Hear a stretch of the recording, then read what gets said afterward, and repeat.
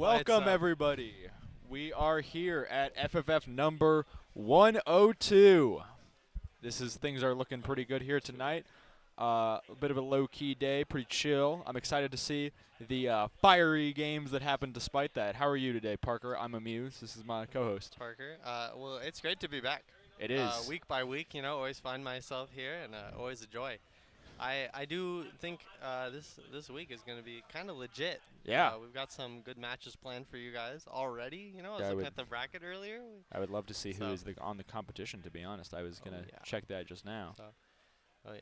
We are also, in a way, kind of a Veterans Day. I mean, these are all fighters in this game, so really I wanted to see if I could unlock my phone without looking, and I did. I was like, and I have a long passcode, so. What a gamer. Pretty impressive. I just wanted to see how many are in attendance tonight. That's usually something I announce right at the beginning, so.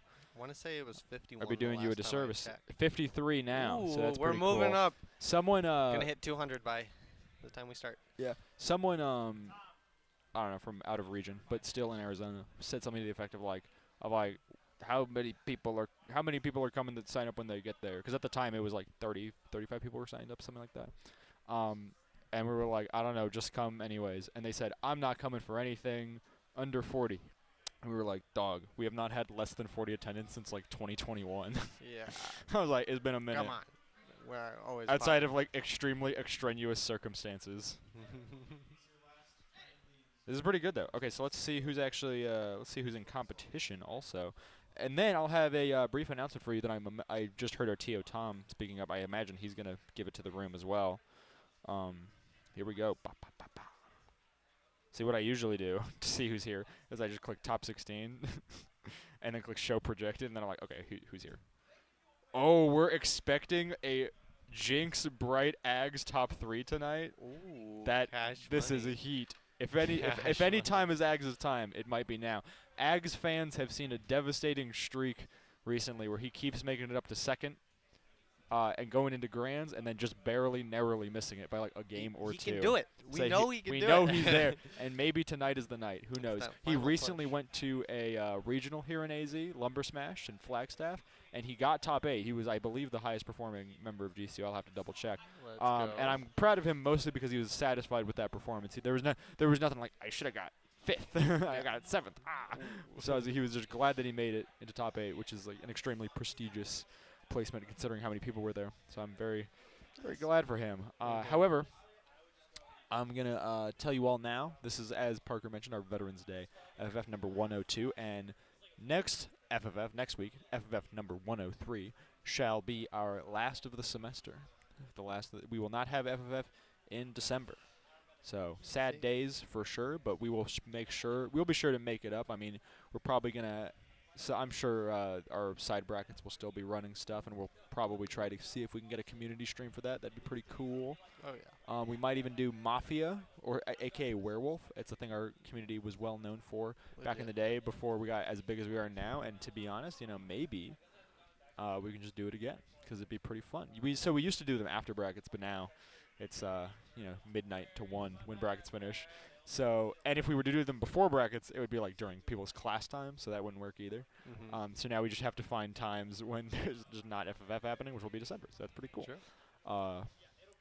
My other plan, since I won't be working that month, was that I was going to start fixing up D&D one-shots for members of our group. Because I was planning on starting that next semester, but I was like, if I have the time, I might as well. I know. It's very true. Yeah, it looks like it's going to be a GCU-dominated FFF tonight, though. I'm excited. I'm very excited. Mostly because there's still some PR in attendance. I saw Shy, but they are going to have to go in pretty close contention with the upper echelon of GCU, so it's going to be pretty cool to see. They are still definitely like a top contender for tonight. They're not projected as winning, but I could definitely see it happening. Absolutely. It's very true. I know we've seen Shy a lot, so we definitely seen what the Sora is capable of. Yeah. It is capable of a lot. Sorry, I had just a little bit of hair like tucking over the shoulder, which looks good usually, but I had this one pulled back, so I was like, might as well. Yeah, you got the turtleneck. It's yeah, it is winter. I was about to say, I'm trying a new fit. I got the turtleneck under the tee. Ooh. Let's see how it looks. I thought it looked pretty nice. Of course, recently I did NASCAR, GCU X NASCAR at the Phoenix Raceway. That was a very fun filled, awesome event. Everyone who went was so gracious that they did, and I'm so excited for us to do another one because it was an amazing time and probably one of my top broadcasting experiences ever. I was going to say maybe the top one even, but nice. That remains yet to be seen. I got an awesome shirt from there that I actually thought about wearing, but I was like, I actually don't know if I don't know if I can get away with that in dress code. I'll just go like, oh yeah, my esports shirt was in the wash, so I'm wearing my NASCAR shirt. Oh, yeah. But I was like, nah. Sick. We already pushed boundaries on Halloween FFF. We don't want to go too crazy with it. Yeah, It's funny, there are less people sitting behind us because everyone is at their setups already doing friendlies and whatnot. Also, this is Dan Stanley. Most of you will not be familiar with him as he has not ever been a GCU, but he is a member of my D&D group, so that's pretty cool. Ooh, very fun. It's me, him, Dan Mena, Sydney, Dom, and Nathan, also known as Player 2. Nice. Which is a pretty good group, if I do say so myself. Pretty legit. I have not played D&D ever. But I've heard a lot of good things about it. I would love to rope you in if you want. I was thinking for the first one. So my initial idea was all dwarfs, like 4 dwarfs in a mine. Like, okay, like Snow White and the 7 Dwarfs. Like Deep Rock Galactic, rock and stone. Okay. But then I said I might just do 4 casters. So the setup will be very simple. Just be like, help wanted, no martial classes allowed. No. And I have a twist to it, but I don't want to say it in case anyone watches this back. Could I be a druid? Yeah, that's a caster. That was my idea, is that there's so much diversity there while still, like, honing in everyone on a really interesting playstyle. Nice. I like druids because they're in Bloons Tower Defense 6 and they're cool. Yeah, I was telling someone, I was like, casters, they got everything. They got druids, clerics, wizards, sorcerers, warlocks, and then with hybrids, there's bard, paladin, and that's pretty much it. I think there are some subclasses of barbarian and fighter that kind of do some stuff. There's also blood hunter, but then the only like pure martial classes are like fighter, ranger, rogue, monk. Ooh. But monk has key, which might as well be monkey. Yeah. You should play a monk. It'd be dope. It'd be cool. Life leader. It'd be like Clash Royale. Yeah, because you're gonna have like a monastery background. Your monastery is your life group in GCU. Oh yeah. I've yet to do a little Super Smash Bros. Tournament in my life group, but I did recently play Shrek Super Slam with my roommate and his girlfriend, and that is awesome. That's your specialty. I got them both to learn in Infinite, so. Also, that's like that's your real game, to be honest. It really is. Wait till we run that on the stream. Look up Shrek Super Slam, do some research beforehand. League of Legends is becoming my real game, not to tarnish my good name. Yeah. Or really furnish my good name, to be honest, depending on who you are. Popping off on League? Okay. No, not popping off. I'm just having fun. Okay, nice. I'm slowly learning. I was actually doing the opposite of popping off, but last night I practiced for a little bit to try and figure out why I was losing so much, and I was like, Well, you'll have to tune into the Wednesday night streams, because we do stream League on Wednesdays. True. I actually was almost there last week, but I had a class at the time that the stream starts, and I was like, no. I think this week might have been the last week of the season, but I'm not sure. So. Yeah. Also, they just did the announcement that I said of no more FFFs for next semester, so I knew that they were bringing it up. I already talked about it with the TO beforehand. I'm like, we're going to announce that today. You guys get it first. Yep. Because you're special. See? Absolutely. See, everyone's on the other side. We got to move it to this side so we can see everybody. All of everyone's cool little faces, Yeah. Love FFF. We got to get a big green screen in here and make it look like we're at like. That would be awesome. Make it look like we're at like a Metallica concert or something. I think they used to have one, right? I might be wrong. Oh no, at the old room they had green screens behind the players, was what it was, right? Yeah. I think you remember. Nice. Yeah, we're old heads now, which is weird. I know. We're not actually old heads. We just remember the room that was before this one. Yeah. Real old heads go way back. The real old heads are like Sam Mena. Storm underscore. When this was done in the basement. Yeah. Yeah, it's true. It's funny because I still remember like the first time I went to like the Smash House. Yeah, me too. This is really funny. Yeah. It's like I get this like.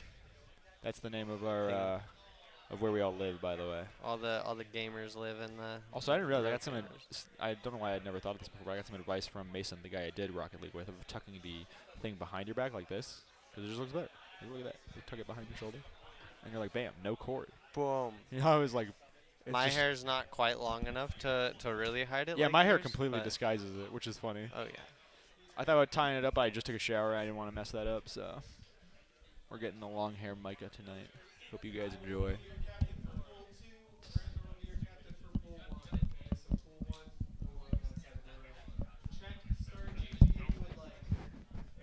Yippee! I'm figuring this out. We got it. Nope, that's not right. Look up.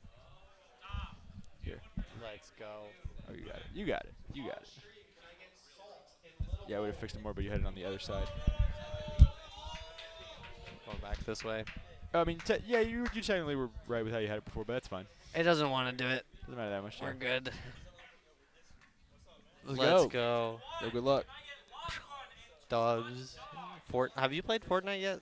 Not the new one, or should I say the old OG one. one. I actually played season 1 of Fortnite. Really? That's the funny thing, is that I was like, this is the actual time when I played was like season 1 through like 3 or 5, which was funny because I was talking to my friend Sadie and she said she started at season 5, and I was like, oh, you just missed me.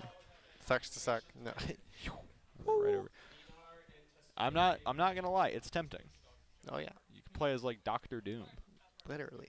I played And for like 3 hours yesterday. Or like a Kamehameha and swing around like Spider-Man. It's all very appealing, to be honest. It's a real crossover game, unlike this Super Smash Brothers. True. I got to play with my cousin, whom I have not played with in like 3 years. And first game we played, 13 kills and we won. We popped off. Felt great. Yeah. It was like, no way. No. So we're like, we're back, baby. We're so back. On that grind again. You already know. About to drop 50 Back bucks to the on old skins. Literally, I'm like, I feel whole again. Yeah. I finally feel alive. This is what I was meant to do. Oh yeah.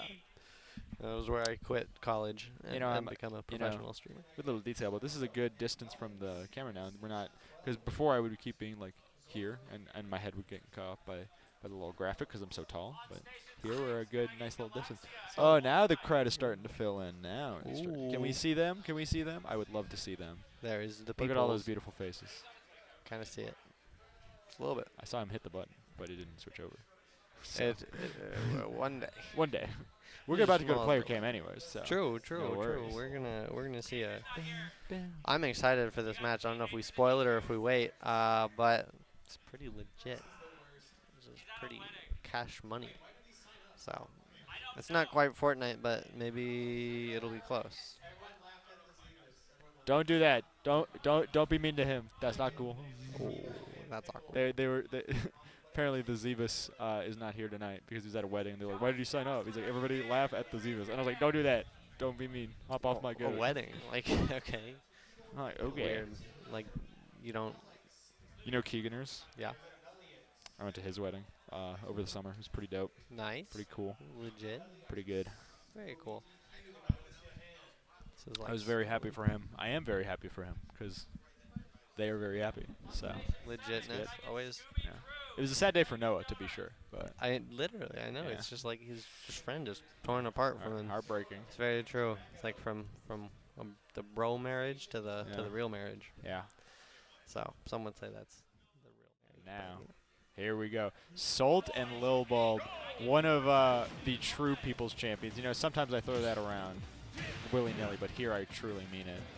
Lil Bulb, the like 7 years old of Smash Brothers. Oh yeah.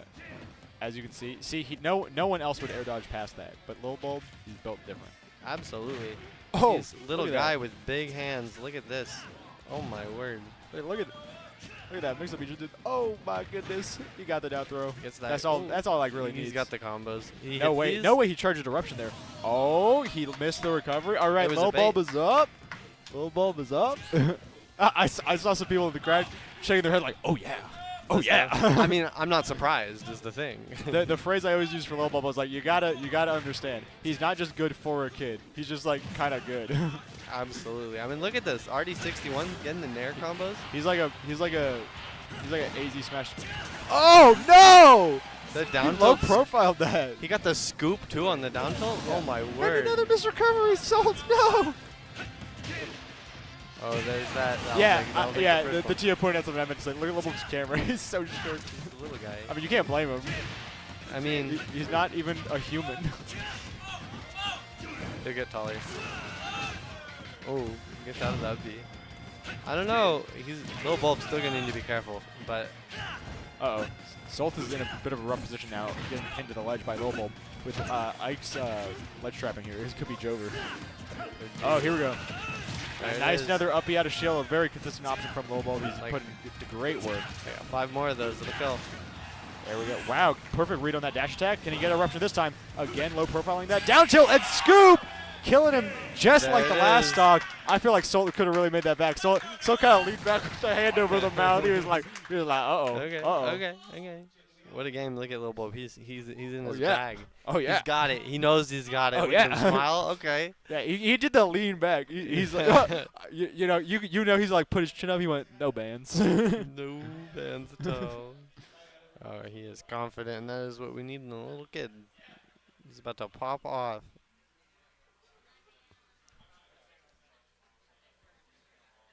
Yeah, Lil Bulb hit you with the no bans. That goes crazy. Yeah, you should be scared. Yeah. He's confident on every map. It doesn't even matter. He actually is looking over the stage list right now. Okay. Ooh, some Kalos? This is getting serious. It is getting serious. This is Pac-Man. Roy. What? This has never been seen before. All right. I'm not sure what to expect. Yeah, I don't know what's going on. We got these McDonald's characters out here. Yeah. We're gonna see what happens. That's true. The Jolly Good Fellows. Oh, Nice. getting in theirs. Let's see how Lil Bulb can really follow this up. I really thought we were going to Kalos because Solt was going to stay on Kazuya and just take it like abuse of the flat stage. But nope, he's Pac-Man now. I mean, hey, Pac-Man not probably too bad on this. For sure. I want to see Lil Bulb hit a jab back air. If he hits a jar, I'm popping off. They both missed like 6 consecutive punishes, which is I guess worked out fine because that means Lil Bulb gets to get the advantage. Alrighty. Nice! He's got really it. strong F smash. Yeah, he said bing bong, get dead. Yeah. I wonder how the move affects when there's the hydrant, because you break the hydrant, then Pac-Man can't Haki stand again. on the hydrant, and so what do you do? Our Street Fighter TO finally showed up. That's tough. That'll be me eventually. Okay. Yeah. You get nice and old. Nice, strong F smash from Solt, and now he's gonna throw that Galaxian. Uh oh, here comes Lil Bulb. Oh, didn't quite get the tech chase. The platform. Yeah, Solt really abusing those really strong boxing tools from Pac-Man. That's the thing about Pac-Man. He's essentially got no bad moves except for like up tilt, which is just useless. Yep. It's not even bad. Where it's like his recovery is crazy. He could have made that back if he had side beat first. And that's the other thing. Like his smash decks are all pretty decent. His tilts and his jab and his aerials are all correct. It's really just like they all come out fast. So he's just to box you up.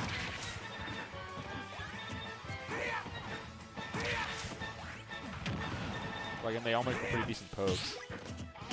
Yeah, who's the real sword character here? Solt is the same guy who upset Jinx a couple FFs ago. Yeah, I remember him, so that's why I'm like, what's happening?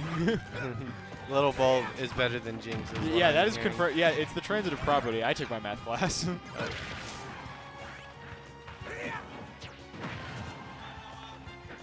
I was like, I definitely remember. I think I saw him at like a TGZ or something too. Yeah!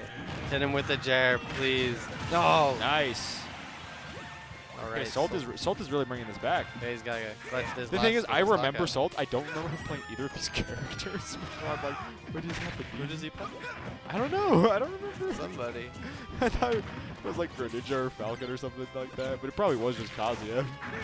Oh, that first hit up to, I mean, sorry, neutral air. I don't know what I'm talking about.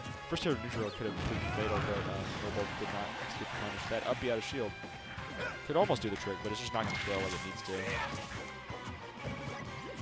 So we're slowly bringing it back, but I mean, Lil Bulb, one little hit. End it. That was really dangerous. I would say you cannot be put in a tech chase scenario by Pac-Man right here.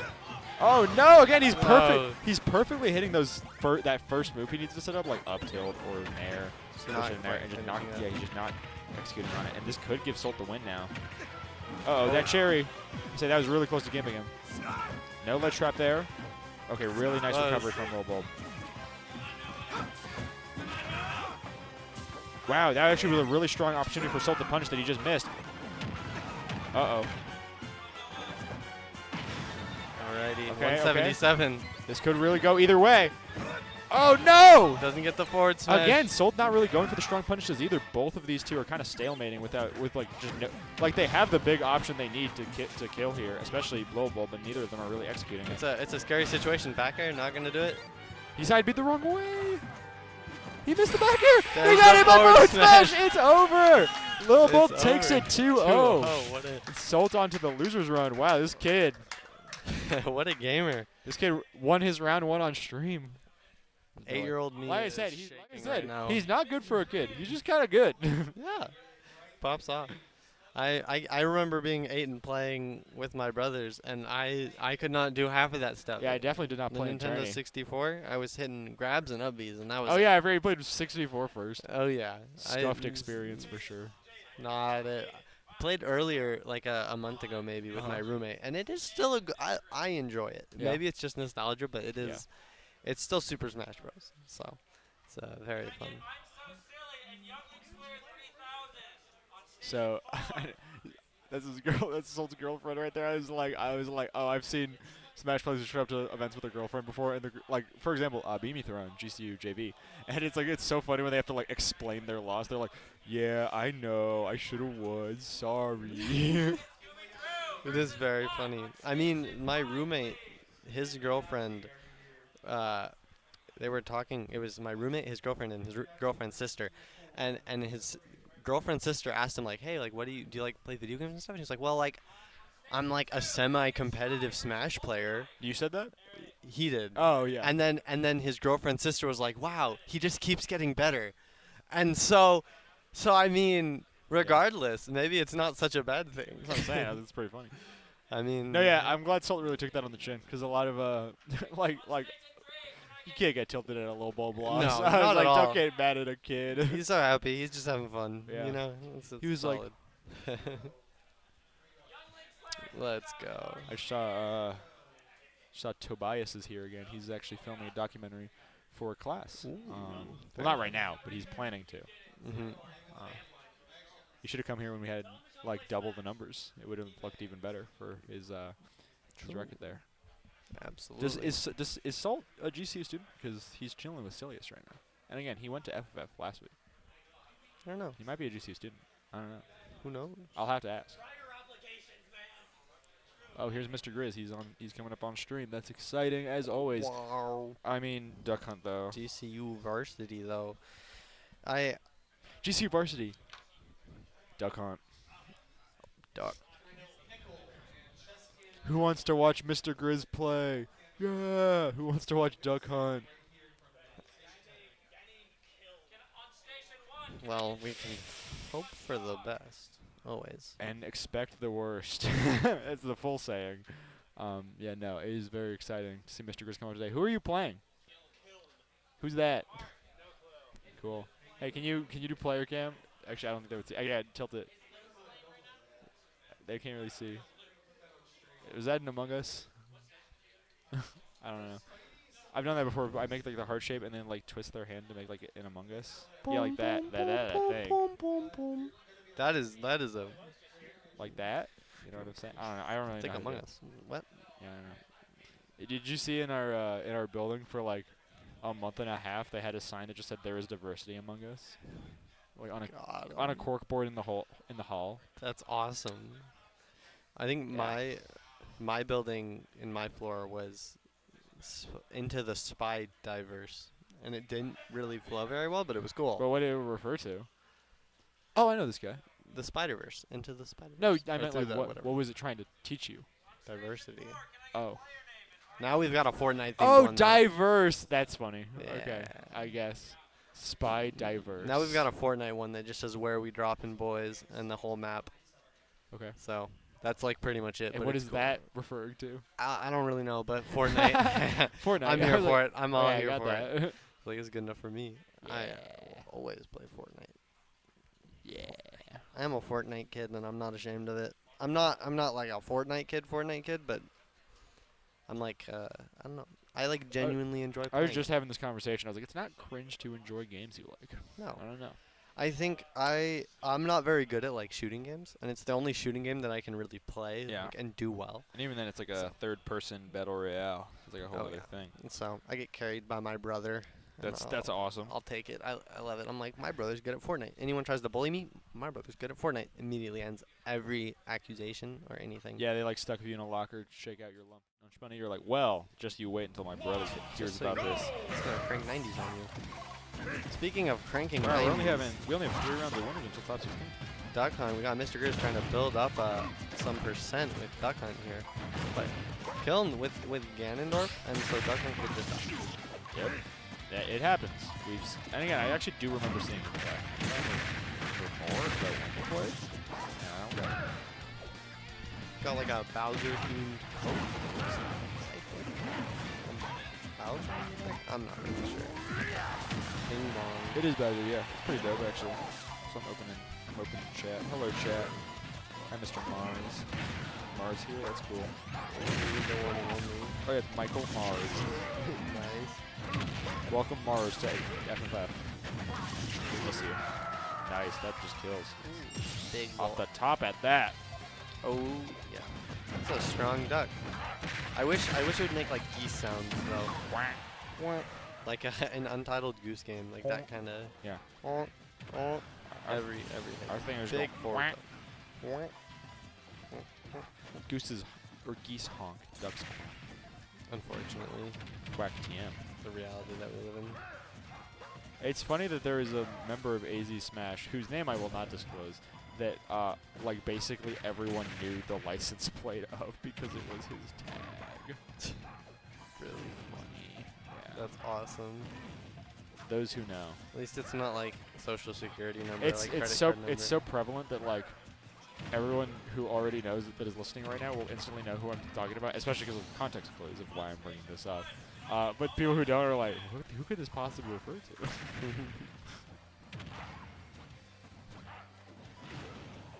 Ooh, gets that little up right there. We see those combos. My roommate actually played. We played for a little bit today. We played Duck Hunt once because we were playing random. It was a really strong ledge guard from Mr. Grizz. Yeah, he said Bing Bong. We're still even stocks though, so Killen's doing a great job. You're saying before though? Doing some Duck Hunt combos, and they're probably very satisfying. I think it's one of those characters where I bet, like, you know, hitting those little can combos, you feel kind of big brain, and that's there's something beautiful to that. Unfortunately, to me it feels almost like watching like baseball, where it's like baseball is a great sport. If you play baseball, tons of respect. It's a very hard sport to play.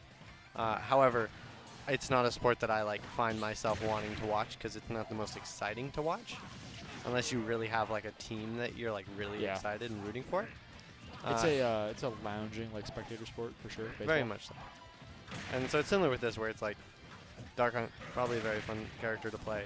Maybe not the most fun character to watch, but kind of like watching his setups. It's really interesting how he'll like use basically all 3 of his specials to trap them in the others, so there's essentially no route of escape. You saw that earlier where he had the can on top of the platform but didn't detonate it when he saw Killen go through, and just waited to bounce it. Baited him with the beans. Yeah. The bean bait. So he waited to bounce it. The bing bong bean bait. Waited to bounce it until Killen was already in shield because he expected it earlier. And then, now that he was stuck in shield, set up Gunman and then threw out Frisbee. And so the Frisbee attacked, and the Gunman essentially just blocked in his movement so he wouldn't have been able to escape the Frisbee. Or Clay Pigeon, sorry. Nice. Fake fan. I mean, it's basically a Frisbee. I think they should rename it and then make it so you can customize it. Very cool. They're custom moves. Are you play Frisbee much at all? Or like Ultimate Frisbee? Oh, not really. And when we do, sometimes I do. Yeah. I feel like I've been on like a 7-year learning curve of trying to like be good at throwing a Frisbee. Yeah. And like I can throw a Frisbee, and like it's not terrible, but like I see certain people and I'm like, how do they throw a Frisbee that good? Mr. Grizz is one of those people. We went to Top Golf, all of us, a while back at the thanks to Galaxia, and Mr. Grizz's skill was like cracked. Insane. He's getting like 400 points single-handedly. Okay. And he's like, oh my goodness. Look at him go. And in Top Golf, that's good. In regular golf. Like golfing or Frisbee? No, it was Top Golf. And I was like, if that was regular golf, that would have been closer to my score.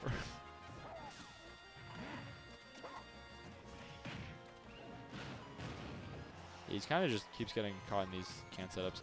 Even the relatively basic ones, such as set up a can, throw him into it. Yep.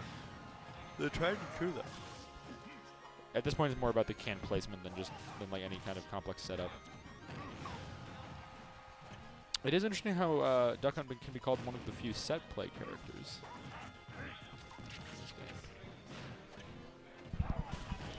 Set play is one of so everyone has like their this is the FGC term that I don't like because it's confusing. Set play is one of those for me. Where like it technically means two different things and people use them not interchangeably. To mean like completely different things. The one I mean is where it's like setting down a thing that stays on the stage, such as it can, and then making your opponent maneuver around it or maneuvering it yourself to integrate into further combos, stuff like that.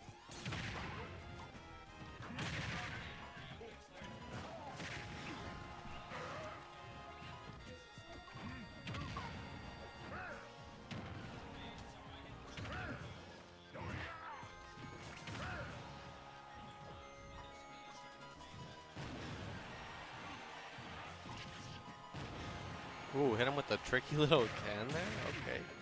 I always forget what way it's going, and you just never really know. I think that's like, at least my downfall with playing against Duck Hunt. Yeah. Is like, I just don't pay enough attention to what the can's gonna do, and I don't understand how the can works at all. Yeah, that's definitely where Mr. Grizz gets a lot of mileage. Not only matchup experience and people not really knowing how his character works, but just the fact he's probably constantly keeping track of what, like when the can was last hit and by whom to know which direction it'll go, so he can always just pop it just like that. Not a moment too soon. Sounds like a lot of thinking. Nice read with that F smash. Ooh. I like to play no thinky characters like Mario, but if that is your cup of tea, all the power to you. Really strong 2-0 from Mr. Grizz. We're going Penguin 01 and Thwomp. That's a GCU classic if I've ever seen it. Absolutely. Yeah, alumni Thwomp, lawyer Thwomp, attorney at law, and Penguin 01, aka Young Yologe. The artist soon to be known as Young Yologe 01. Solid. It is interesting to see the people that did graduate from GCU and now have a degree, and you're like, wow, they're educated. Yeah. They're going to be getting jobs, doing that kind of stuff, you know? I'm educated. I got to get me another job. This job is great, though, to be honest. I'm a big fan. I've got my, I have like a polo for my engineering job. It's cool. And yeah, we talked about that last week. Yeah. It's like, ooh, it makes me feel fancy. What are we looking for? Adam Bink. And he's got all. Shout out to Ashley. Shout out to Ashley. And he's got the jean jacket and all the shaman charms. Ooh, what a guy. We gotta start doing fit checks here. True. Alrighty, bring him over. I said, so like the things I want to do at Thunder Summit are Family Feud is my top priority. I'm like, I really want to run it, and I will insist that it happens until I die. Another one that is not really very high priority is a hot dog eating contest. I just think it would be really funny to put like Josiah and Arc Zero against Ags. I don't think Ags would eat one. He actually commonly eats two. It's his favorite meal. Fact of the day. And I was like, Ags, you don't understand. This is your one chance to enter Glizzy Overdrive. Maybe he could hit 3. Yeah, exactly. True. And then a third one that I think would be really fun is doing a runway, like a catwalk. It's just having people drip out and be like, So like Zoolander. Yeah, exactly. It would be really it would be really fun in my opinion. And I'm gonna try hard. I'm gonna lobby hard to get that set up. Who do you think would be the best at like doing that? Like, it depends, because again, obviously not everyone drips out every day. Like true. Like I try to, and like others such as Crandor or Mr. Grizz or I'd Adam love to Bink see like EO4 with like dripped out. That's what I'm saying, because there are some people who don't drip out every day. You could pull it off. Yeah, some people who don't drip out every day who might have something lingering you don't even know about. Like Simply Turtles showed me that he could have dripped the whole time, and he's just been holding back his power level. Yeah. Speaking of holding back, we're not going to see much of that as we get into this next set with Thwomp and Penguin 01, as Thwomp pretty much immediately takes the offensive advantage, racking up 50% already, which, you know, Sonic loves to run away with the lead, and that is quite the lead. Big Penguin gets comboed under the I almost said Euro. It's not a euro, but it would be pretty funny if you threw euros. The euro? What do you mean? Oh, the Gordo. Instead of Gordo. I was like, what are you talking about? JT's still at 0%. Thwomp is really showing his stuff here. I got a DM from Anarcho about hitting blue steel, and I got a that's not ready yet. I'm sticking with Magnum for now, but you guys will see it's a work in progress. What is that? Blue steel? Yeah. It's from Zoolander. It's a look I've been practicing. Yeah, I just haven't. Yeah. It'll be glorious when it comes out, but until it does, you just have to wait. it would go insanely hard. We could do like VIPs for it and everything. Like have Stroder hit it. Ooh. Imagine. That'd be wild. Buy like some cheap makeup or something like that too. It'd be really funny. Oh, Anarcho said, oh, he would likely lose. I realized he was talking about him versus Ags in the hot dog eating contest. I was like, what are you talking about? This is awkward. No, I mean, who knows? I think Ags, if he really applied himself, anything's possible, you know? Yeah. And on to this, back to this set. Thwomp really coming up with the lead here. No! Penguin 1 hit that reversal with up tilt, and as now, things are looking up for him. I had a hot dog tonight, actually. Around GCU outside, they've got some grills that you can kind of use, and so some friends and I went grilling. Made some burgers, made some hot dogs, and good time. I wanted to point out real quick that even though Sonic is usually the one who likes to camp hard, Penguin 1 really has to start creating some more distance if he wants to simplify this interaction and not be getting rushed down so hard. Because that's the thing, he was also trying to run at Thwomp when he had the lead, and it's like, no, you have the lead, you don't gotta approach him anymore. Like he was making good use of that inhale for a little bit, of like catching him when he was running in and then spinning him back out, but now he's just going to it too preemptively. See, there's another good example of using it. Absolutely. Those lingering moves, like I've said before and I'll say again, is like lingering moves wonderful against Sonic. You get anything with range and priority and it lingers a little bit, and then that just helps so much. Just because you don't have to focus as much on those specific interactions of just Sonic zooming through you, and it really makes Sonic have to think more. Okay, Anarcho said he doesn't like hot dogs, so that's how we'll market the matchup as like it's like the that's our Rocky Apollo creed, is that Ags has a greater love for hot dog, but a lower hot dog capacity, whereas Anarch Zero has the greatest hot dog capacity in Smash House, but doesn't like them. Ooh, I mean, if you really needed to, you know, you just start gobbling them like I love the term hot dog capacity that I just invented. Anyways. I mean, if you think about it, everyone has a hot dog capacity, and you just don't know it. It's a hidden stat. Thwomp is again. Thwomp has been doing really well with where most of the time he's kind of just waiting. He's not running back or running in. He's just waiting and kind of just allowing Penguin to throw out a laggy option, aka all of DDD's options, and then just immediately running in and punishing Van. He's got the checkered DDD. I didn't even realize. And then when he does have the lead, he's doing a good job of just like basically making a lot of when he gets in. Is what I should say. Exactly. I was like, he hasn't given up advantage yet. There's that Gordo bringing it to even stocks. Yeah, very strong counterattack from Penguin 1, but I'm not sure how impactful that's going to be if Thwomp is able to keep this lead. Wow, missed him. Yeah, it's not like. I think it grazed his shield. Yeah, it grazed his shield. Just to let him know he's there, you know, a little friendly, little tap. Oh, nice. That's that back air and wild. What a hitbox. Yeah, again, Thwomp is just right on top of him. However Sonic sounds when he goes high. I am speed. That's probably what it sounds like. I am speed. That's what his name is. It's in the movie. Lightning McQueen, but it's Sonic, and that would be a pretty cool mod. I mean, imagine Lightning McQueen as Sonic. Kind of like the idea. I don't know. You have any thoughts? Lightning McQueen is in Rocket League. Sonic is in Lego Dimensions. See? So that's one crossover each. They can do it.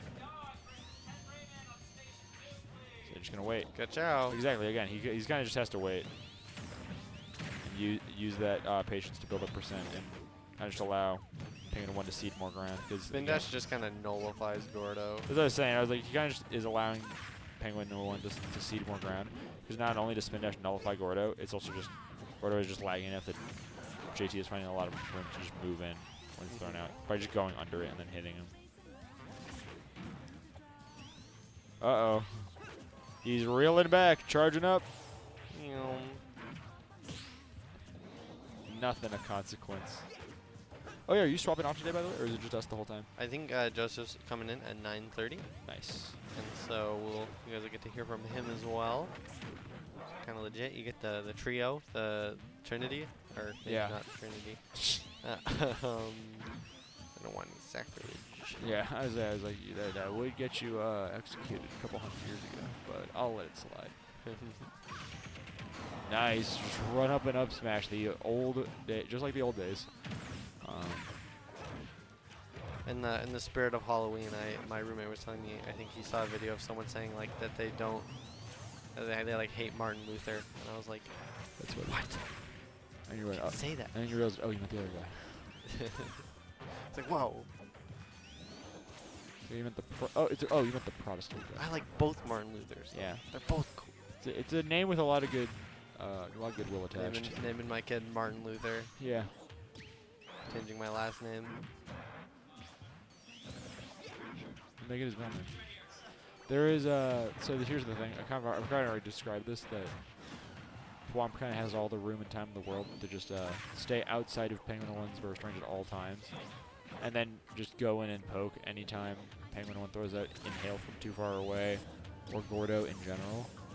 And I'm like, that's the problem. The only thing I'm thinking of now is like, how is he supposed to solve that? What could DDD possibly do here to close that gap? I don't know. It's interesting to see matchups like this that are so like, I guess, polarizing in a way of like, and like the optimal like situation is just kind of Sonic not being able to get touched, and so. Yeah, I mean, the second you try to touch him, he hits you with a back air. Yeah, but at the same time. Yeah, we saw the really strong patience there where he just waited for the up and then went over it, nair back air, just like that. What were we saying, though? I think, Penguin 01 still doing a good job. Even stocks almost. The back air, big damage, not quite going to kill them, unfortunately. Yeah, Penguin 1 definitely like holding his own. It's just like I said, Thwomp gets a little bit more out of advantage state than Penguin 1 has been managing to. So, got to put in the work. Yeah, this could be match point for Thwomp, so Penguin 1's going to have to really get into the gear if he hopes to move this to a Game 3 scenario. Again, Gordo just bounces right over him once again because he just gets to run in through turn into a little bit of ball. Small little hedgehog.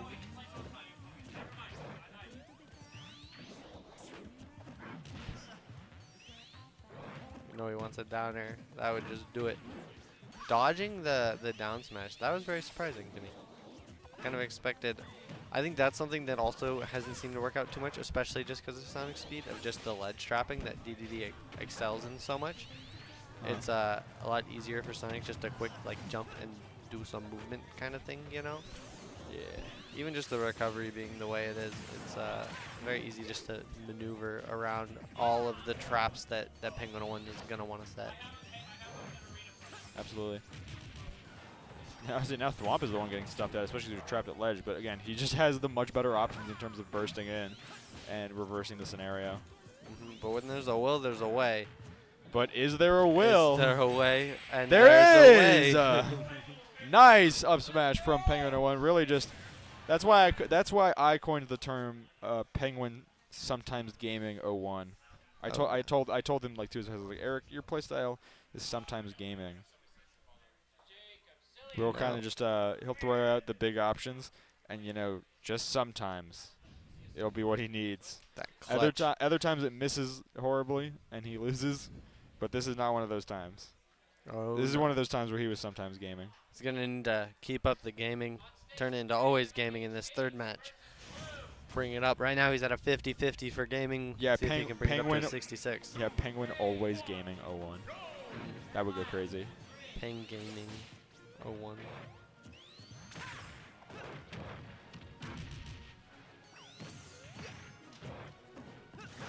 What I've noticed is that Thwomp has definitely grown as a player, or at least changed as a player since the last I saw him. He used to be notorious for doing kind of the same options of running up, spin dash, cancel, run away.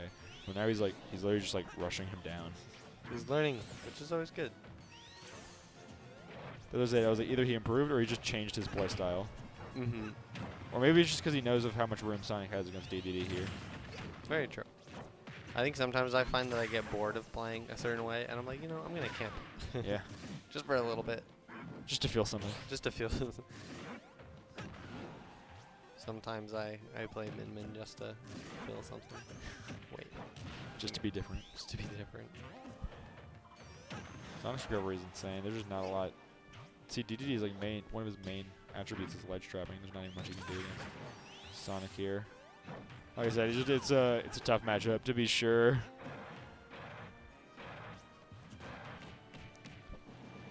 Bing bong. Throw not gonna kill because he's a fat penguin in a good way. He's PH. Yeah, it's his current saving grace. F tilt will do the trick though. Yup. That's what I was saying. I was like, I'm genuinely at a loss for words of what DDD has going for him here. That disjoint with hammer can do a little bit of work. True.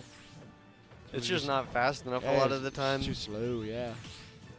You'd think DDD would be. He looks like a strong boy. Swinging around faster. Is he supposed to have a gourmet race? He's so slow. True. Just kidding. Gourmet race, more like a gourmet pace. He's a little slow, but yeah, he's slow cooking. Yep. Especially under the pressure Thwomp is putting down here. Yeah, he's gonna get that stock with the forward air, so he's still in the game. You know, it's not far from over, but he's gonna need to build up just a little bit of percent coming up. Yeah. Because it's That's what we're saying. Like again, Thwomp's ability to get extra credit is pretty strong here because again of how much he does when he gets in on Penguin 01. That's mostly just due to DDD being combo fodder and just generally just big bodies being bad. Coming up much higher. So high. But, I mean, 101. And the thing is, for such a heavy character, 120 is nothing. He's living. He's not living. Nice angled up with the F smash, and that is going to give Thwomp a really solid advantage. It's looking tougher and tougher for Penguin 01 to make this comeback. It's the end of that forward. Yeah, Parker, what do you think would be his Hail Mary here? Ooh, I mean, just like we saw, that forward smash has so much range. It's almost deceptive. And that hit him for a good amount of damage, but I think if he can get kind of just that timing mix up with a move like that, just like we saw kind of in the first game with the up smash, these smash attacks are going to be huge for Penguin 101. I think typically you see a lot of nair back air kill setups for DDD, or just Gordo setups into down smash. But I think in terms of like really taking the game and ending it as fast as he can, Penguin 101 is going to just want to get some read, catch a spin dash with a forward smash or something like that. It is hard because, you know, Thwomp's going to be able to just kind of react most of the time, which is kind of hard. So those like really random moves aren't going to be as possible maybe. Yeah, like we said, his disjoints just aren't doing enough to close that gap, especially as Thwomp really moves in with so much. He's just not that roll and roll when he's doing the current playstyle, just like special move, run back cancel, special move. Kind of juked out the grab there. Yeah. Yeah, this is where this Hail Mary comes in. He's gonna just need to inhale him and kill him. Yeah, true. That would be the stage. That would be a great Hail Mary. The only problem is again, it's Sonic the Hedgehog. His recovery is just too good to really gimp like that. Nice reading that air dodge and just finishing it off with a smash attack. Great play by Penguin 101, but yeah, just not quite all the way there. Maybe it's the character. Yeah, not enough to stop Thwomp from taking the set 3. Wait, no, 2-1. 2-1. Yeah, I was like, not 3-1. We did get to game 3, which was always exciting. That's what I meant to say. From taking game 3. Absolutely. Curbstari is coming up to the stage. So again, we got more and more GCU. Tori here, Curbstari, has actually been practicing Nickelodeon All-Star Battle way more than Smash. So let's see how their let's see how their fundies pan out. Oh yeah. I mean, I don't think Shrek Super Slam really transfers to this game, but maybe because like the Nickelodeon one is kind of close. Yeah. Closer to Shrek Super Slam. TD Evan is drinking sparkling red grape cider and not Welch's Rockstar? And not sharing it with us is more so what I'm saying. It's not Marinelli's though. Shout out to Rockstar though, our loving sponsor Rockstar and Canes. We are powered by Rockstar, sponsored by Canes, and they honestly do a lot to make these events possible. Well, just GCU Esports as a whole possible, because they sponsor our program. And we're fed by Canes. So if GCU Esports needs Needs 10 new monitors. That's usually where it comes from. Yeah, we are fed by canes. So they give us the power cords for the monitors to feed the monitors. No, not entirely sure. Yeah, there's a Canes, I think, in Peoria that offers a student discount. And I never realized until I looked above the register and saw a big, like, Lopes banner. And I went, oh. Wait a minute. Hold on. I need to find those because, you know. Yeah. I do not get enough cans, and it is so good. And I don't have it in Indiana. Yeah. Or Washington, for that matter. And so it's just kind of like, this is where I got to get the most out of it. Or they should just move further, you know, expand a little bit. Let me have some of that chicken. Yeah. Okay. All right. Are you more of a fist bump guy or a dap up guy? Dap up for sure. Definitely. Hey, man. Sometimes I do that. Yeah. But also there's the classic of just the. Always. I know there's definitely a lot more people here, I feel like, that are more just opt for quick fist bumps, and that's all good. Yeah, definitely. So, okay. But in Smash, there's also the homie one where you go and you go in for the shoulder hug. I see. And then you do that. Okay. But it's all personal preference. See, Tori was sitting in such a way that I actually didn't see Gatlin behind them, and I was like, who are they playing? And I was like, oh, there it is, Pineapple Lex, now known as Saito. So I wonder what that name refers to. I'll have to figure it out. But the artist formerly known as Pineapple Lex is now Saito, but back to the old ways of Dark Pit instead of Hero. So I'm really excited to see how he performs tonight. It's been a while. Of course, he's also a GCU alumni, formerly a roommate of Thwomp. Whereas Curbstar is a current member of GCU JV. Ooh, we got GCU representing today. 100%.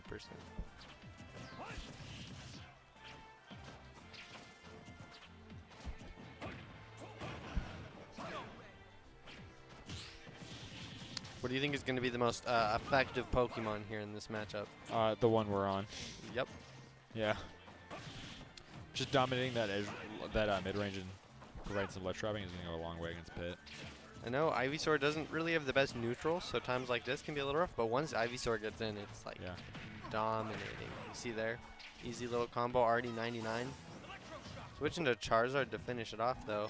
Yeah, another reason Ivy is so beneficial here is that Zard is Tori's best Pokemon, and so being on the Pokemon where you can just instantly switch to your best is pretty good. A lot of people kind of underrate that. Very true. Of like, not only which Pokemon is best for the matchup, but like which Pokemon are they most immediately adjacent to.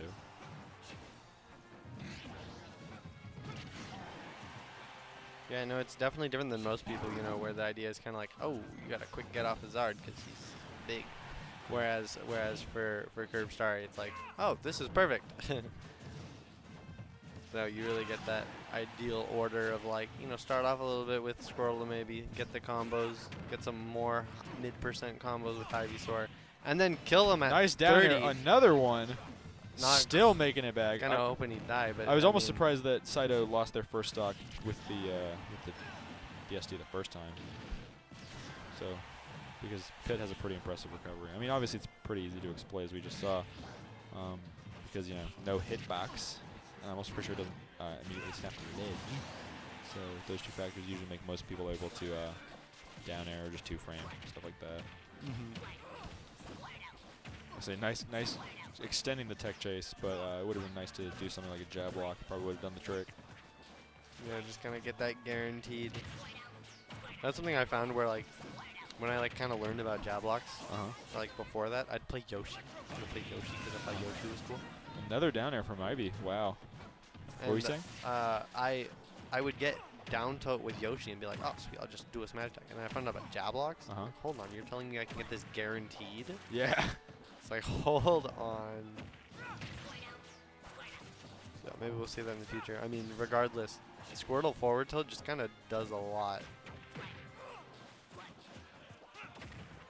Swoops him down low a little bit, you know. And just does it all. Does a lot. Getting a little tricky there with the water gun. It's not even summer, but squirt guns are coming out.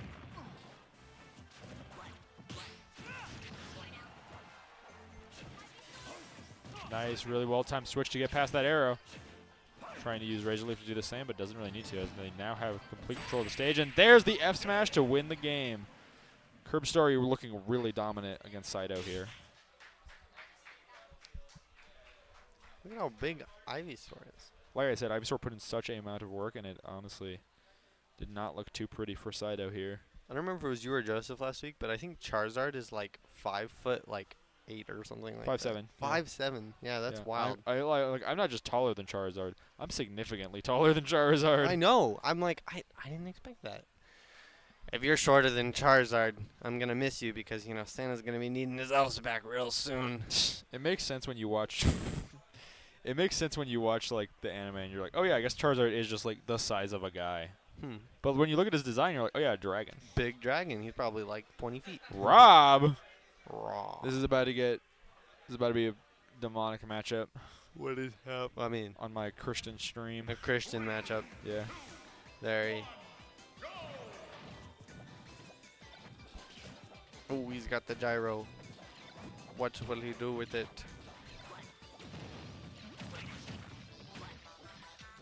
Quick 27, so it was worth it for something. I feel like when you grab an item, you got to do something cool with it. Oh, and just so you know, the winner of this goes into a winners quarters final, which will be the last round of winners top 16. Last round of winners before top 16. Sorry, my bad, I misspoke. Anyways, I'm interested to see the Saito Rob because I don't think I ever have before. I mean, I should expect it more because Saito, back when he was at GCU, was really known for just playing all sorts of characters for fun. I was going to say for no reason, but no, the reason is fun. Oh, he would like swap between like K. Rool. Of course, his main was Hero and the pits. Then he had like K. Rool. Yeah, he's got Yoshi. the left pit and the right pit. Yeah. And the Hero's the. I said, Razor Leaf goes right into the up air. Flare Blitz.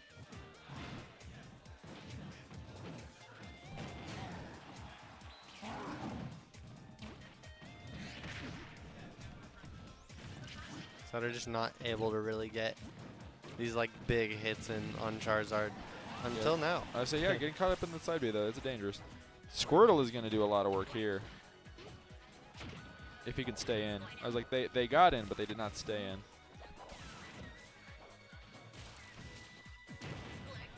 Ooh, this could kind of turn the tides here. Instead of getting big damage here on Squirtle.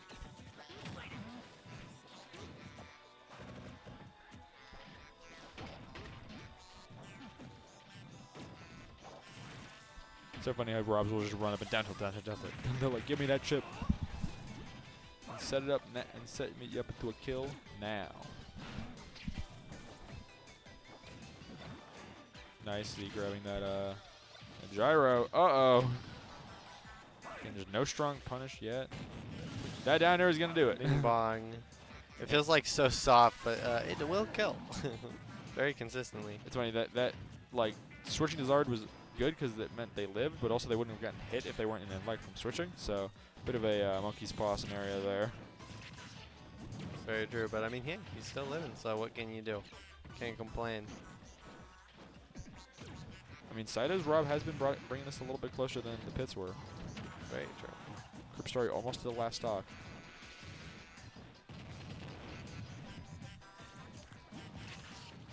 Uh-oh. They missed picking up gyro. The gentleman's jab getting... Oh, but the aerial getting beat out by the back air. See if we see any cash money kills here sometime soon. We got Gracie Grace in the background, so yeah, there it is. I was really expecting Saito to go like a jump there, so I thought Crip Story could just call it out with an uppy. But, I mean, forward air would do the trick. It will indeed. If you ain't in shield, you're dying the Charizard. Saito definitely had a real strong start, it seemed like, especially the first game, and just the consistency there didn't quite work out. Maybe it was just the switching from Squirtle to Ivysaur, or maybe just one of the characters that Cripstar is more comfortable with. Yeah. But that can always be tough. So I find that's like a problem that I'll have, where it's like I start off really strong, and then just slowly, I don't know, lose focus maybe. Wow. Tested out JK is coming up in stream. Speaking of, I wanted to tell you all what just happened. Break down a little bit of the winner side bracket for you. Jinx beat Glue to move on to top 16. Shy beat Watt to move on to top 16. And Player Name beat Hime. Ooh. Actually, if I'm not mistaken, does that mean... Oh, wait, never mind. I was, does that mean we saw some upsets? And I was like, oh, wait, no, I forgot. I'm looking at just Pool 1. I should look at Pool 2 in a second. And, of course, Curbstari, after winning that set, will now go into play Mr. Grizz for top 16. Now, let's look at Pool 2, of which one matchup we're about to see now, Bright and Testado JK, are going to be playing for top 16, whereas the other two are qualified are EO4, Taquito, and Simply Turtles. So far, everyone's having a good night. Absolutely. Sure sounds like it. There's someone I'm missing. Ags is what I'm missing. Ags beat Lowball, but got upset by Taquito. So good job, Taquito. Nice. So top 16 is looking stacked so far. Gamers. A lot of GCU, like I said there would be. Simply Turtles is there already, and Bright and EO4 are both projected to be there. Curbstari is projected to be there, and so is Jinx. So is player name. So it would really just be Shy and Taquito fighting against the world, with the world being Grand Canyon University. You can't touch it. Grand Cracked University. Good Canyon University. Good challenge. Yeah. So, well, one day we'll play in one of these tournaments, and from all of our spectating here, we're just gonna be insane. Oh yeah. Just gonna play like Incineroar and do everything that Bright does, and it'll be easy. Yeah, I mean this is so we've seen a few big upsets again, like Ags getting upset by Taquito, and I'm excited to see if Testado can pull out the upset here against Bright. That means we're gonna see another Pokemon trainer, by the way, Testado JK. Oh, gotta love the Pokemon. You know, I didn't. It took me a long time to realize that they made a new Delibird that's actually good. Iron Bundle, yeah. And like, I gotta get that Pokemon game. Yeah. Like, start playing Showdown. Basically Delibird. And like I think Delibird's cool. So. It's a great guy. Absolutely. So.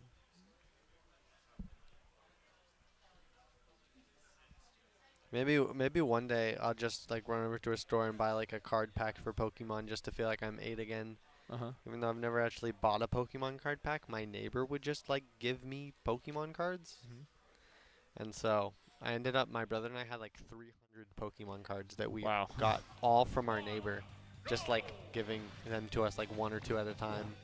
Because we would be like, hey, I want one. Speaking of opening up some Pokemon, we are moving to Bright and Testado JK and Incineroar versus Pokemon Trainer. Bright, of course, is definitely going to be projected to win this, seeded a lot higher, I imagine. But Testado JK has already probably moved some upsets to get here, and I'm excited to see if they can just go one more round. It's funny, we talk about Bright's upset factor all the time, but also if there's another player, who could get upset in a situation like this, it would be Bright. So I'm excited to see what's going to play out faster here. Yeah, it's very interesting. I can already see just the aggressiveness of Testudo's Ivysaur, which is very interesting to see how even with the same character within Pokemon Trainer, people can play them all very differently. And so I wonder how that'll really pan out to the other characters. But we've moved from a losing matchup for Incineroar to now a winning one, just with types. So you got the fire. Yeah, and the grass. I also see something I really like in instant counterplay, which is that Bright had the revenge, but Testado was not in too much of a hurry to grab him.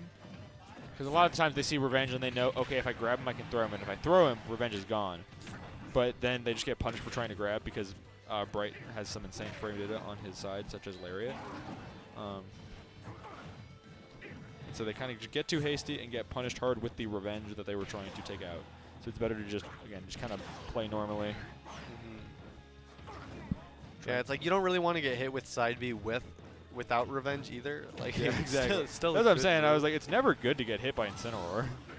That doesn't change when the revenge is on deck. See Testudo having a little bit of trouble taking this stock off of Bright. Bright, one of those players I think that is just very good at not dying. Yeah. And we see that being very evident here, even at 188. It's really fun because Bright is, well, just it's in general one of those characters where it's like, I should forgot my analogy here. My bad. He wins. Commentator fumble. 73.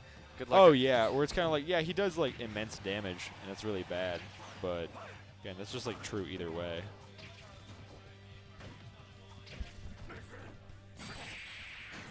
Nice.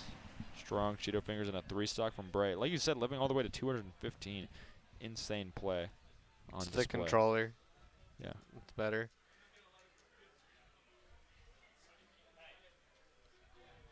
I was playing on a couple of Joy-Cons earlier. Realized that sometimes the Joy-Cons are not the best.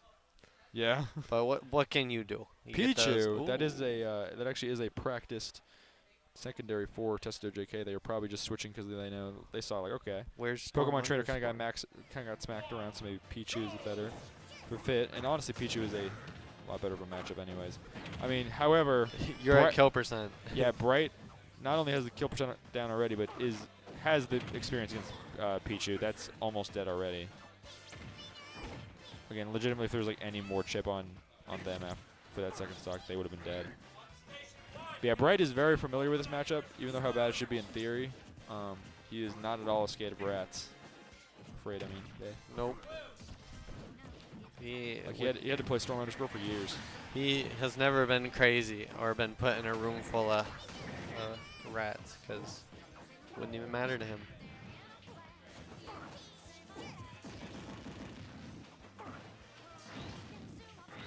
Really strong attempt to down her, but it unfortunately only broke the armor of Uppy and didn't actually like spike him. Almost got a crazy read there on that up smash. That's so dead. Yep. Goodbye. Yeah, the Pichu faring like even worse, just by a small margin.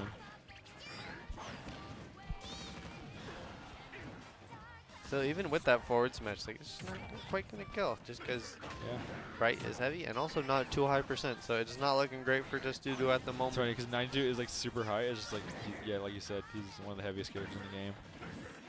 Just throwing out the up smashes in that back air. Yeah, it's gonna do about as much damage thanks to Revenge. Yep, there's that down tilt. Even as Pichu, Pichu's just not. It's a hard character to even bring stuff back. Yeah. But all right, thank you so much for watching so far, and that was a really hot set, as much as any has been.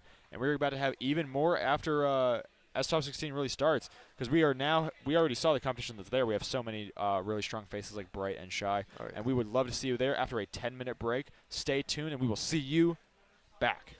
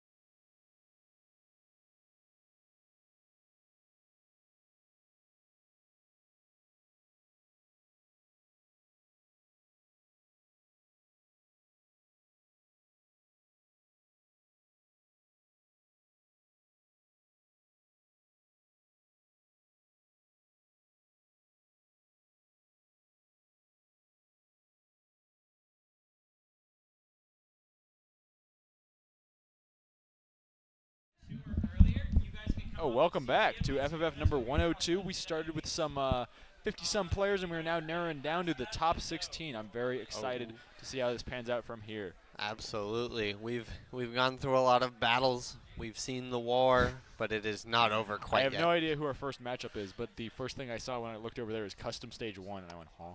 Well, guess where we're going. Oh, Anarch Zero, if you're still here, are you coming next Friday? You better. It's the last. Hope it's so. the last one. We were just talking that we haven't seen you in so long.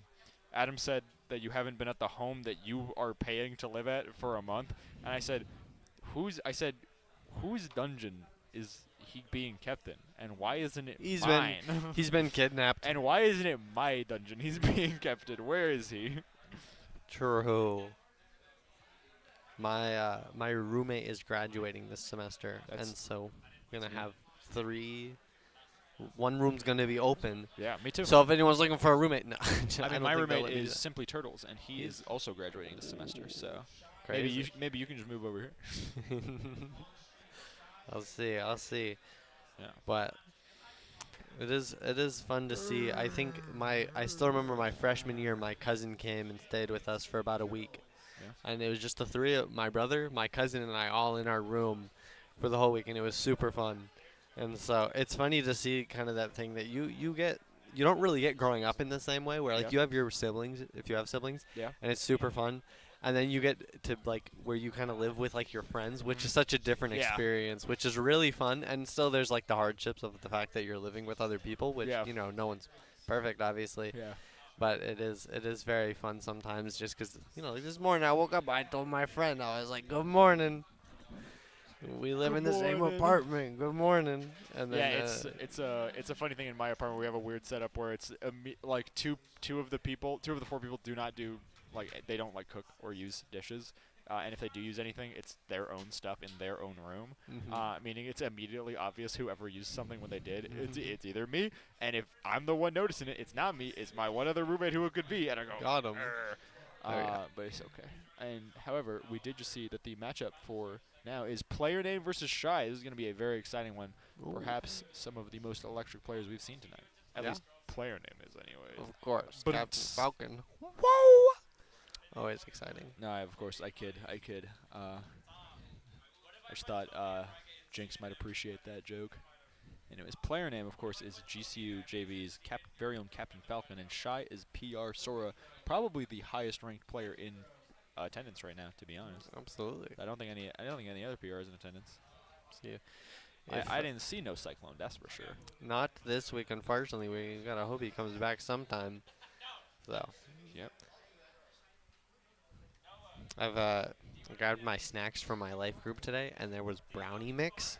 So I get to make some brownies. I've been able to cook a lot more and bake more, which is ironic because you'd think like at home at my house I would do the most cooking and baking, but I didn't because my mom is a phenomenal cook and baker and all of that stuff. So I just kind of rely on her for stuff. And now I don't have that, so I gotta make it myself. Yeah. It's like my own laziness has come to an end. I have my Invisaligns in, but I would love to give one to Parker.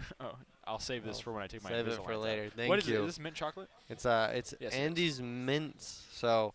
Thank you to Adam Do Brink. a quick little close up. These things, don't sleep on these. He's making sure the commentators of GCU Esports are well fed.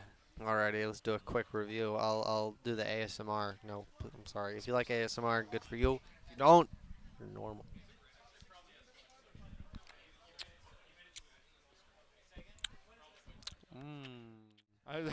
I was like trying to mime as if I were your, and then I realized my mouth was also open. I was like, wait, no, they know it's me. No. Wait a minute.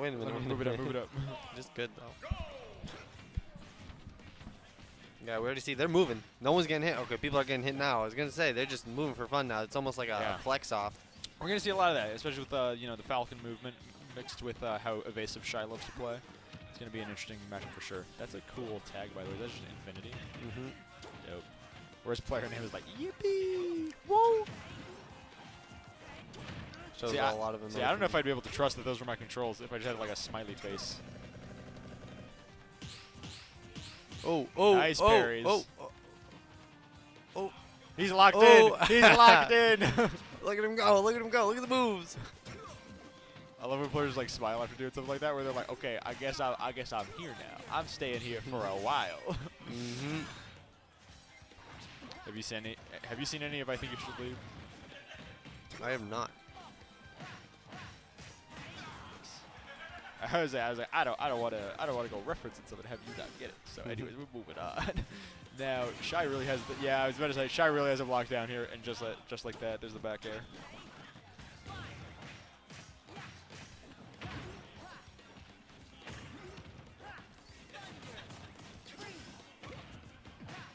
What a little forward or nair one there. I think this is definitely a matchup where it's going to be very hard for player name to hit a lot of those like deathly combo starters, like nair one, where Sora is basically always in the air, and it's very hard to hit a falling aerial on Sora just due to the plethora of moves in Sora's kit that are in the air, and then the multi-hit moves as well. And so I think just something very different where if you get used to playing someone where they do stay more grounded, it's just such a switch up here where it can take a little bit of time to adapt to. Yeah, definitely. I mean, Shy is, of course, a lot, like, Sora's just a very aerial, floaty character in general. He's basically designed to be like, air Mario. He's like, I'm just going to, even though he doesn't have anything in common with Mario, it's more so just he was meant to be, like, as easy to understand and play as Mario. Mm-hmm. So he's just going to float around. While still like being easy to understand and play, while still emphasizing like the aerial aspect of Smash. Oh, apparently player name upset Hime today, so he is really going on a run tonight. He's cooking forward. I mean, it's looking like Shy is hoping to end that run short, but I mean, player name will probably go pretty far whether he stays in winners or goes to losers here.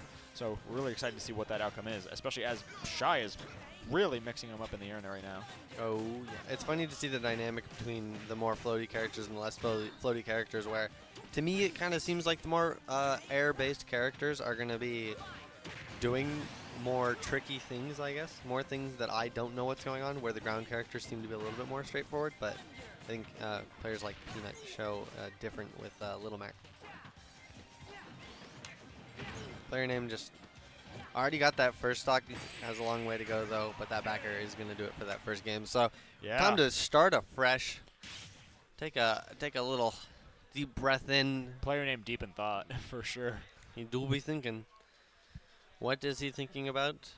Nobody knows. And then we zoom into his head, and it's like the SpongeBob Patrick. His dream, his like the inner machinations of my mind are an enigma. And then it goes to the milk carton falling over and spilling out. That's how I feel 90% of the time, especially in like some of my classes, because I don't really know what's going on. I'm learning though. Don't worry. Wow.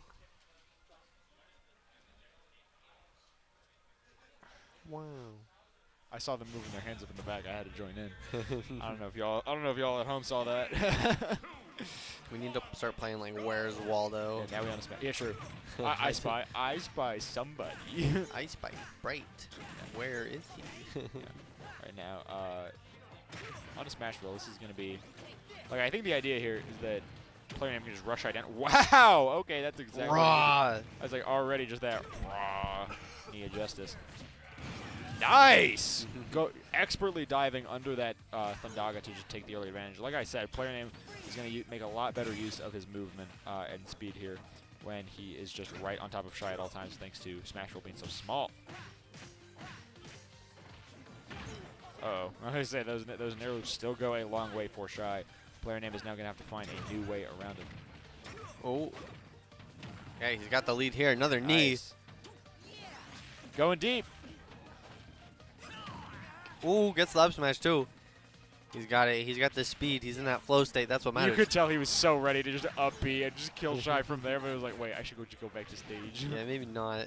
Yeah, because if Shy air dodged, there would have been over. Something we saw a couple weeks ago that is very important, especially with a character like Captain Falcon, is recognizing when you're in your kind of flow state and trying to get there as fast as you can. Like, get to a spot where you're just cooking. Yeah. Like, you don't know what utensil you're using. Unbothered. Yeah, you're cooking.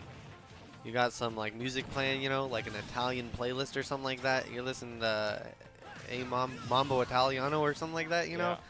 And you're just like lost in the sauce, and that's really what you're striving for as a Captain Falcon player. Really, you know, you gotta just feel, don't think.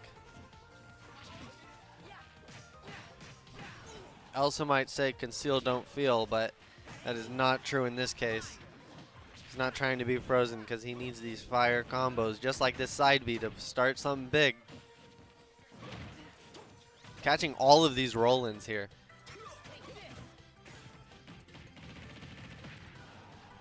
Yeah, I was like, player name is really on top of things now. Gets the downer, bing bong, you're dead. Straight to the blast zone. He hits and those. On to the next game. He hits those all day. 1-1. And we see him. He's got the momentum here, still in thought, because the grind never stops. You don't win one game and you're done. You got to keep going. Plus, you gotta I believe these are still best of threes, which is actually a little troubling for player name as he is sending the counter pick stage to Shy, which means it's going to be Shy's pick of the stage. Might be an uphill battle. However, the winner of this moves on, so this could still spell pretty good stuff. It just stops Shy from having the counter adaptation. I mean, obviously, player name is pretty on the ball right now. Absolutely, and like we expected, same characters.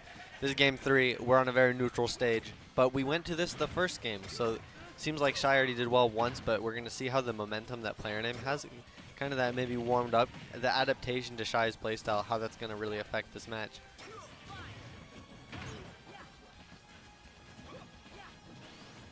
Diving in there and getting two of the dash attacks. Yeah, maybe just getting a little too ahead of himself at the start. Shy going to capitalize on that with a quick, already 80% almost. Especially now that we're back to PS2. Seems almost like Shy kind of let their guard down for a second. But this third game, they are not shying away. Yeah, plus, like I said, being off of Smash Bros. Doing a lot of numbers. Oh, missing that knee is really unfortunate as now player name is back on the back foot. Still, though, the even stocks is kind of the most important thing here. As long as player name can, like, not lose his stock, we're chilling, you know? Or take it first, even. Yeah, the dash attack is going to do it. Added the fireball, too. Such a versatile move. I would definitely say the best out of the 3 spells. Oh, absolutely. Sets up for combos. Still covers space. Great move. Still, 77, we saw him go for that up smash. And the thing is, that up smash, probably going to kill now. Yeah. This is a beefy little move. It's really just a problem of setting it up and executing it, Parker, because we keep seeing the player names attempts to rush in are just getting stuffed out over and over by the disjoint of Shy's Keyblade. And we see him a couple times. He's gotten the forward R1, but Sora is just so floaty. Player name hasn't really been able to get a kill confirm off of it, and each time he's gone for either an up smash or a down smash. You mean Nair, right? Nair one, my bad. Both times he's either gone for a down smash or a up smash, and neither one is hit. It's just because Shy has time to just throw it a hitbox. Whereas typically you might get a pop-up to where you get enough time. Looks like Shy's kind of running away with this game. The other thing I wanted to point out is that even when player name does put out the risk of throwing in a burst option such as Falcon Kick or, as we just saw, dash attack, it usually just ends up landing on Shy's shield and getting punished pretty hard because Shy has plenty of options to move out of shield and just punish player name for it, especially with something as laggy as Falcon Kick. Shy just walling out player name here. Yeah. Not letting him get close at all. Looks a lot more similar to the first game than last game, I can tell you that much. See, there's that for Nair one again. And there's the gentleman finally picking up the kill, but player name has a lot of work to make up if he wants to make this back. I mean, 42%, 53 now. If he can bring the pace back to the second game, though, kind of get those combos, really capitalize on advantage state in the same way. Yeah, maybe if you can turn up the temperature just a little bit, overextending a little bit, but still managing to make it back. And player name is now getting up from ledge, but is pretty hard pinned to that ledge here.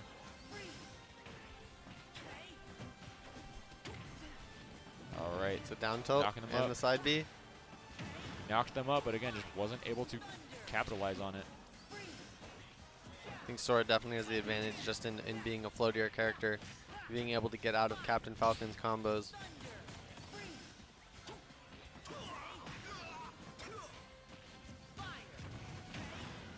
Nice that dash tag is again just going to do this. There it is. The last hit of Thundaga sends him back down to the loser's bracket, and Shy takes the set 2-1. Moving on through top 16. Yeah, Bright is now coming up to the stage. Tried to sneak under there real quick and just didn't quite make it. But, of course, a valiant effort, something I haven't said in a minute. But all these players, they're putting in work. Yeah, they're Bright putting in work. Yeah, and Bright is now coming up to play EO4. Ooh, the classic matchup, something we saw a lot in years past, both of these players on the brink of graduating, really. Yeah. They're at the end of the line here on their road to GCU, and now it's really going to matter who's going to come out on top. Both of these players have had the experience, they've gotten to play, and now is where it all comes out.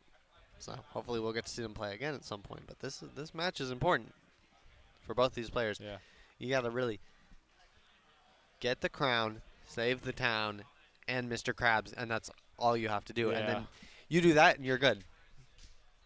And so, but it's really a matter of can you finish those steps and in the easiest way possible, Because not only is this this isn't the last match of the tournament. You're still gonna have to move on after this. And if anything, I would not be surprised if we saw both of these players later on at some point. Exactly. That's what I said. Player name put up some pretty big upsets to make it that far. I'm excited to see where he goes in losers. And Shy, all the same, like I said, has a very strong chance of taking it home tonight, especially being the only PR'd member in attendance. Yeah.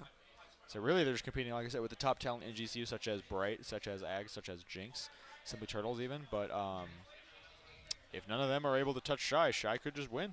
True. So. Hopefully we can look back at this moment in a few months and say, well, actually, not the only PR player, because I do know that Bright is definitely running for that PR spot. And he's looking I at don't you know, like, it's looking pretty good. Yeah. It's looking pretty good. Good old Dom. Oh, yeah. He's got it in the bag. Simply Turtles, if I haven't told you yet, folks at home, said he was like, I'm not making a run for PR. I'm just going to go to every event Dom goes to and then farm him so that when they inevitably have to put Bright on PR, they'll be like, oh, let's look at his notable losses. Simply Turtles, Simply Turtles, Simply Turtles, Simply Turtles. Like, I guess we'll throw this guy. He must be good. He gets an honorable mention. Absolutely. So. Look at it's Toby. It's the guy I said was filming a documentary. Look at him go. With no camera in sight. Bright was just talking to me earlier about a Magic deck that he's building. It's called Magic the Gathering. It's a game. And Bright was. Oh, Bright. Yeah, I see. And we're going to see if he can put that Magic into use here in this match. Nice. Yeah, these two were on the varsity team together last semester. Bright's still on varsity. EO4 now on JV. Let's see if EO4 still has the stuff that led him to those heights last semester, whereas Bright is honestly... A little 3-hit combo there. A little 18% per hit. Yeah, both players just as hard trying to prove that they deserve that spot. Like I said, especially as the semester winds down again, we've only got one more FFF after this. Yeah, so this will be it for the season here in terms of FFF for these GCU varsity and JV players. And so looking into the second semester, we're going to have maybe the same team, maybe a new team will have tryouts again, I think, if I'm not mistaken. Yeah. So it'll be very interesting to see because there's a lot of players here that maybe didn't make varsity this first semester, but definitely have the capabilities. Yeah, we saw EO4 punish Bright's up B hard with that side B of his own, whereas Bright actually just picked up revenge and is now going to try and game EO4 off stage, but nice getting the tech there. Yeah, great tech still. Bright's still going to get that damage. So yeah. That's what's important there, because either way, sure, you don't get the kill, but you're setting up for in the future being able to get a kill, just like that with that side B. I say side B being that tough, Bright is absolutely farming for more and more kills here. And a bunch of down airs into up smash. Another 54, just like we saw earlier. Again, Bright really showing why he was seen as untouchable for so long. We see there, even that first stock, he caught the spot dodge with a second downer there. Did it again in the third stock. We see that he's just very in tune with that's gonna be the mental aspect of the match. Yeah. Another just short hop, side B. Yeah. A lot of people do not have a very good sense of when Instant is about to kill or not kill someone, because he'll be like across the stage and they're like, oh, that kills, and it's like, no, he's sending across the stage. It's not gonna kill.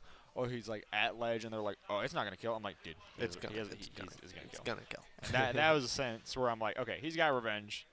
EO4's already high percent. It's over. He's dead. Oh yeah.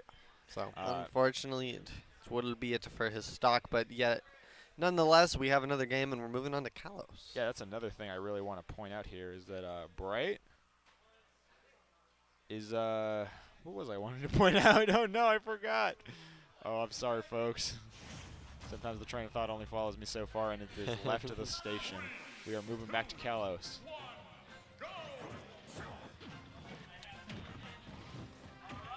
Yeah, it really just is that factor. Oh, right, yeah. He's going to kill him. Oh, I remember what it was. So we were talking, I was gassing up earlier how good Shy's chances are to win here. I mean, Bright might go for number 7 tonight. Ooh. If this set tends to turn out in his way. Yeah, he's only got 4 more knuckles, so he's going to try to fill him up with. Yeah. yeah, 1, 2, 3, 4. He's so close. What's a 10-letter phrase that you could get tattooed on your You don't usually fingers? do the thumbs. True. So 8. So you do 8. 2 more. So for my money, You don't want to do that. this. No, you do this. So for my money, it's Call Rafi. Boom, boom. Easy. Really just, I think it's a very meaningful tattoo. Yeah.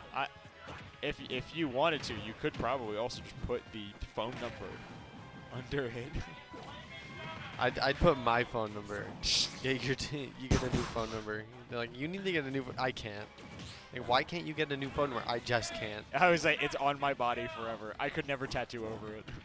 Imagine you like go up to like a girl and you're like, hey, can I get your number? Here's mine, and you do like a double fist bump. Exactly. And like, boom. Bright is behind, but has revenge. Oh, there it goes. Went for another jump read there. Didn't quite get it. EO4 doing a great job of recognizing that. Yeah. No, he didn't know. He forgot. No, he didn't quite get above it. Bing bong. Watching him throw it is so funny. He just like, it looks good. Looks goofy. Bright is throwing out some of those desperate options now. Yeah, we see him. EO4 actually has his cool more than ever. Already a stock down. Not Now quite going to make it back. Can that comeback factor give him the best of 3 here, or is he going to have to move to game 3? Still, it is never over for Bright. We know he's got that clutch factor. Just needs a quick take this stock. Or maybe slowly. Who knows? Gets the revenge. This could be the start. Oh, no! 41. All right. Yeah, 41 is not anything to laugh about. That's for sure. Especially now when you're almost doubled. And now moving to 66%. 81. Bright is completely on top of him. Going to see if he can get this ledge guard. Maybe a ledge trap even. Again, yeah, EO4 is completely covering his aerial movement, not allowing Bright to punish him up top. Gets the parry and the run up. Nice! That'll do it. Yeah, I said that'll absolutely do it. And Again, it's even. like I said, Bright getting that comeback factor, just like I said, he just has to get one more revenge, and then it's already going to even the game out completely. All right, that laser is going to do nothing to him, but up air is doing just about as much. So, yeah, and EO4 with a really strong confirm here. Bright, nice waiting out that down air. Oh, but getting caught by the back air. This is looking really bad for Bright. He's in a really bad spot right now. Yeah, all right, he got back to center stage. Looking like a teeter-totter. It's going up and down for both players here. And it might just be Bright's turn. So he has to try and bait EO4 right, or he's going to get punished. Buried here. The revenge and back air! He's got it down. He knows what he's doing. He's sending EO4 all the way up top. This berry could be it. Nice weight. Berry again. Another one. Go for 3. There's the win for EO4. Oh, yeah. Wow, putting him in that situation a third time was brave of Ethan. I say, you put him in the second time, yeah, that's obviously about to be a mix-up, which Bright definitely fell for. But the third time, I'm like, triple. Fool me twice. Oh, my Lord. And it worked out. Now we see 1-1 for both of these players. Bright almost bringing it back, but EO4 just doing a great job of closing it out there. Really getting those reads where it matters.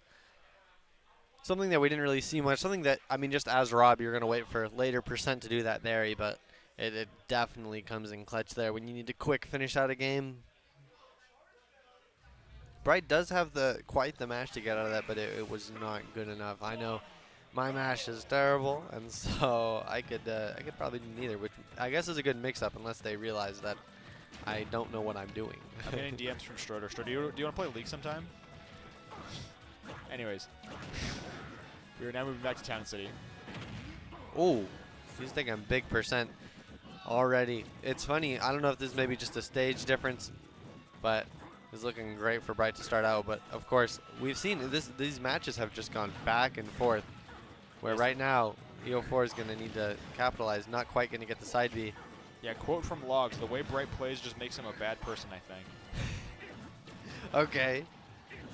You should tell him. I mean, I did. This is going to be on his VOD review, whether he wins or loses. Yep. He'll be like, oh, I wonder what nice things Micah had to say about my win. Well. Or he'll be like, oh, I really got to go review why I lost. Let me see what happened. What did Micah have to add to this? It's funny how it feels like sometimes the characters some people play as too doesn't like line up with their personality. Man, he threw gyro at prop side B. No. EO4 are gonna get that side B again for real this time. Yeah, resetting the second stock again. He's hitting them with that CPU jump air dodge. Bright is just whiffing every day of the week, but now he sets it for a juggle and then it like goes to the 40 anyways, so it's like, okay. We see him, he's parried a lot of falling aerials, but he hasn't really been parrying those nairs from EO4. Yeah. Which I don't know if that's just like hoping for something bigger off of it or maybe just to outrange it, but it has not been working out. But we do see even percents, which is what we haven't really seen in the first two games, is even stocks, even percents, both these players. Now, I always knew Bright was a presser of buttons, but it's becoming more evident than ever. I mean, not to say that EO4 is not. Oh, no, he's going to make it all the way around. Yeah, some characters have built different recoveries, and Bright is definitely not on a character where that is the case, but EO4 is. That is true. We're going to see him go for it again. I was like, just down till you missed the timing. What was that side B? What is he doing? All right, Bright's got to get this down on lock because EO4's about to bury him again. All right, there he goes. He knew what to do that time, but just air dodging. A third time. We're getting it's the sixth time EO4's tried to put him in that scenario all game. He's got out of it. He's lives another day. EO4 is really adamant about killing him with a berry. Yeah, that forward air is more than enough. Can hear the mash from here. By the way, Bright recently attended Lumber Smash. We discussed this earlier in the stream.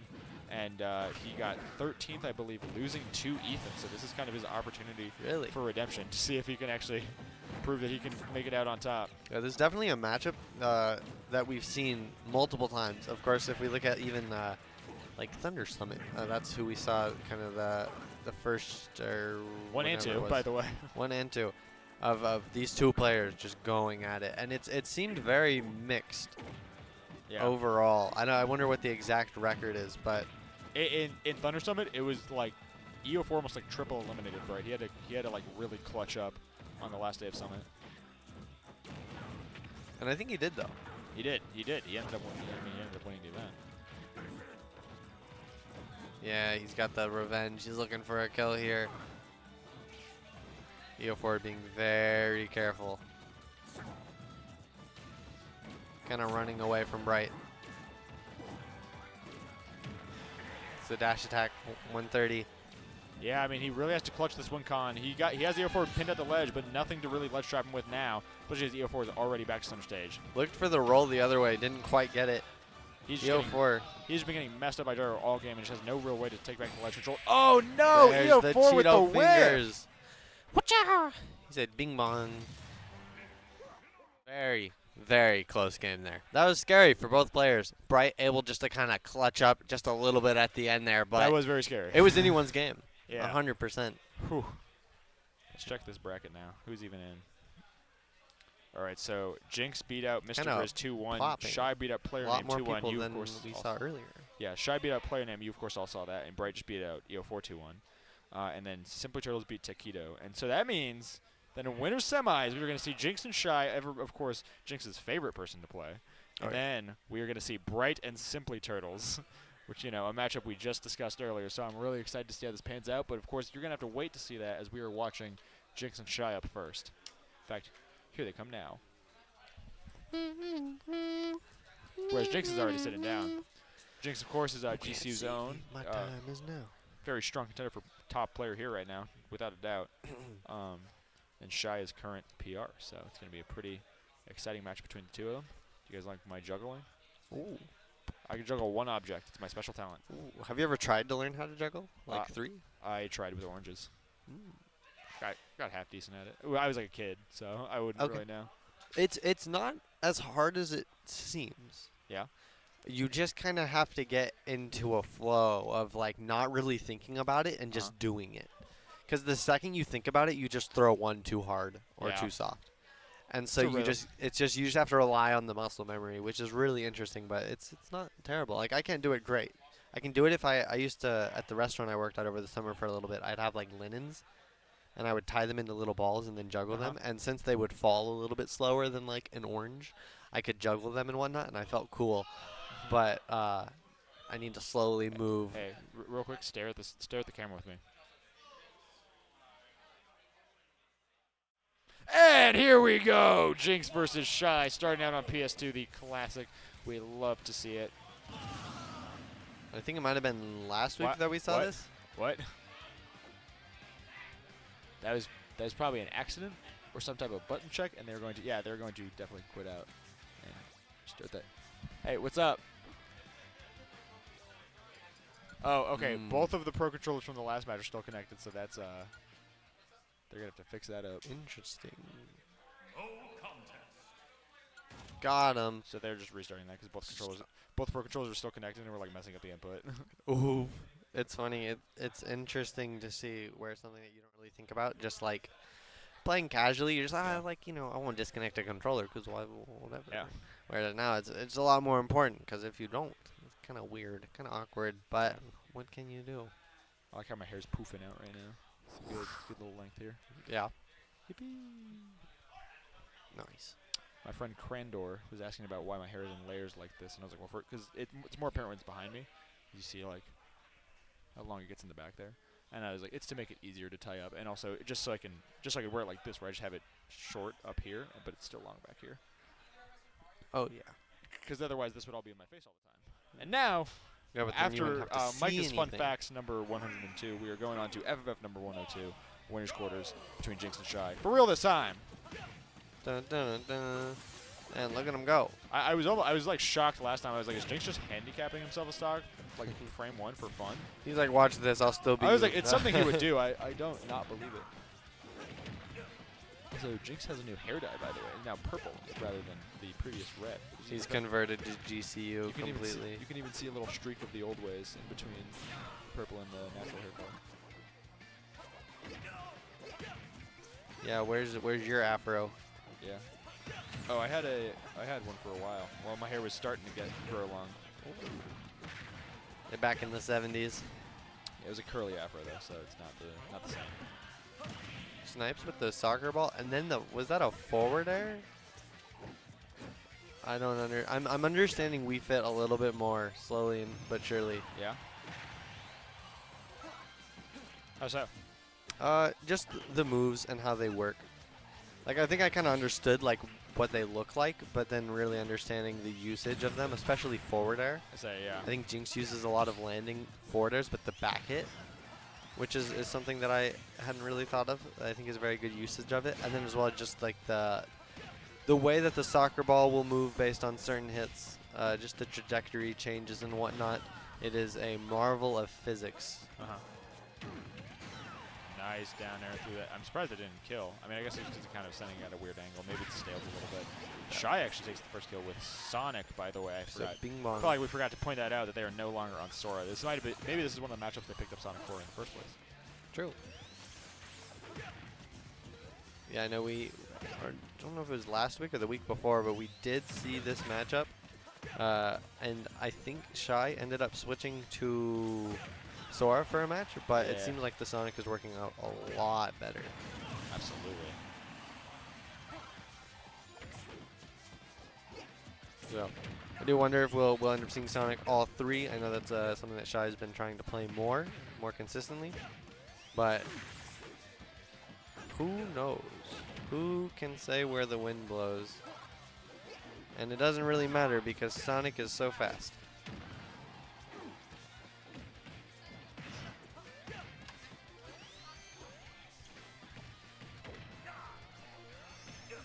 Alright, we're now still on second stock with both players, and Jinx is really just hoping to move things along. Okay, they definitely despise playing campier playstyles with he has put a specific emphasis on shies.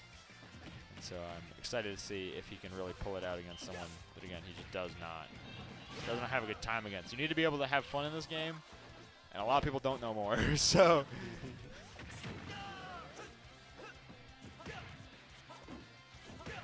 But it's nice to see the players who do still come out here every Friday, you know what I'm saying? It's funny because typically, you know, especially at this point, we see a lot of the players who have really put a ton of time into this game and are playing a lot more competitively. But of course, we do have a ton of players that are here strictly for fun. Maybe don't expect to do amazing. Of course, still hope for the best. But that's something that, like, I think is very cool, of just being able to come here, play a couple matches. Something that I've been doing lately is participating in intramural pickleball. Yeah. Intramural pickleball. Yeah. Okay. Sorry. I realized I said it and it sounded kind of weird. Yeah. But something I realized with, like, so GCU has intramural sports where essentially they have it for literally almost everything. There's like cornhole, obviously pickleball, basketball, volleyball, a lot of things. And the main, like, point of it is essentially just like low key, play a sport, have fun. You don't do like a ton of matches, very low commitment. And so with like these intramural pickleball matches, this my friend and I, it's like takes like not even 30 minutes, and it's like 2 days a week for like 3 weeks, I guess. And it's very fun. And like I don't expect to win, I don't expect to lose. It's just cool to be able to play just a couple of times, because pickleball is something that I haven't really been able to play much here. And so having that opportunity is very useful. And that's kind of a similar thing here, where some people just don't really have that medium to play this game with other people, especially. And so, especially when you don't want to play online. Yeah, that's why FFF is a great place for people who do want to get those games to come in out and look. And also, speaking of this set, apparently, Shy. So I mentioned that Shy probably picked up Sonic 2 beat Jinx and stuff like that. And apparently they won 2-1 solo Sonic last set they played against Jinx. So that is exciting to see. I wonder if that was at Lumber. Furthermore, though, Logs had one more thing to add, asking for us to say hi to Shy for him. So I guess we'll have to keep that in mind. Will do. Logan, you should have just come out yourself. Snipes him with the soccer ball. Nice. What an angle. We saw the arc there. Definitely a parabola. I love math. Woo! I'm going to get haters in the chat. Yeah, math sells. So I cool. love math. I love numbers. Come out. We have you surrounded. I did like a coding class when I was in high school, and I remember trying to like create a physics engine essentially, and it didn't really work out. And I always wonder now, like what are the numbers they use in terms of like pixels for gravity for various characters. Because you get values, but you don't really get to see how those are relative to like maybe what you would expect. Yeah. Like, is Wii Fit falling faster than gravity, or did they make Wii Fit's fall speed equal to gravity because Wii Fit trainer's a person? Who knows?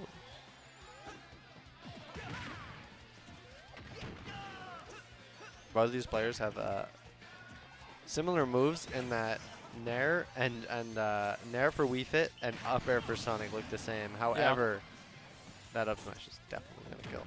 That's the only move I can think of, actually. I just thought it was funny. It's one of the few kinds of moves that you see that kind of scoop, which is really interesting. Hey, Parker, you have a fan.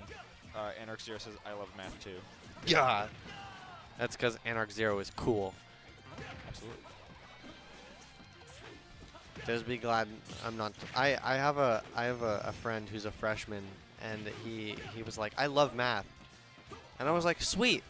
And he was like, yeah, just like algebra's sick. And I was like, you won't be saying that if you end up taking differential equations or linear algebra. Good luck. Have fun. I don't think he is, though, so he's going to remain a math lover. So I still like math after differential equations, but it is definitely something else. That's for sure.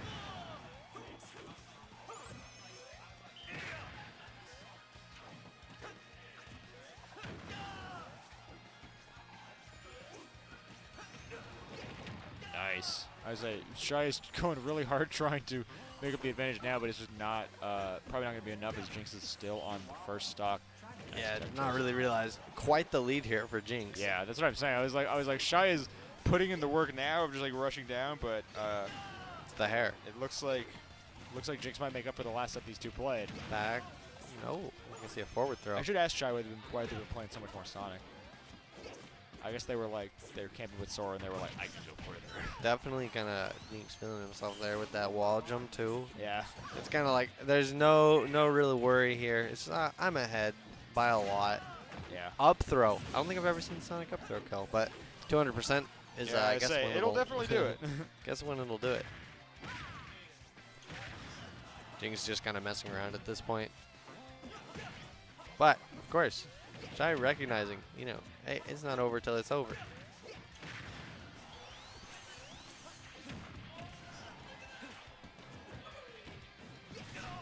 Down tilt, very interesting little move there.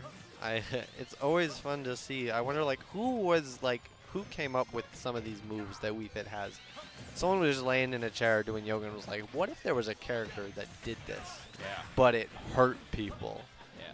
Like, okay. I've always said I really like the non-conventional designs, how they branched out and whatnot. But, furthermore, Jinx is getting pretty close to closing it, but just running after the soccer ball. But just has not yet found that perfect moment to kill. Again, throwing out soccer balls left and right, though, to really make Shy feel further and further pressured. Trying to time that up smash there. Yeah, for the invincibility. Just trying to trust. He's like, I got it. Say, with deep breathing on deck, you should be able to close the gap in speed and power, and there it goes. Jinx now up 2-0. Of course, this is a best of 5, folks, so we're going to have one more left as long as Jinx keeps going as he does, but we don't know if that's going to be the case. I mean, maybe this is where Shy starts to turn around. Maybe they're going to switch back to Sora. Who really knows? Very, very different than, I guess, maybe what we've seen in the past. Jinx just able to kind of pull through the Sonic. We'll see if we're going to see the Sonic in the third match, or we will. So we'll see how this kind of changes. Of course, if it goes like the second game, maybe not great, but the first game is really what Shy is looking for. Just kind of bring it as close as possible, clutch it out in the end there. Why are they quitting out again? I don't know. More technical difficulties.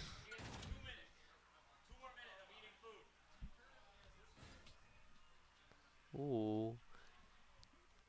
Yo, I just noticed a really intense Scrabble game going on behind us. Oh. It's probably going to, like, you can actually see it just behind Jeremiah's head. Very intense. A little bit past the viewing board. I'm not competitive in that way to, like, try to win. Whenever I play, like, bananagrams or something like that with Scrabble, I just try to make the funniest words I can think of. Yep. Like disestablishmentarianism. I don't know, something like that. All right. Moving to this third match, we're gonna. I really don't know why they restarted, because they were going back to Battlefield. At first, I thought it must have been an issue with stage. Who knows?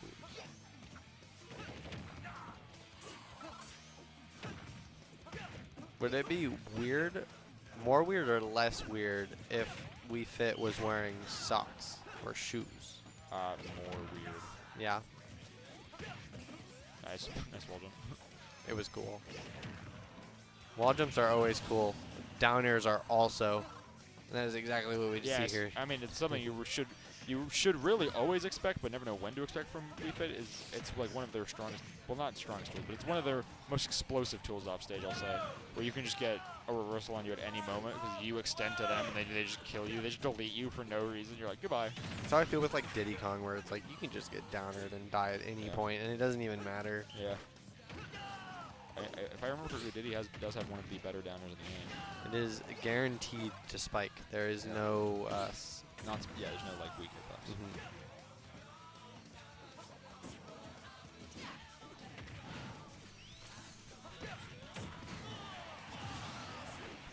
Really, I mean, it's hard because like you play like I bet if you play Mars, you're like I can still get down aired even though it's Zero Suit Samus. Yeah. So sometimes it does depend on the player where you're like this player wants to down air me and I could just die at any point. And then there's some people where you're like they're not going for it.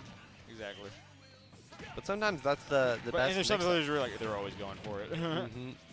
Oh, and you might as well. I mean, especially like we see like with Captain Falcon, what we saw earlier with Player Name, where it's like you might as well go for the down air 2-frame. It'll kill. It's not crazy commitment, and it catches people off guard. And then if you do happen to run off and do it, Yeah. Just a good little Jinx mix-up. is just really struggling to stop Shy from getting back on lead. It's just not only is Sonic's recovery hard to completely stuff out. It was just always he's also just been having a hard time ledge trapping them to the fullest extent. Gets the up air, not quite getting the back air. That probably would have done it, maybe. Finally, that soccer ball doing its work. Nice. Really just covering all options. There's the spike from the header. Yeah, caught the air dodge there.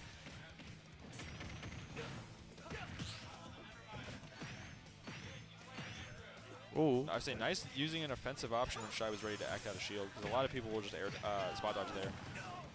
Yeah, I think it's a very good trait to have in this game of knowing when to be aggressive, when to be defensive, because it's not always when you would think it would be. And that was another little moment where Shy definitely could have punished harder.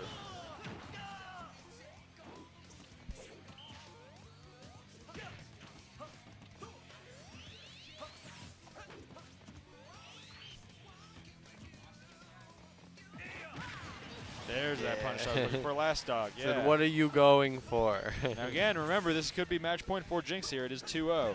However, Shy is pretty close to making that comeback. Has at least built up enough extra credit to make it feasible. Oh, but being off stage again is not pretty. Hits him with that first back hitter jab. That was wild. Yeah. See, that's something where I just could not utilize. What a there it down is. tilt. Could not utilize the janky hitboxes of Wii Fit. Yeah, aka all of the hitboxes. All of them. It's like I'm not gonna attack the other way so that a Testudo back just hit the gritty. I don't know if you guys saw that. Okay, the disrespect. Hey, Testudo, hit that. Testudo. Testudo. Hit that gritty again. You already know. Yeah. Oh, you already know. I don't have the gritty in Fortnite, but if it comes out, I might have to get it. Cause I got killed the other day when I was playing with my brothers, and some guy hit the gritty on me. Disrespectful. It's just demoralizing in some kind of way. Are we going? Oh, there they go. Never mind. I was just wondering where our players were. So I was going to ask if we were going to break or not, but we are not, because I just saw Bright walk up, so that's exciting. I know my time is nearing. It is nearing. In fact, let me check bracket, because I know just the spot to slot you out, so. But the time. I mean, the thing is, I could always just stay in the background and mouth stuff. It's basically just, do you want to do this last set, or do you want to switch off after? Switch off right now. I was going to have you on for one more set, because we have the other side of winner semis. I mean, I would love to watch another one and really be in kind of the... All right. Feels like the center of the action. Bright Simply Turtles. Let's go. See, that's fun. Sweet. Guys, that's exactly what I intended, so cool. Perfect. I love to see Bright play. It'd be a shame. I would say it'd be a shame. Simply Turtles. Yeah, I'd say it'd be a shame to let you cap off winner semis after getting this so far. Literally. Yeah, it is Bright Simply Turtles. This is one of the main events for tonight, folks. I am telling you, these are two players we could have seen in grands. Oh yeah. So very. Especially now that Shy has been knocked down to losers by the prestigious Jinx, who we are also almost definitely going to see go to grands. If there are two players that I have great respect for, it is Simply Turtles and Bright. Both players that I don't think I've ever beat, but I've gotten close. Not close enough, obviously. Because they are just something else. It's always fun to play against and watch play at the same time, which I think is something that is one of the best qualities you can have as a player that I forgot who I heard it from is to inspire other people. And that's something where I think both these players are very inspiring to watch and be able to be like, I want to be like them when I grow up. So I asked if they have any words to the people. Simply Turtles. Noah said, "Say hi to my dad," and then Bright said, "Also say hi to his dad." Yeah. So he said, "Hi, Mr. Ice." Hello. So it was always nice. I've already been workshopping how I'm going to write the article, because I'm a writer here at GCU Esports also. I'm not just a commentator. For those of you who don't know. And I was thinking, I had it in my mind, I was like, GCU grudge matches, blah, blah, blah, something. And I was like, it's so funny, because I was like, this is barely a grudge match. They're, like, smiling the whole time. Homies. For real, for real. So, it is fun. Well, speaking of, that's Olivia Ice, Noah's sister and Dom's girlfriend, so. Shout out to her too. Shout out to the whole Ice family. shout out to Jill Ice, Chloe Ice, and of course Paul Ice. Of course, my personal favorite. Yeah. So if Bright loses here, Noah Ice is like a close runner-up, but Paul, he's always been out on top. So if and that won't change. Even though Noah's literally my roommate, it won't change. if Noah loses here, he gets disowned. Oh yeah, if he gets here, he's moving to third and Livy's second. Yeah, the sibling hierarchy, Noah's just going to move down on the list to the least favorite at this point. But then at the same time, if Bright wins, the favor goes up a little bit. So this is really it for the family here. Yeah, I wonder what Bright's family ranking is. Yeah, is this good or bad? Where is Bright? Does Bright rank higher than the cousins? Or is he at cousin level, or is he building up to there, you know? Yeah, these two are really ramping up tension right now. Neither of them have started just yet. They had to mix up their controls, and they are now getting onto characters, of course, Incineroar, Simply Turtles. Get ready for like a 3-minute set, by the way, folks. Oh, yeah. Yeah, 5 games in 3 minutes. We are going to be going fast. This is the pinnacle of explosive. Bright versus Simply Turtles. I mean, let's get into it. Both of these characters look like they could beat you up in a fight, and that is exactly what's going to happen. They are going to brawl. Neither of these characters have any substantial projectiles that are really going to lead to a lot of zoning, so we're just going to see hand-to-hand Pokemon. I don't really know. I don't know. But someone's dying. Yeah, Power Wave is a pretty good tool for Simply Turtles' kit, and is just going to be one of many tools he's going to have to win a lot of these neutral interactions. I mean, we've already seen that pan out, whereas Bright's at like 100% just from pure just like running up and getting stuffed out. We are 30 seconds in. Yeah, so I was like, however, Bright again just has a nice kill. Great first blood from Simply Turtles. They are moving on to the second stock. At least Simply Turtles is going to keep extending that, hoping to.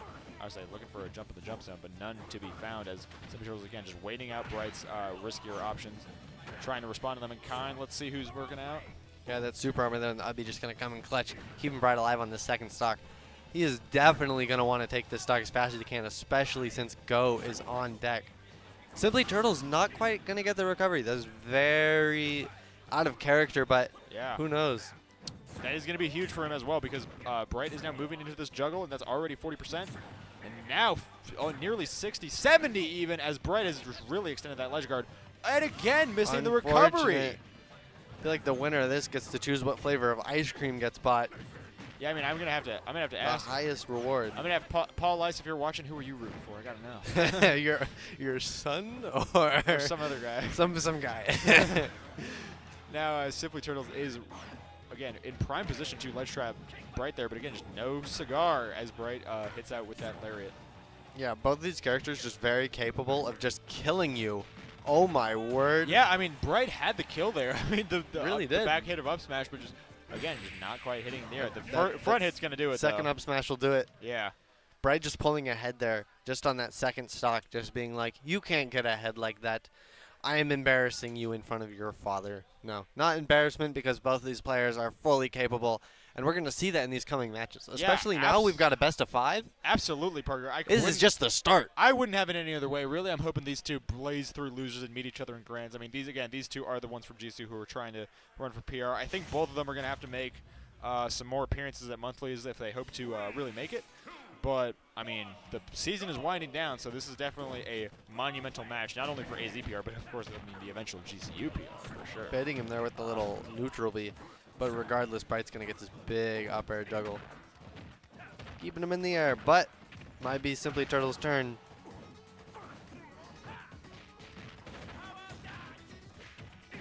Great SDI there getting out of that. Yeah, both these players played against each other a lot.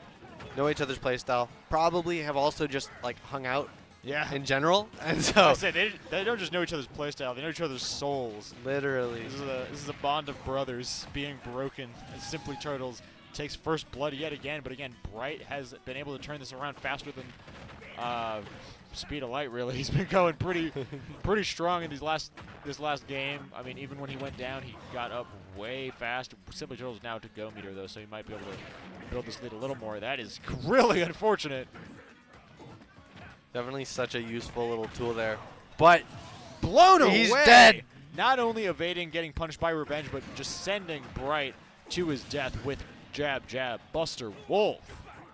Yeah, I just imagine them sitting as close as they are together, just one person turning to the other and say, hey, what does the Bible say? Love your neighbor as yourself. Why are you killing me like this? Yeah, true, but true. luckily they're not doing it in real life. Bright taking some big percent here. Simply Turtles doesn't even need Go to rack up this kind of damage. Really strong side B from Bright. Simply Turtles still up the stock. That is going to turn things around wicked fast as always. Like I told you, Bright does not leave a lot of room for Simply Turtles to push further. Skipping right past the Go meter there. Staying as safe as possible, taking the stock as fast as possible, and now he's going to do the same on this stock, is what we can hope, unless Simply Turtles can really close it out here. Already at 133, so it is nearing an end. We are 2 minutes in, which is a lot longer than we might have expected, but I mean, yeah, intense as ever. I mean, yeah, sure.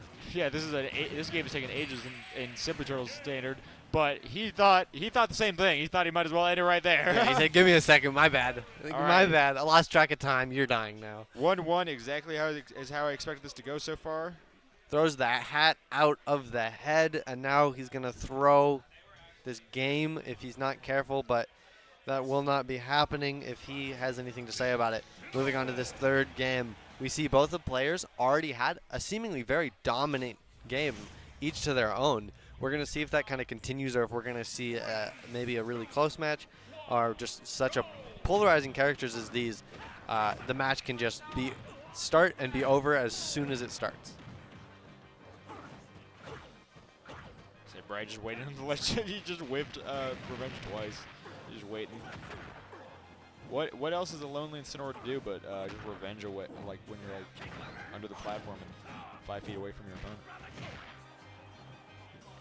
10 feet even. What can you do? Getting that tomahawk there, not quite going to work out. Something that we don't see a ton just because at this level, both these players are very, very recognizing just all the tricks in the bag for both of these players. Bright already at 166. Simply Turtles chilling at 52. It is looking good for him at the moment. Simply Turtles also used the input version of Power Wave there to actually blast Bright back off the stage, which ended up leading to the kill there. So Simply Turtles' ledge trapping is going to go crazy here. I mean, I was expecting it to. It just wasn't panning out in the first game, but now it's coming back around for Simply Turtles. Already laps Bright here in this stock, and it is looking great for him. He is pulling ahead. Lots of tomahawk short hops just to try and bait Bright to do something stupid, and the side Bs are flying, so are the down airs.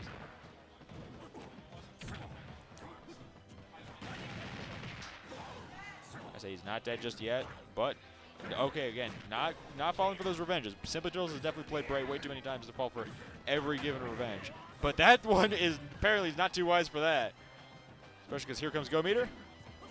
But it's probably not going to pan out just yet because again, Bright is not someone he's probably going to be comfortable just doing it raw against. Never mind. Unless there the it wake-up is. call. Again, the commentator's curse is going crazy all over this game. I have been wrong on every call. Not every call, just two in a row. He said, wake me up before you go, but I'm going to go on your stock. On wake up, really. Wake up, yeah. Using the super armor and then up B, Bright going to take that first stock. He's got an uphill battle to play, but we're going to see if he can really haul when he needs. Yep, all right. Bright falling behind just a little bit, but again, we know that the stocks can be melted like it's nothing. Meanwhile, Simply Turtles is keeping his cool. Ice in the veins. All right, he's getting knocked across the stage, though, and Bright is going in for another juggle on Battlefield. This is about to be brutal. Yeah, just building this percent up. Ubby not going to snap to ledge. This could be a tough position here. Double jumping right over that. And there it is. Simply Turtles takes another game, 2-1. Can we expect Bright to turn this back around and send us all the way to game 5? My guess is as good as yours, so stay tuned.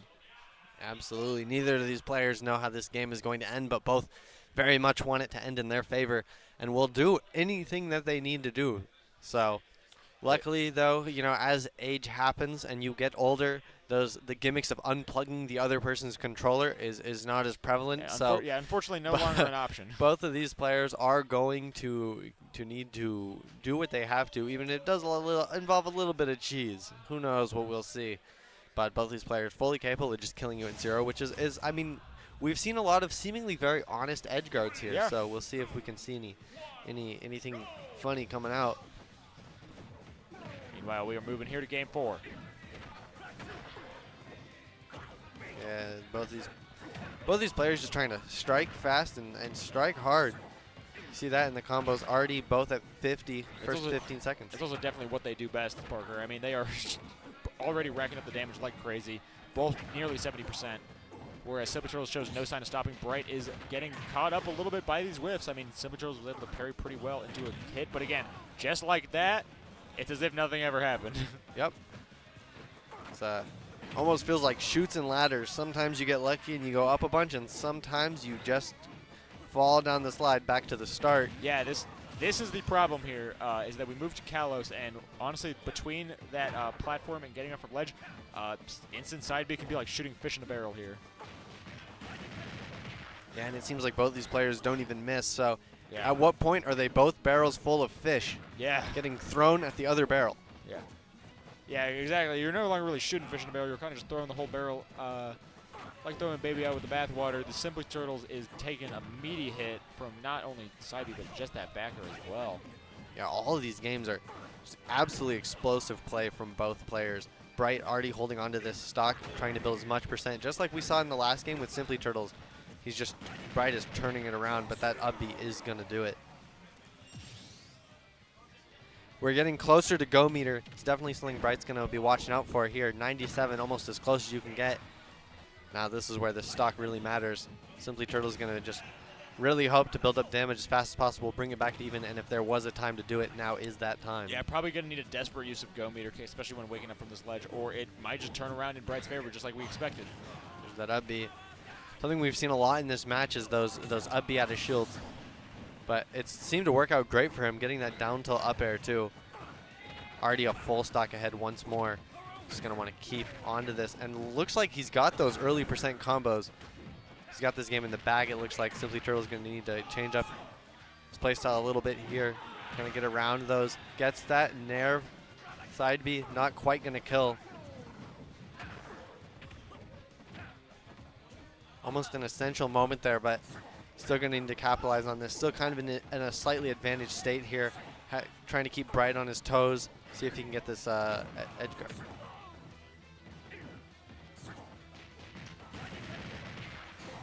Very nice. All right. Bringing it back. Last stock. But again, we know Bright can melt stocks like it's nothing. And on Kalos, Simply Turtles might have a bit of a harder time killing him. And we see Bright got that SDI in the bag. Going to get there that forward is. Tilt. Yeah, catching the air dodge there. It was a forward tilt. He did it the first time to bait Simply Turtles' air dodge in the first place, and just did it again to punish it. Insane option select for Bright. Hey, if you miss it, do it again, and it works. We're moving on to a game 5 here. Nothing less than we would have expected. Both of these players fully capable, and this is what it really all comes down to. We've seen it go back and forth, but this is the one where even if in those last games maybe you feel like you haven't been in it all the way, this is where it matters. This is where, you know, you win or you lose. And either way, yeah, both these players are still going to be in the bracket. So maybe we'll get to see them later. Well, maybe you guys will. I mean, yeah, these two are definitely playing for the tournament here, Parker. I mean, it's really just them two, Shy and Jinx now.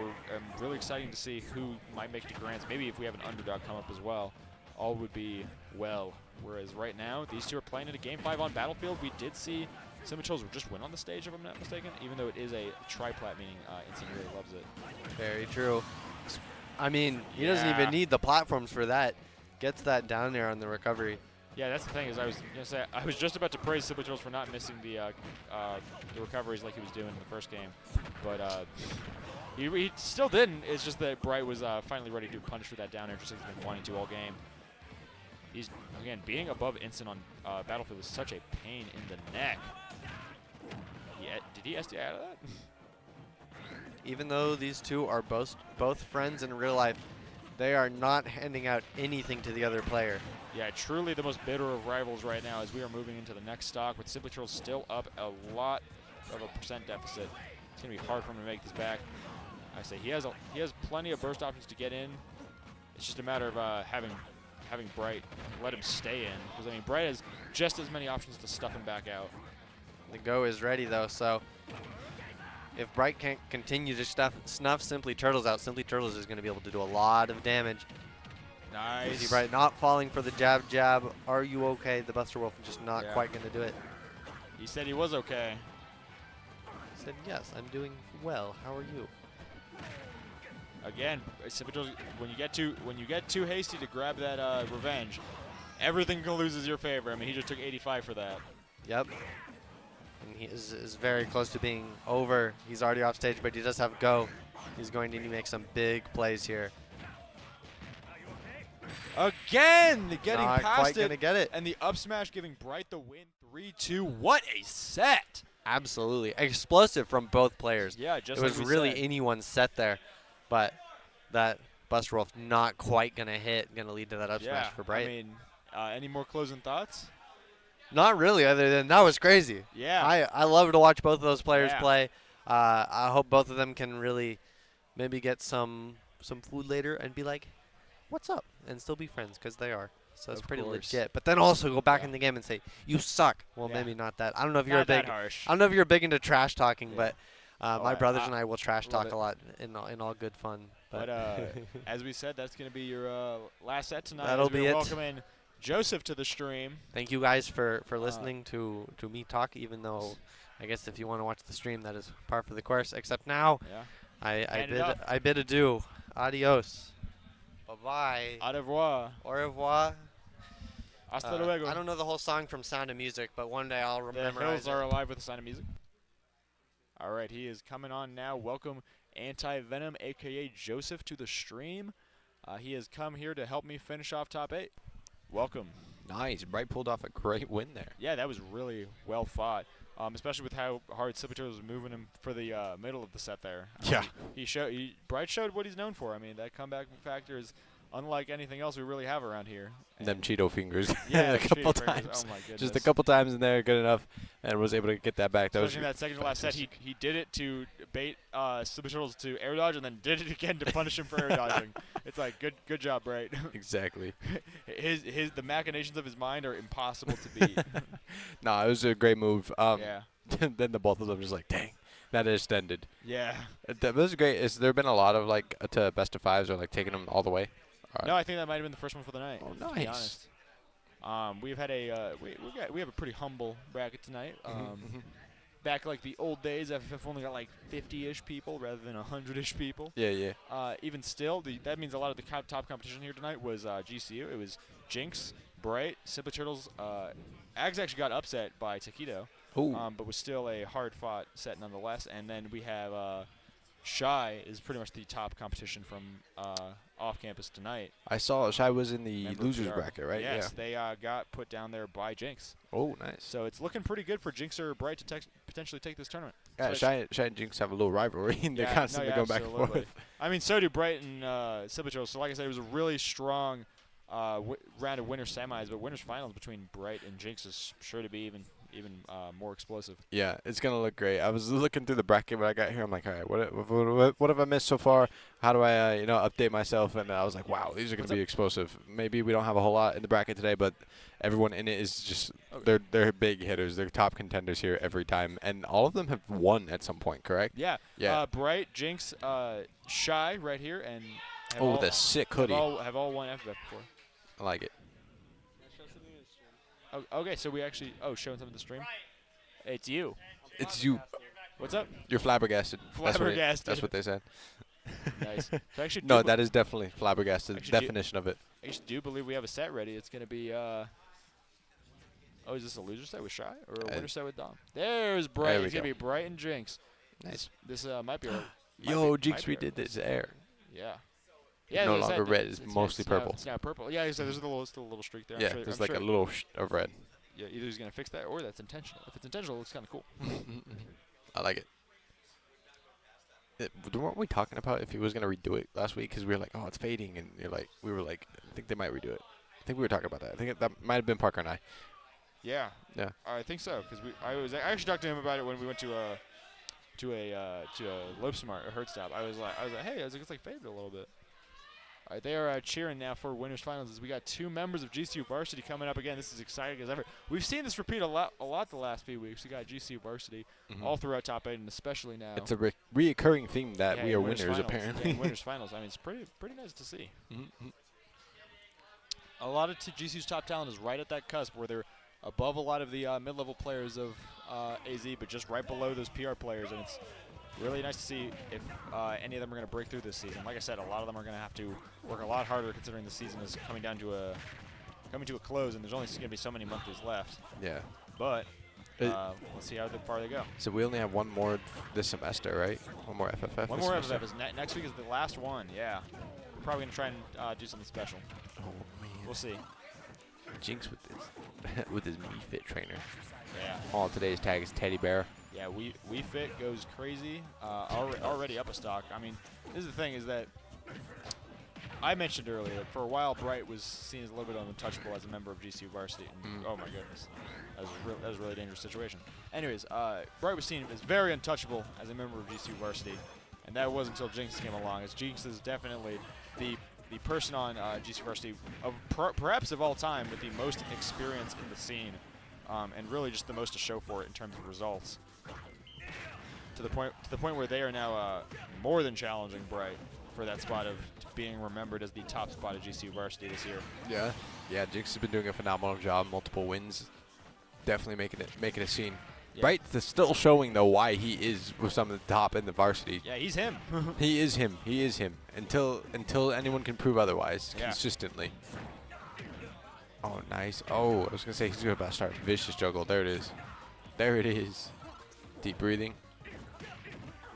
Gets the spike. Oh, it gets the belly flop on him. Okay. Oh, nice. There it is. Catches him. Nice. 69.4. Yeah. He was in a dangerous spot there. Yeah.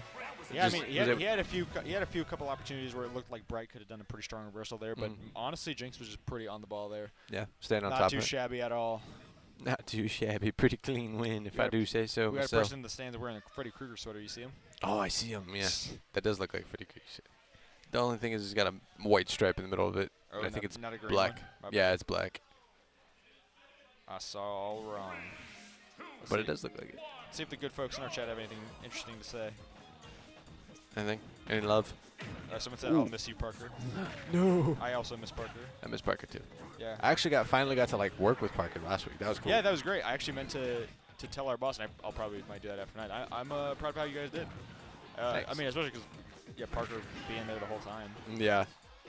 I was like, bye, Parker. And I'm like, wait, Parker has never stayed the whole time. Yeah, I was essentially leading the stream. It was pretty nice. Yeah. Oh, the suplex for the kill. No. Red Sparks, no kill. Yeah. I mean, this game is famous for that. The Red Sparks lie. Yeah. It's Smash's version of Close But No Cigar. Yeah, exactly. Red Sparks, no kill. Exactly. I mean that's like one of the most common things people cite for rivals over Smash. They're just like, well, when it kills Sparks, you actually die.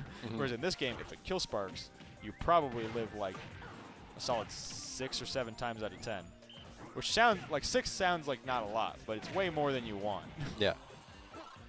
If you were guaranteed to find $100. I'd actually probably say 4 to 6 times. Okay. Either way is so many. I was like, if you're guaranteed to find $100 at your doorstep every time you walked out of that horse house 6 out of 10 times, I would say you take that. Yeah. You take those odds, you know. That's super dead. Yeah, super dead. Right here, still with 3 stocks. Knock on wood. Jinx has the 1. Yeah, Bright games are sometimes hard to commentate in the sense that, unless you're just like a shoutcaster, like my goat Taco Waffle, because it's sometimes hard to make it any more complex than, well, last game, his gameplay didn't really work. He kind of just got rushed down the whole time and had really no opportunity to open and make any kind of reversal and say anything back to Jinx. Yeah. Whereas at this time, it's like, yeah, this time he's kind of just doing a million billion damage every hit. Yeah. And catching Jinx in the right moments to land those hits. So it's kind of over. Like, he's doing a little better this time. It just reminds me of that, was it from Karate Kid? If you can't walk, you can't fight. If you can't breathe, you can't fight. Yeah, exactly. It just, you hit him hard enough, and then he won't be able to fight no more. Eventually, they stop moving. Exactly. They can't keep up the pressure if they can't do anything. Right here. Ooh. Tossing him up. Nice. So he's looking for a good kill, but he's going to get his damage higher knowing that Jinx is actually good at surviving some of these harder hits. His deep breathing gets off again. No. Oh, he gets back with a grab. Bright in a peculiar situation because he's getting edge guarded, and that was kind of a problem for him the last time. But if Jinx can keep up the pressure, he might be surviving this. But right now, it is looking like it's not going to go in his favor. Of course, either one of these players are good enough to where they could turn it on a dime. So no guarantees. No kill yet. Ooh, he pursued it a little bit, but he's going to back off. He knows Incineroar's weaknesses. Multiple deep breathings. Ooh, nice catch. There we go. Nice. Oh, a Yeah. backbreaker. Oh, really strong game for Bright. Jinx Yes. still showing, though, that he was not getting messed up by any means. I mean, I was like, yeah, Bright got a bit of a lead there going. But, I mean, Jinx turned it around just Doesn't as seem to fast. phase him that much. Yeah. Both of them looking intently serious here. I've always admired the fact that when Bright gets focused, he like clenches his jaw and it just like shows off his super defined jawline. Yeah. Yeah, he worked for it. He's like, It's just like he just hits that like stone face, you know. All right, they are moving back to Battlefield, and here we go. Again, this is another scenario where, again, Bright kind of just wants to get juggles here. My favorite part about like watching Jinx play is like with Shy, you can see the intensity in Shy's eyes, right? Yeah. And then like you can see when like things are bothering them, aren't going away. Yeah, Jinx is has the same look Jinx is the entire chill. time. Jinx is chill AF. Jinx has the same look in his eyes the entire time, and he could be absolutely demolishing somebody or vice versa, and it won't change. He's got that poker face I've seen down. him like tilt his head back and laugh like a few times, but Yeah. he's also like wearing a mask so you can only kind of tell. Yeah, he could be yawning. Oh, gosh, the suplex gets the sparks again, another deep breathing. But at 140, it makes no sense to me that the Me Fit trainer is someone who has that much health. Yeah. He gets paid. Yeah, we fit. I'm pretty sure it's a middleweight, so Yeah. Just how? Bright. These Bright stocks just ain't move like they used to. Oh, God. Catches him there. He keeps up pretty good pressure with those spikes. Like, even Yeah. from wherever he's at, getting back from ledge and edge guarding Yeah. itself. That's the thing, is that like Incineroar just has three really strong specials that are all reversals, like up B, down B, and neutral B can basically all just say, "Oh, that move you hit? No, oh no, it's my move now." Ooh, gets caught. Because of the armor on up B and just the frame data on neutral Yeah. B, and also the fact that down B is a counter, and also the frame data on down B. And then side B is like an extremely good burst option, and like also an extremely good tech chase. Yeah. Ooh, that's excellent way to get off Especially if that it's tech chase on platform.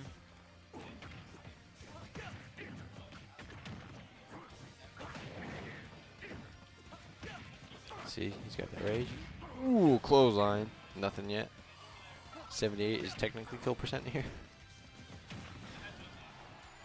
But considering how much Me Fit trainer can take, it's kind of iffy. Ooh, nice. Really strong reaction from Bright. I mean, that was almost that was almost a stock on, but in fairness, there it is.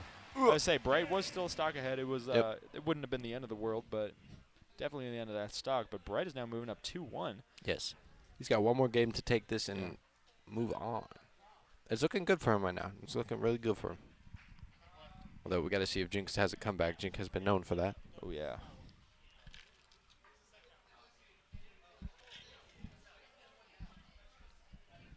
See, as they wait, pick their maps. Surprise, surprise, they're not going to change characters. Yep. Ooh, Town and City. That is that's a good stage. That's a good stage to see this go to. I mean, obviously, it's Jinx kind of pick. It's going to be a lot in his favor, but Bright definitely doesn't mind this stage too much either. Bright's like, I can work with that. So just that middle platform he's going to like taking advantage of, and the side blast zones especially.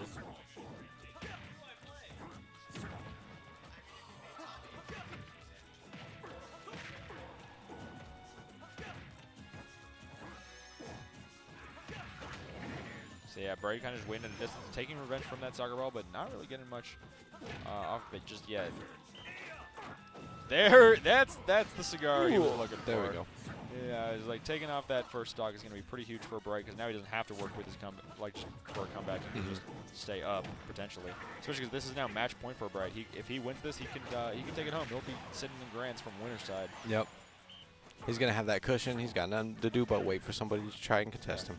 I think both of these players, the last couple FFFs that they've won, so Bright, because Bright won 2 recently, and Jinx also won 1, and I believe they both won from winners each time. So they were sitting comfortably on the throne. Yeah. They're like, come in, try and take it. I dare you. Also, Bright doing an excellent. Oh, never mind. I jinxed it just by thinking it. I didn't even get it out of my mouth. But he was doing an excellent job of keeping it away from Jinx for a while and making that stock last. Just absolutely bodying him the way Incineroar can do. I would say only Incineroar can do, but then I've seen Bowser users too. I say Bowser. Yeah, I was like, I've seen Bowser users, so I'm going to take that back. Bright used to play Bowser. Yes. I would say Jinx is all the way up at 90%, but not slowing down yet. Oh, nice. Moving past that up smash.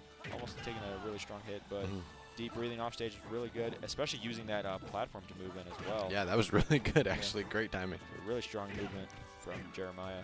Jinx is, that's like the one thing Jinx is going to definitively have over Bright this whole game is Wii Fit's movement will outclass Incineroar's every day of the week. It's just about using it to get in those key opportunities, whereas again, Bright cashes out really big when he does get in, so you kind of have to have the options that counteract that. Luckily, he can eat those and then, you know, bide his time. Exactly. Oh, these drop kicks. Ooh, caught him up sneaking there. in the side B. Yeah, I was like sneaking in that side B from a jump read. Or a call out, I should say. Oh, he tried the belly flop. No dice. Yeah. Jinx was pretty smart to just wait to use an out shield option there. Oh, nice. Got to the platform. This game all depends on how much Bright can really finish here. I was like, if he takes it to like 80% or so of extra credit, it could just be over for Jinx like that. No, there we go. Jinx shuts it down. Nice. And gets a little bit of healing while he's at it. Even 50, though, is a really tough spot to be in. For Jinx, yeah. Yeah, and because Bright is pretty much that much closer to putting Jinx at universal kill percent. Yep. But Jinx is getting him up pretty quickly, actually. Getting him to 59 from 20 really fast. It's just a matter of fact, after a certain percent, no matter what part of the stage you're at, Incineroar can kill you. So that was really dangerous, though. Nice. Ooh, catches him with the T-pose. They are moving to Game 5 just like winners semis. All right. 2 back-to-back Game 5s. Yeah, really strong competition from these players. Yes, they absolutely want these wins. Yeah. My hair looks so fluffy and soft tonight. It does. It looks immaculate. Luscious for sure.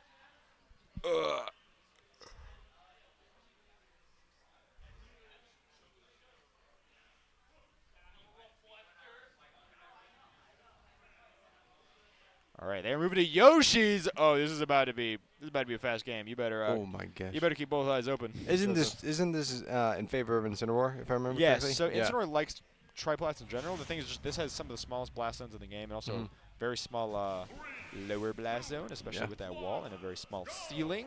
So really, just in general, small place all around. Gonna be really easy to farm those kills. It's got slants on the sides there, of course. Yep. That can sometimes mess some things up, but I don't know how impactful it's gonna be for these players.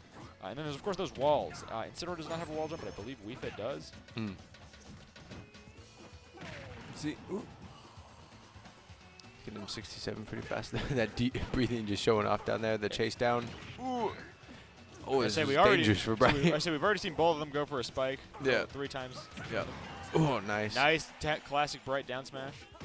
They're about even in stocks right now. Knock, knock. Yeah. Oh, but it catches him. Red Sparks, no kill. Yeah, it's like that classic. Oh, that's not a kill yet. Yeah, I say not from all the way across stage. Nah. No shot. It was a good hit, though. Solid. Taking him up even higher. One more up. Oh. One more up air would definitely. He wanted that chase down so bad. Oh, nice. The backbreaker again. Taking another stock. Surprise grab. That's definitely going to kill on Yoshi's story again. That's why Bright's going to love these. Oh, wow. Bright's going to love these low ceilings so much because not only can he juggle Jinx off the top and just keep him in the air through those platforms, but he can also just up throw him and kill him relatively early. Of course, that was definitely not early. Just a matter of fact of Jinx is doing a pretty good job of survivability as well. Yep. Oh, and Jinx gets another set of red sparks, but no kill. This is not going in Jinx's favor right now. Yeah, all the way to 182. Bright just casually surviving the way Incineroar can. Yeah, what a character. Okay, he did side B from ledge both times though. Yeah. Come on. Essentially just punishing him as he should be. Yeah. Ooh, okay, Jinx getting a combo, started getting really strong advantage. Getting some save for room. Say Jinx honestly cashed out faster than we've seen Bright this game so far. Yeah. A little stronger, I mean. That rage state helped him get him to 75 there, but ooh, that spike. Oh, it was nasty.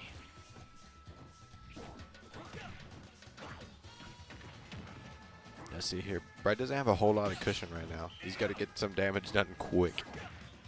Because Jinx has been pretty persistent in chasing him down. There we go. Yeah. He's got to start something. He's got to start something. Again, this is match point for both players, and Bright is coming up on top at the moment, but Jinx can turn this around at any second. As nice air dodge through that side B, and with deep breathing on deck, it's going to look even harder for Bright to get back to stage, but he does somehow manage it. Now Bright is going to move in even further from he's stuck on top. Oh, caught him right out of the... Yeah, really strong option select from Jinx there. He's only got a cushion of 43, which is Incineroar's kill percent, but it's going to be difficult for him considering how Jinx has been performing right now. Yeah, not quite kill percentage. Okay, now it's pretty much there. I was like, not quite yet. And I was like, okay, it's especially with the Revenge on deck. Yep, there we go. That could be over. Ooh. But yeah, from across stage, I was like, yeah, I think that's going to be another lying kill sparks. They lied to me. Uh-oh. I kind of figured across stage, but it was, again, he's all the way at 130. So I can't blame the game for thinking that. Yep, because I thought that. That chase down didn't work again. Yeah, especially because he almost got hit by that soccer ball. That would have been devastating. Yeah. Nice standing grab. Good block. With deep breathing on deck, things are about to get a lot more difficult, especially as Jinx is still at 145. And Bright is now getting caught with those spikes, dude. Ooh. Uh-oh, that almost killed outright. Yep. Was it the sunset one? Or it's sending him up, just narrowly and out of here. Yeah. Wow. Delicious. That was good. Just sending him off, blasting off again. Yeah, Jinx very narrowly missed that ledge guard, and it just really cost him everything as Bright is now sitting in winners finals. Jinx shaking his head as he realizes that's exactly what happened, where he went wrong. He's going to keep that in mind as he goes into losers, and he's going to be able to, you know, not do that again. He did. Yes, yeah.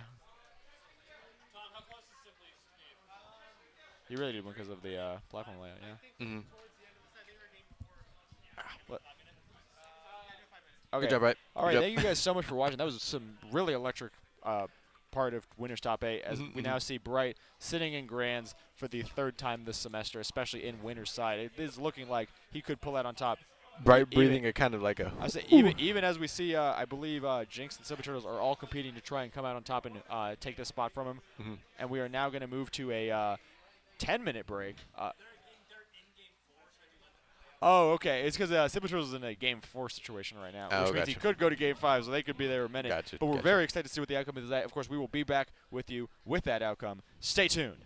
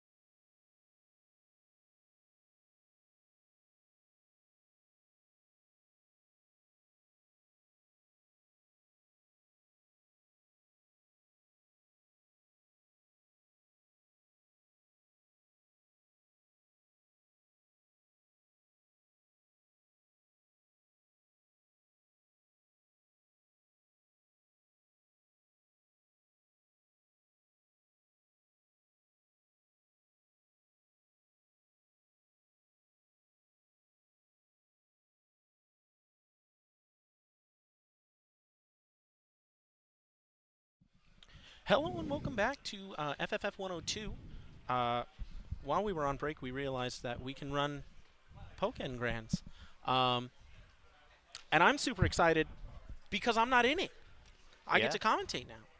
Yeah, you won last time, right? I did. And then the time before that, Sydney won. But then the time before that, I went on like a you were kind of going back and forth. Today, I decided to play a different character. Yeah, and it paid off because I get to be here with you. We got the Zivas here coming from loser side. He started there because he showed up late, so he had to DQ. Yeah, that was. Yeah, I had to play him around earlier. He showed up 30 seconds after I was like, you know what? He's not showing up. I'm going to DQ him. And then he went, wait.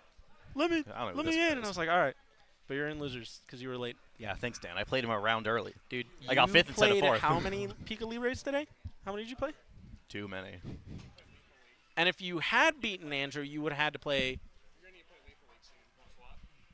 Oh, well, I'm losing Eric. Bye, Eric. No, you're not. I'm staying with it. Oh, you're staying? You're like, man, forget the league. Awesome. Maybe if they reset. All right. Well, it looks like the players are ready to go, and we're going into game 1. Pika Libre, your stereotypical grappler, versus Krogunk, your goofy gimmick character who looks like they suck, but surprise, you're going to get bodied. Well, it depends on how many boulders they get, you know? Right. That move in our Grands, if he charges it all the way, you get the 3 bolts. He shot it as I sidestepped, and one of the 3 bolts turned to me. That move's crazy. Libre is the cusp of cheese. Yeah, no, Pikachu Libre. Poison Jab giving the debuff, which is going to be a huge damage potential. Yeah, also that's got red armor, but it gives a buff, so like that's balanced. It's going to steal it. Yep. Now Krogunk's in the driver's seat. How's Libre going to bring bomb? You're going to swim through the air a little. Throw down a tornado, why not? The tornado always shows up when you don't want it to show up. Anytime you jump, surprise, the game decided randomly, wait, this tornado. Big damage. What is it called?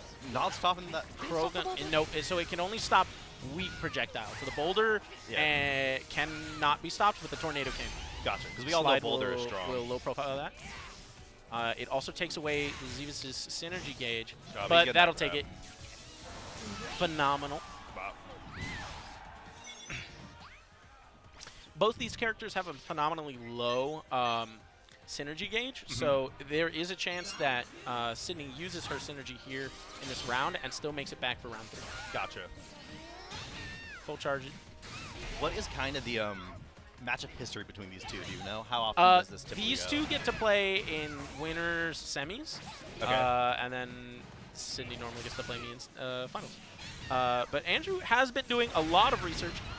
That bomb is unfortunate, and he's been putting in the time, so I'm glad to see him here. Oh, yeah, for sure. That slide low profile is way more useful than I ever thought it was. It's so good at Yeah, because the main thing that gets me with Pikachu Libre every time is that using the three electric bolts that he throws out. Yep. That hits me every time because I'm a tall character, so I can't really avoid it too well. You saw the Zivas use his synergy defensively there. If you use synergy burst, all projectiles on the field will be wiped away, so you're back in clean neutral. Cindy was expecting that, so shields it. Yep, excellent job holding on to that. Got the bomb right there. Might as well use synergy. Synergy here. Yeah, just force him to the corner, keep him there. The jump could have been deadly, but he jumps right over the worst option for her. I think he gets hit here. Yeah, he's definitely getting hit. And that but the defense buff. Hold on. He'll still be it, I think. It should be, but I think it's going to be close. Even Sydney's looking at the camera. Yeah, no, that defense buff. This won't take long, though. Krogunk does not get to you. Here comes the missiles. Just spam him until something touches. And their guns. Oh, the jump off the wall. Give him the defense buff. That's going to be crucial. And there's the counter. Yeah, that's where I always get hit. Right. Pikachu spinning around the corner there. But this could be a dangerous round 3 for Sydney, because if you'll notice, her synergy gauge is only at 10%, while Andrew's is full. Yeah. So he has a really good get-off-me option here, while she kind of has to just honest her way through this. Yeah. We got all the Krogunk. So the thing with Krogunk is you see those defense downs, and you're like, oh, that sucks. But Krogunk's kit gets better if he has debuffs, or if you have debuffs, or if he has buffs. So while it looks like, oh man, I'm going to go punish the crap out of her, can't explain how it gets better.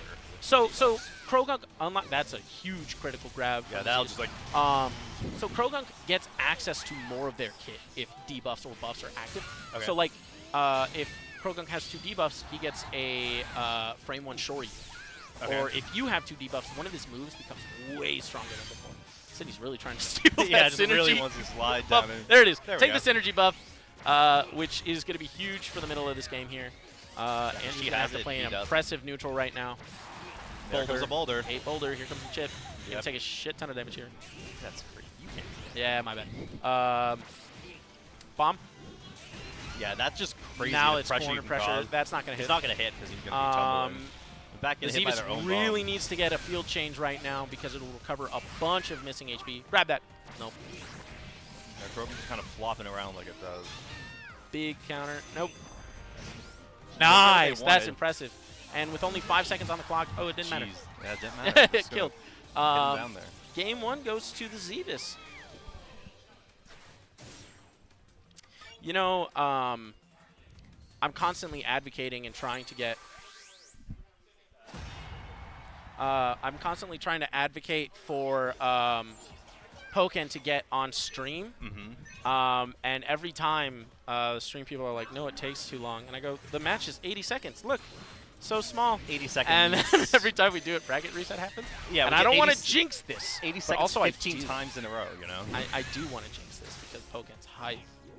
I don't know. I think we'll see Sydney adapting here. I think so too. A But good amount. you know, like you can't help but want Andrew to pull this out. But it's true. It would be Good grab. kind of hype to see the Zetas. Don't get greedy. You take the grab. You take the buff on Pika Libre because Pika Libre gets stronger, switching phases with her grabs. See powered up. Power up, trying to steal it. I don't expect any character changes throughout this entire I bracket. don't either. Maybe a support change? I'm not sure, because Sydney Doubt. loves running the double Krogunk. That's Yeah, just her double thing. Krogunk is the Krogunk bread and butter, and I think Whimsicott is definitely the right call Yeah, for this match. I've been seeing the Zeus run Whimsicott. Right, like that rock didn't matter. Andrew honestly could have punished that, but good grab. Grab. So much Recovering a damage. little bit of blank health and getting a full synergy gauge. Yeah, just gonna zap him. No there. shield there, so that's round 1.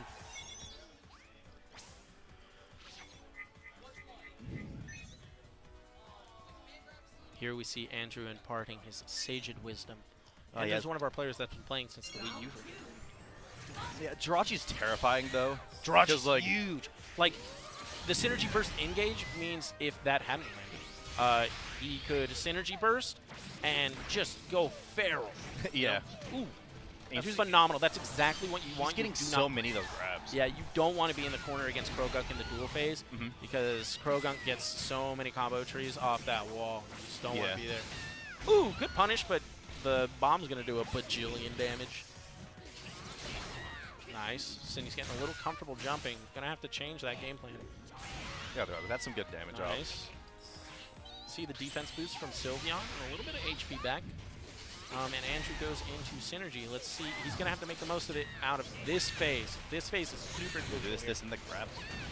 Ooh, there's the counter, and there's the the grab. Yep. But with the defense down. Oh, wow.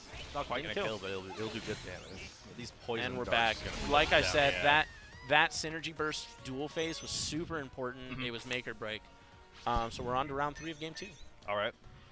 Choosing Jirachi, a very still offensive option. I think he's confident in his neutral. Missed the slide. Sydney really wants that slide. Sydney- 'Cause you said something about that stealing. Yeah, that meter? slide steals buffs and meter. Okay. And then that red armor poison jab gives out buffs or debuffs. So Gotcha. Krogunk wants to give them to you and then take them from you. That's the Gotcha. game. And also, it's just an amazing armor. So like, Sydney's going to be using that slide to get as much as possible, but the tornado's going to make a huge combo. Keep swimming through the air here. That was a good synergy burst, honestly. Unfortunate follow-up, but Interesting. he didn't know, chat. I didn't know either. Yeah, they never do. Oh! Just gonna. No, it yeah, out right yeah. there. They're just kind of invincible between each other. But the buff's going to be huge for this damage. That is so And much.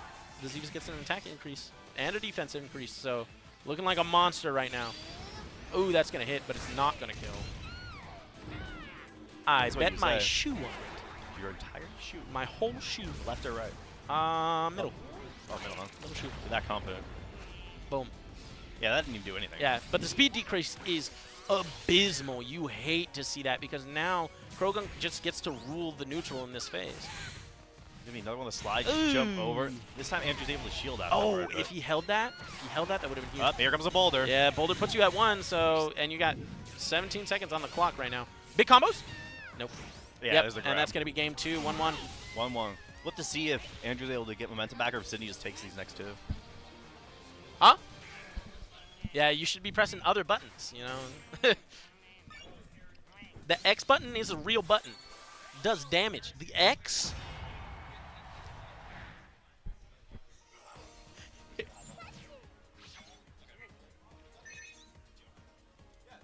I'm losing my best friend Eric, and I'm getting my best friend Micah. See you later. All right, game 3. That smoke cloud is a huge opener because all the projectiles disappear. Big boulder. Look at all that chip. I say unhealthy. Immaculate chip. It did a and lot a tornado. At full HP, boulder tornado. Yeah. Sydney's the luckiest person I've ever met. I mean, yeah, I definitely saw that panel last week against you, where it's just boulder into tornado is just a killer combo that does so much chip. Unfortunately, Sydney was in the air, so that's not going to confirm into a grab. That's the counter, which will confirm another grab. And important HP brought back here. Red armors. Yeah. But big buffs. And boulder. That boulder could. Nope. I would say not quite going to set up for the on the ground, here, but not a lot. In the corner, it's over. I was saying in the corner though, it's still over. In the corner against Krogunk is dangerous. I don't care how many buffs you have. Yeah. Krogunk will just steal them. Yeah. Also, a big thing I've been noticing is that Andrew not only has like such a killer sense of when to grab, but also his just net command grab is working to begin with. So both have just been putting in a lot of mileage, which is why he was able to take that first game. But we definitely see Sydney coming back right now. Big defense buffs. And this is actually the perfect spot to be because Krogunk needs 2 buffs stolen from you to unlock more of his kit. So if Krogunk had stolen just the defense, it would have done nothing. It's the worst situation for Krogunk to be in. Yeah. And Wings account's going to be huge. Yeah, you also just got to attack up and defense up. So. That bomb's going to be pivotal. Yeah. Now you're facing down a monster again of defense up Krogunk that just... I would say especially with This is going to be huge damage. Yeah, I would say Andrew just to a sliver of health now. Was starting from already starting from half before that. Yeah, synergy burst to get back the HP. That low profile is evil. It's so scary. And here's the boulder just to ruin your day a little more. Remember, she is the 4th best Krogunk in the world. 4th best Krogunk in the world, folks. In the world. 2-1. This could be match point. Yeah, absolutely. Although Andrew is coming down from loser, so it has definitely been a crazy run to get here. Oh, we're going to see a support switch. Or character switch. No. Never. That wouldn't make any sense. Never, ever. That'd be silly. Especially not from Andrew at this point. Sydney's explaining to someone the deep intricacies of Pogan tournament. Yeah. So Mew Celebi. How do I feel about this? Yeah, give me the deets. I actually don't know this. Mew can buff your attack, your critical chance, or both. And Celebi, if you get hit by it, it will change the phase. It does not matter if you block. Got it. I don't like Celebi. Right. I think Celebi's bait, but Mew can be good here. So Celebi's a really slow move, and you can just walk away from it. Okay. Andrew doesn't care that those are getting blocked. Just wanted the defense up. Honestly, yeah, we take those. Yeah. Nice. So does Krogunk? Okay, there. Yeah, it's just resetting here. Yeah. I was like, I don't think Krogunk wants to be here. No, yeah, Krogunk definitely doesn't want to be in the corner against anyone. And Sydney specifically is very prone to panic optioning in the corner. Yeah. That was a huge counter. Yeah. Back to that corner situation. Ooh! Not going to get much out of that. That juggle reached high, but that red armor is just evil. Yeah. Here comes big damage. I think she's starting to adapt to Andrew's timing on grabs. You making that debuff go away and pulling out all the stops. Here's the bomb. That's going to be a lot of damage. Yeah. But still alive. Can bring this back. That was really good. You would have lost all your buff there. And we're back in neutral. And in super. Ooh. Nice. That's going to take game 1. All right, now this is true match point where if Sydney takes this next game, it could be... Sydney's being really careful because Andrew has a habit of grabbing you on knockdown. Yeah. Because it's essentially a 50-50, right? Yeah. And Pika Libre benefits greatly if they phase shift off of a grab. Yes. Here we see the buff state from Pika Libre. You can see all the Super Saiyan lightning around him. Yeah. That's the counter. Yep. think Sydney's starting to get that download. That's what I said. I think she pretty much has his mix-ups on lock. And Boulder. Jumping right over it. That was really good by him. Yeah. I don't know if this is the call, because like I said, you can just walk away from it. Super's going to make it so that the brunt of the projectiles doesn't happen, but like I said, Krogan can low profile there. Jumping in anticipation. That's definitely going to miss, yeah. Andrew's flailing, trying to find an opening here. But with this defense down, it's going to be a really hard climb back up. Let's see if he can do it. As he's kind of just in the back foot to no end and just throwing in the kitchen sink with it while he still can. Big moves. Oh, that's going to be huge. Getting in the corner is going to be huge. Let's see if he can take a kill. Oh, the super to get him off. We're back to neutral, baby. And the Krogunk super. Oh! Oh, no. All right. This is still Andrew's chance. Whoa, nice. He went what for a counter. grab. This is going to be game 3. Oh, no. No way! Oh! He grabbed it because he jumps. Again! Go for 3. 3 in your pockets. Read your soul. Third time's in the charm. Andrew's not letting go. Yeah, third time is the charm. Living off 1 health, and we are moving into guys. In game case 3. you are a little confused what happened there, Krogunk, when he supers, unlike all of the rest of the cast, jumps. He jumps. So almost every option you try and do when he supers misses. But Electro Web covers jump. Translation: the Xevis is my goat. Yeah, insanely strong counterplay from nice. Andrew That was there. a good grab. Field change in the corner. This is dangerous. Sydney didn't want to push that button. She got punished twice for it. Andrew more than a little eager here to make it to game 5. Andrew putting on the punishment while he can. Yeah. Still leading this game. If he wins this field phase, it'll be huge for him. They both have their synergy bursts. Krogunk's got the debuffs. You don't want to see it. This is the frame one Shoryu. Ooh! Nice. All right, let's see how she can push this in the advantage. corner, though. In the corner again. This is dangerous. Yeah, she wasn't really able to push that advantage at all, and now Andrew's just flailing with super. Did not land it. Yeah. He didn't land the grab because of the hit stun. That was a really good read. Yeah. He knew Sydney wanted those buffs. This field phase decides it all. That was really good to get Andrew off. I say just push him off. Mew for the buffs. The boulder. Who cares? We got a defense buff. Yeah. Andrew. Oh, and see, Sydney knows. Sydney really knows strong that he's looking for those grabs. The boulder. No, sends the it boulder. Oh. Yeah, it's a multi-hit. That was really good, you guys. Yeah. All right, sends it home. Anyways, Pokken tournament. What a beautiful game. What a game. I love it. What a game. I'm not Penguin 1. I'm Amuse. You're Amuse. All right, that was a really strong set. They're doing their post-set coaching. Yeah, they're Sydney's giving a little nose. Yeah. Like a true champ. And we're going to get ready to pass this back off to Super Smash Brothers, Thanks so much for coming. Thank you.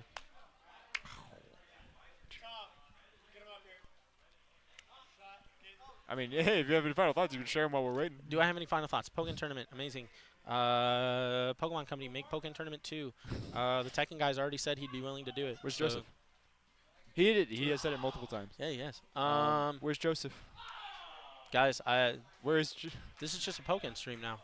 Oh, there he is. Okay. All right. Okay. I'll see you guys later. We can only ask for Pokken 2 in so many ways, you know what I'm saying?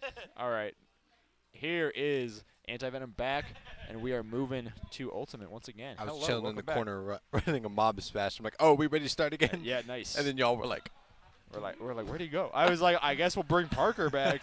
He's still here. I was like, I'm in the same spot. So I actually also watched the set that went on in Ultimate before I was watching that Pokken Grands, and it was player name and Simply Turtles, and I could not tell you my amazement when I saw that player name in Game 5 took the upset 3-2 and is now ready to play Shy in loser semis. Of course, the winner of this will go on to play Jinx. Winner of that will go on to play Bright, and the winner of that takes the whole tournament. So we are looking at a pretty strong path left with probably the biggest, the hottest player of the night, player name, moving through so many upsets to get an insane run through losers. Of course, we had some other really strong losers and runs. A lot of other strong runs in losers, such as Hime's, which was unfortunately cut short by Shy. So, honestly, like I said, we got some top contenders ready. So we're basically going to try to see if Shy is able to shut down somebody else, or if player name is burning too bright to be stopped. Yeah, and if he's going to move on right to Jinx, let's see it. Let's see. I mean, of course, it's going to be Captain Falcon and then some mix of Sonic and Sora. I'm really curious to see which Shy prefers in this matchup. One way or another. I just know that I don't expect player name to switch anytime soon. No. Has he been playing Captain Falcon the whole way through? Yeah, absolutely. I mean, he always does. It is Sora. All right, let's get right into it, folks. And wait, hold on. We repicking? Repicking? Nope, okay, there we go. No, they were just asking if we're ready. I'm like, Gotcha. yes, we Yeah. are. All right, we're probably So starting courteous PS2 of if them. I had to guess. Yep, here we are. All right. I hear some Let's Go Mark resounding throughout the room. Player name, of course, again, member of GCU JV, putting on probably some upsets like we've never seen, to be honest, and has really had the favor of the crowd all night. Just a happy face above player Yeah. name's head and an infinity above Yeah. Shy's. These two didn't meet already, did they? I think they might have. Hold on. Did they? Let me check. Would this be their second matchup? Am I tripping? I don't know, but don't fall. Because I remember mentioning their tags before. I'm like, yeah, they did. Shy is the person who put player name into losers with a narrow 2-1 victory. Oh, in that last wow. best of That three. was a great spike down off the ledge. Yeah, I remember pointing out the tags, which is what reminded me. Yeah, Shy put player name into losers with a narrow 2-1 victory. Of course, now we're in best of 5 territory, so we're not going to see anything like that happen. So player name's just like, so you've seen me. Yeah. You've met me on the same turf. Yeah, he's going to have some more time to adapt here. Yep. Of course, Bright waiting in Grands is also pretty intimidating for both players involved. Yeah. I'd be like, no thanks. Yeah. Now everyone wants their chance to win an FFF, especially because this is the second to last one of the semester. True, you never know if you will pull off an upset. Biggest local in AZ that's been true for a while. It remains true today. Mm-hmm. God willing, will remain true forever. There are 4 things certain now. Was it death, taxes, and what is it? I forget how the saying goes, but you know, just it's 3 things for certain: death, taxes, and us being the biggest. Yeah, Smash tournament. and Death, Taxes, and FFF. That's going to be the name of my album. Mm-hmm. Coming. Dude, that would go so hard. Imagine you just had all Yeah. the varsity team posing for like an old school 80s hip hop. So funny. There's a Tossed in black and white with a little bit of stuff here. there's an image of Joe Biden posing with BTS doing a little like finger thing. Yeah. Wow. Okay, Ooh. player name was moving too Quick to explosive. for me. demolish, dude. He doesn't let me have a tangent even once. I guess I'll do it in between games. Now it's we're in between your games. It's the appropriate time to say it. Yeah. As opposed to Joe Biden posing with BTS doing the little like finger thing and the like that. And the caption just says Bill Clinton posing with the Wu-Tang Clan 1987. It's so funny. It's so funny. Shy seems a little upset right now, but Shy's gonna get their head back in the game. Yeah, they go for it. I mean, honestly, I've like watched them develop as a player for like 2 years now, nearly 3. And yeah, the way that their mindset is like completely solidified and just like become more and more tilt-proof over time has been really nice. I mean, obviously, no one's completely perfect, but they have really gotten a lot more even in their mindset. And honestly, it's really helped them a lot into coming as far as they have. I mean, when I first met them, I was a 2-tour, and they were also pretty much a 2-tour, give or take. I don't really remember perfectly. Oh, wow. Good combo. I just remember they were someone who always felt very beatable. Whereas now they are PR, obviously far above wherever I was. Yeah. And it's really nice to see them come this far. You're like, I can take them. Now you're like, don't think I can take them. Now I'm like, they're a strong contender. Whereas player name, really the underdog of tonight. Like I said, I was like, yeah, we're gonna see some mix of. Dude, he plays like a robot. I really watching him. I really said I was like, we're gonna see some mix of Shy, Jinx, and Simple Heroes, but who knows? Maybe we'll have an underdog come up from below. And here is that underdog, Mark, player name, GCU Zone, and he is really putting in the work. I mean, even now. Yeah. He's been playing really well. Like he plays reserved and then goes in for attacks when he needs to, almost the way a bot would fight, which is interesting to watch. It's just just really exploding into advantage like Falcon really needs to. Yeah. I mean, we see that with Krupp, where Krupp will camp you for days, and then he gets one opportunity. Now your stock is exploded. It's like nice stock there. Be a shame if somebody took it. Ooh, he's getting juggled the heck out of. There goes Sora. But he has enough cushion room, actually, setting him to 71. Player name hasn't been able to keep a huge distance on them, on Shy, so, I mean, Shy's kind of got a tad bit of advantage here. I'd say more so than you would think, even though they're the same stock. Oh, nice. Ooh, catches him. I want to see one time a Falcon user to like actually hit the Falcon punch mid-game. Oh my god, I've seen Krupp do it before, and it's so rare because like obviously it's such a committal option, but it's so great every time. Yeah, yeah. Oh, perfect pass right there. Look at that. I think I remember that one game we went. I was Captain Falcon. I hit the Falcon punch, and you were like, okay, and then just like dropped the stock. I edged over. You're like, nope.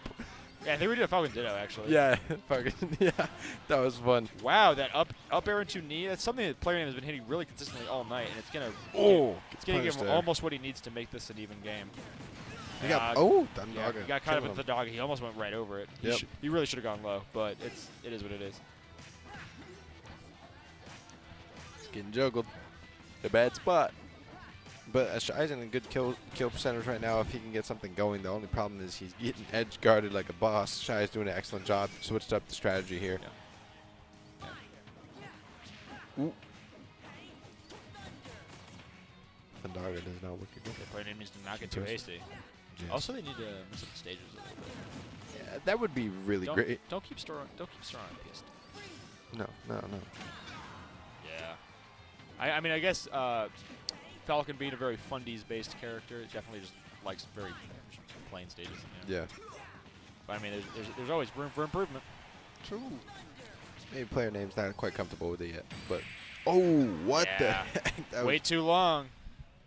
You're gonna get punished. There it is. Kicked him in the hands. Yeah.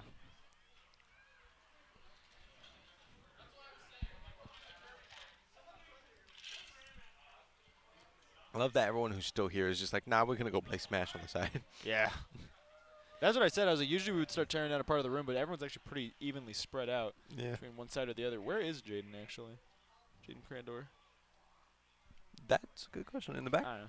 Yeah. He's playing with Lil Bulb. My goat. My goat. I like that. Yeah. Let's see how we kick it off. Costume change for Sora.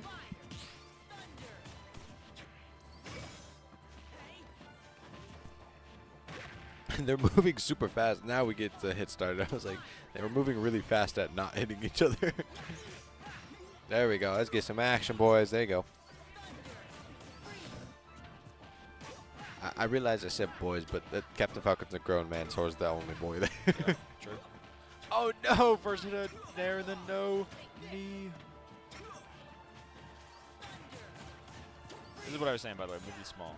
Like again, slightly different than PS2. Still a very important difference nonetheless. Yeah. The stages are lower, right? Yes, the platforms are lower.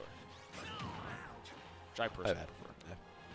Yeah. It's good for Captain Falcon, especially the way he does that. Like blast zones are also different. But yeah. Can be a bad thing for a player name since Captain Falcon has a couple of moves where he can hit from there. Yeah, exactly. Such as up smash, which I think actually might reach PS2 platforms anyways, but I would have to check. So there are some like Fox up smash that are just poke anyways. Which is funny. Oh, thought about chase down. Oh, actually, I doubt it's actually him thinking about chase down. More so making Chai think he's thinking about chase down. Exactly. I was going to say, he definitely does not want to extend too far off stage here. Not against Sora. No. Especially while he's not down, but close to it. There we go. Yes, he's back. In fact, one might even say he's up. But so right now, yeah, Shai is still a dangerous opponent that you don't want to beat off stage. So that happens.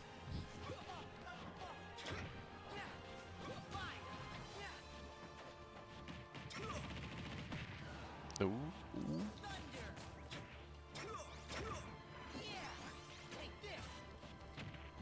There we go. Nice. Trying to solidify that knee. Wow! I was like, still really. There we go. Really strong adapting to Shai's movement in the air. I say trying to solidify the lead, but I said knee because that knee missed. He did solidify that knee. Yeah. Then he hit it again. So.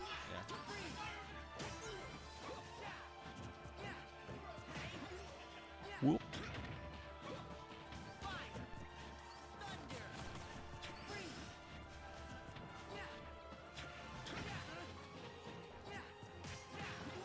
Oh man, Shai Song's showing some signs of life. Yeah. Ooh, there we go. Nice edge. Missed the freeze. He's trying to dash in. Yeah. He's pursuing him now. Player name's chasing him down.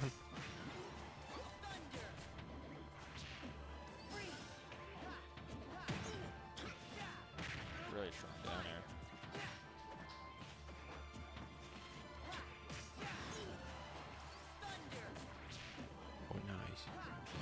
Oh, nice hit. Chasing down with the knee, doesn't hit. Yeah. Again, he just needs to close out that stock, and then it's could be his game to win. Shy took off his stock first though, so nice. Really strong play from Mark. That's 2 in a row. Shy definitely has what it takes for them to make this next comeback though. So yeah, we've seen Shy come back before. Yeah. Definitely don't ever count them out. I really can't get over how much I like that hoodie. It looks nice. It is sick. Hey, Shy. This is a good hoodie. Good hoodie. It's a good hoodie. Shy staying too focused right focused. Yeah, my bad. Shy's like, what he want? Where are they going? I'm going all the way. You know, what's funny, I realized that the custom things there, I remember my friend designed a map that's just awful. It's awful. He calls it Dark Side of the Moon map. It's just a rotating moon, and it like you get caught by he put like some sort of contraption on to where you get caught by, you get absolutely launched. Yeah, that's the funniest thing. I love custom stages where you can use the word contraption to describe it. I'm a big fan of that. I don't know how he did it, why he did it, but he did it. There's another one we made where it's completely like enclosed, so you can get into one side, and the fun part is you can get everybody up to like 200 without them flying off the stage. But there's a glitched opening in the bottom right corner, so occasionally they'll like hit that perfectly and then go flying out at like top speed, or bounce them out to the top entrance. Shy is on Sonic, and that's gonna be a huge help for them, considering they're going on Town and City now. Yes. Yeah, the player name does not want to approach. He said, Shy definitely doesn't want to approach. Nope. So they are both going to just be waiting. All right, there it goes. First blood. Oh, first blood goes to player name. Yeah. Now run away. He's like, tagged him. Run. Ooh. Thing is, wow. I say, yeah, Sonic always makes those back, but that's still kind of it'll put the fear of God in them for sure. for sure. When you disappear off the map for a second. Yeah. Yeah, even if you know, you're like, okay, I can make this back. Oh, wow. Good So combos. here's what I was going to say is that player name actually has a good deal of Sonic matchup experience at this point, because thanks to Beam Me Throne, of course, who also likes to play a bit of more rushdown Sonic, a little bit less campy than what some previous AZ Sonics go for, whereas Shy is, again, not quite as campy as them, but a little more so than Beam Me Throne. I don't know, it's a range. Sonic Hood is a range. It's a spectrum, I should say. And it is one that player name has shown that he is well prepared to deal with. Again, he's just got such good he's got such good awareness to follow up on options. It's crazy that red spark, by the way. Yeah, I was like, where he'll hit, especially that far towards the edge too. Yeah, oh wow. He'll hit like one hit but not the other, or he'll hit something in like a weird angle or direction. He's always ready. He's always ready to follow it up. It's such a good attribute from him. He's been showing all night. And there's the kill on player name. Yeah. He's absolutely launching Shy. Yeah, and I mean, Shy is... Ooh, nice. Yeah, as a player name has to lock it up and fast, because Shy is just, eating those, dude. Yeah, there we go. There it all is, right, yeah. now it's 2-1. Player name takes the lead. I was wondering how long that was going to take to finish that. And considering how fast he deleted their first stock, we could see a player name victory here. I mean, again, this is match point for player name. Shy could get sent home if Mark is able to come out on top. Yeah, Shy's in a tough spot right now. Go player name. I hear it in the back. Excellent. Like I said, the people are cheering. I mean, he's an underdog tonight. Yeah. I mean, I'm sure that there's some of them that want to see him go all the way, not just to beat Shy. They want to see him take it. Exactly. That's what I'm saying. Yeah. Oh, dang. Wow. Super dominant with that.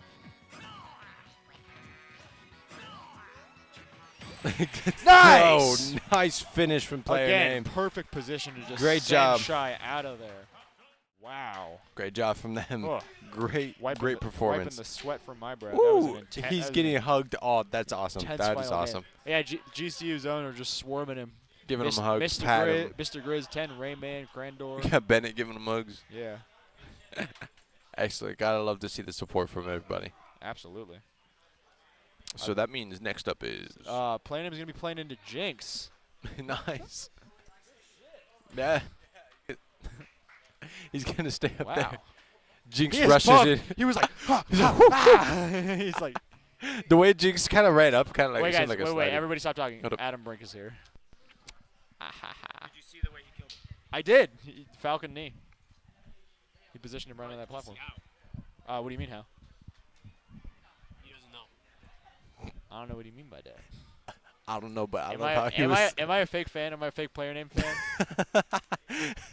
I'm like, were we not watching the same match? I would say he sent him into a tech chase on the platform, and then he ran up and Falcon knee.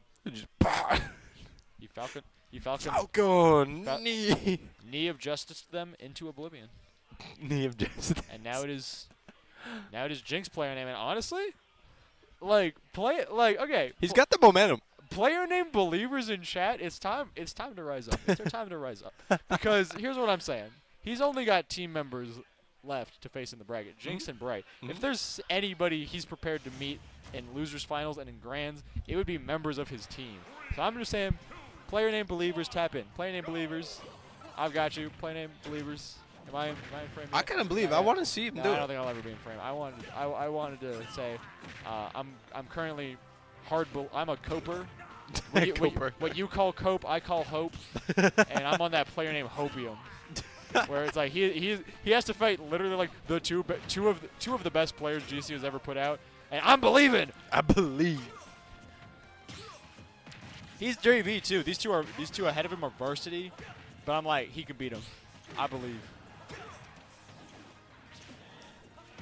They've done pretty good damage for each other so far, but wow, that's a strong spike. Fantastic from Jinx.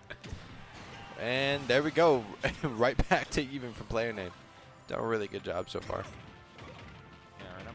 Oh dang, the chase down with the same moves over and over, tossing him off the ledge. Looking for a spike there, but it didn't hit. See, it's back up. Ooh, gets spiked in the face. It gets spiked down. Oh, very narrowly making it back there. All right. Ooh, barely blocking that. Excellent job. Captain Falcon trying to start something of his own.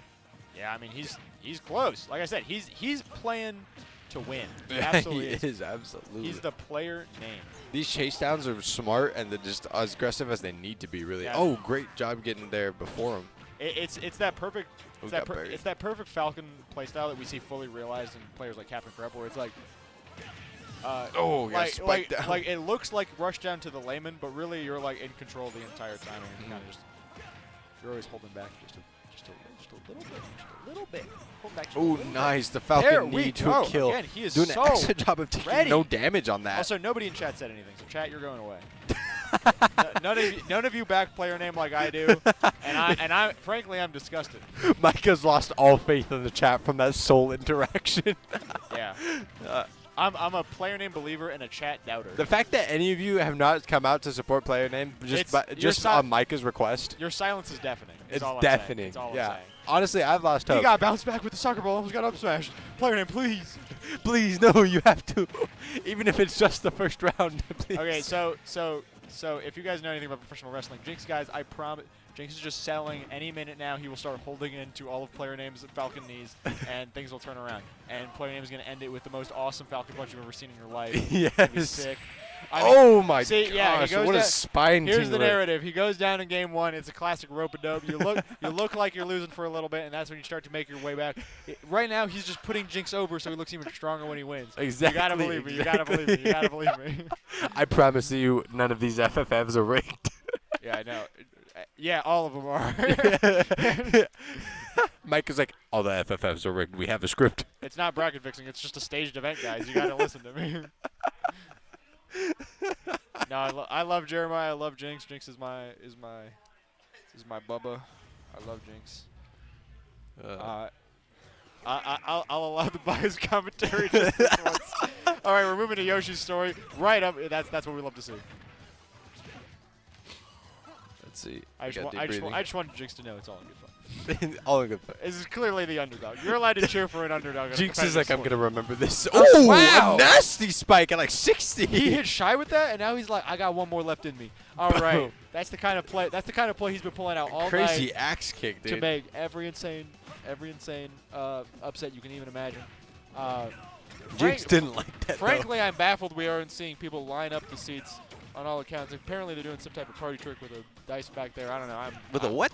I don't know. With like a, with like a the little dice. on Got the you. board. I don't know. But they need to start filling the rows, because this is probably the hottest set we'll ever see. Jinx responding with a down air, just like player name spiked him just a moment ago. Yeah, still at a dangerous spot though. At 1-on-1. Oh, tried for a spike there. Ooh, caught him. Sends him off the wall. Say both of them playing real dangerous games of that. Yeah, they are. I got to be honest with you. Uh-oh. Oh, nice. Good catch. Oh, that kills. All right. No sparks. What happened? The game doesn't want a game. Ah. Player name. Kind of difficult spot.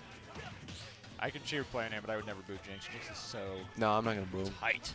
Oh, why would you boo anybody? I mean, he's showing how far he can really go with this. I just got reminded that I have a bruise on my thumb because I think I popped a blood vessel. I reminded that by hitting it. Oh, we got buried again. He almost got punished for getting buried there, honestly. Yeah. Ooh, got through. Yeah, I mean, playing him just not finding really the opening to build this. Oh my gosh, there we go. That wall jump just led to a lot there. Ow, you got. Yeah, at only 37, this is perfectly doable for Jinx to clutch up. Yep, true. He's at 43 now. Let's see if player name can get anything going. Doesn't look like it. Oh, there we go. Just as I jinxed it, I think. Sorry, Jinx. Wait, can you jinx? Don't. I'm like, wait. You can. You can. It's the commentator's curse. It's a real and powerful thing. However, player name is looking so close to coming down top. What? On the 7. Oh my gosh. I say he was so ready for him to bounce all the way back so up. tight. This is so tight right now. Oh. He keeps throwing those. They both go flying. Yeah, he keeps throwing out those up smashes to try. Oh, got caught by the sunset. Oh, I almost thought you were supposed to lose the recovery. There's no way. No way. Uh-oh. He almost got caught in a striking situation. Oh, he got grabbed by the head, too. I still think that move's so disrespectful. Oh, my gosh. Nice poke from Jinx. Finish that out on top. Jinx is now up 2-0. Bye-bye. See you in a few days.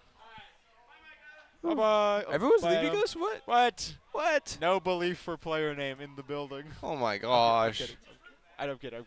Oh, my gosh. He was like, we were just rooting for him. I was like, oh, I know. How dare. How dare they leave us? Everyone's saying bye to me. I feel so special. You are special. You too. Oh, thank you. But what's really special is Jinx, who's coming out really strong on top. Wow. Oh, but player name is no slouch either. I mean, both hits a nair into that knee. Oh. Looking pretty tight.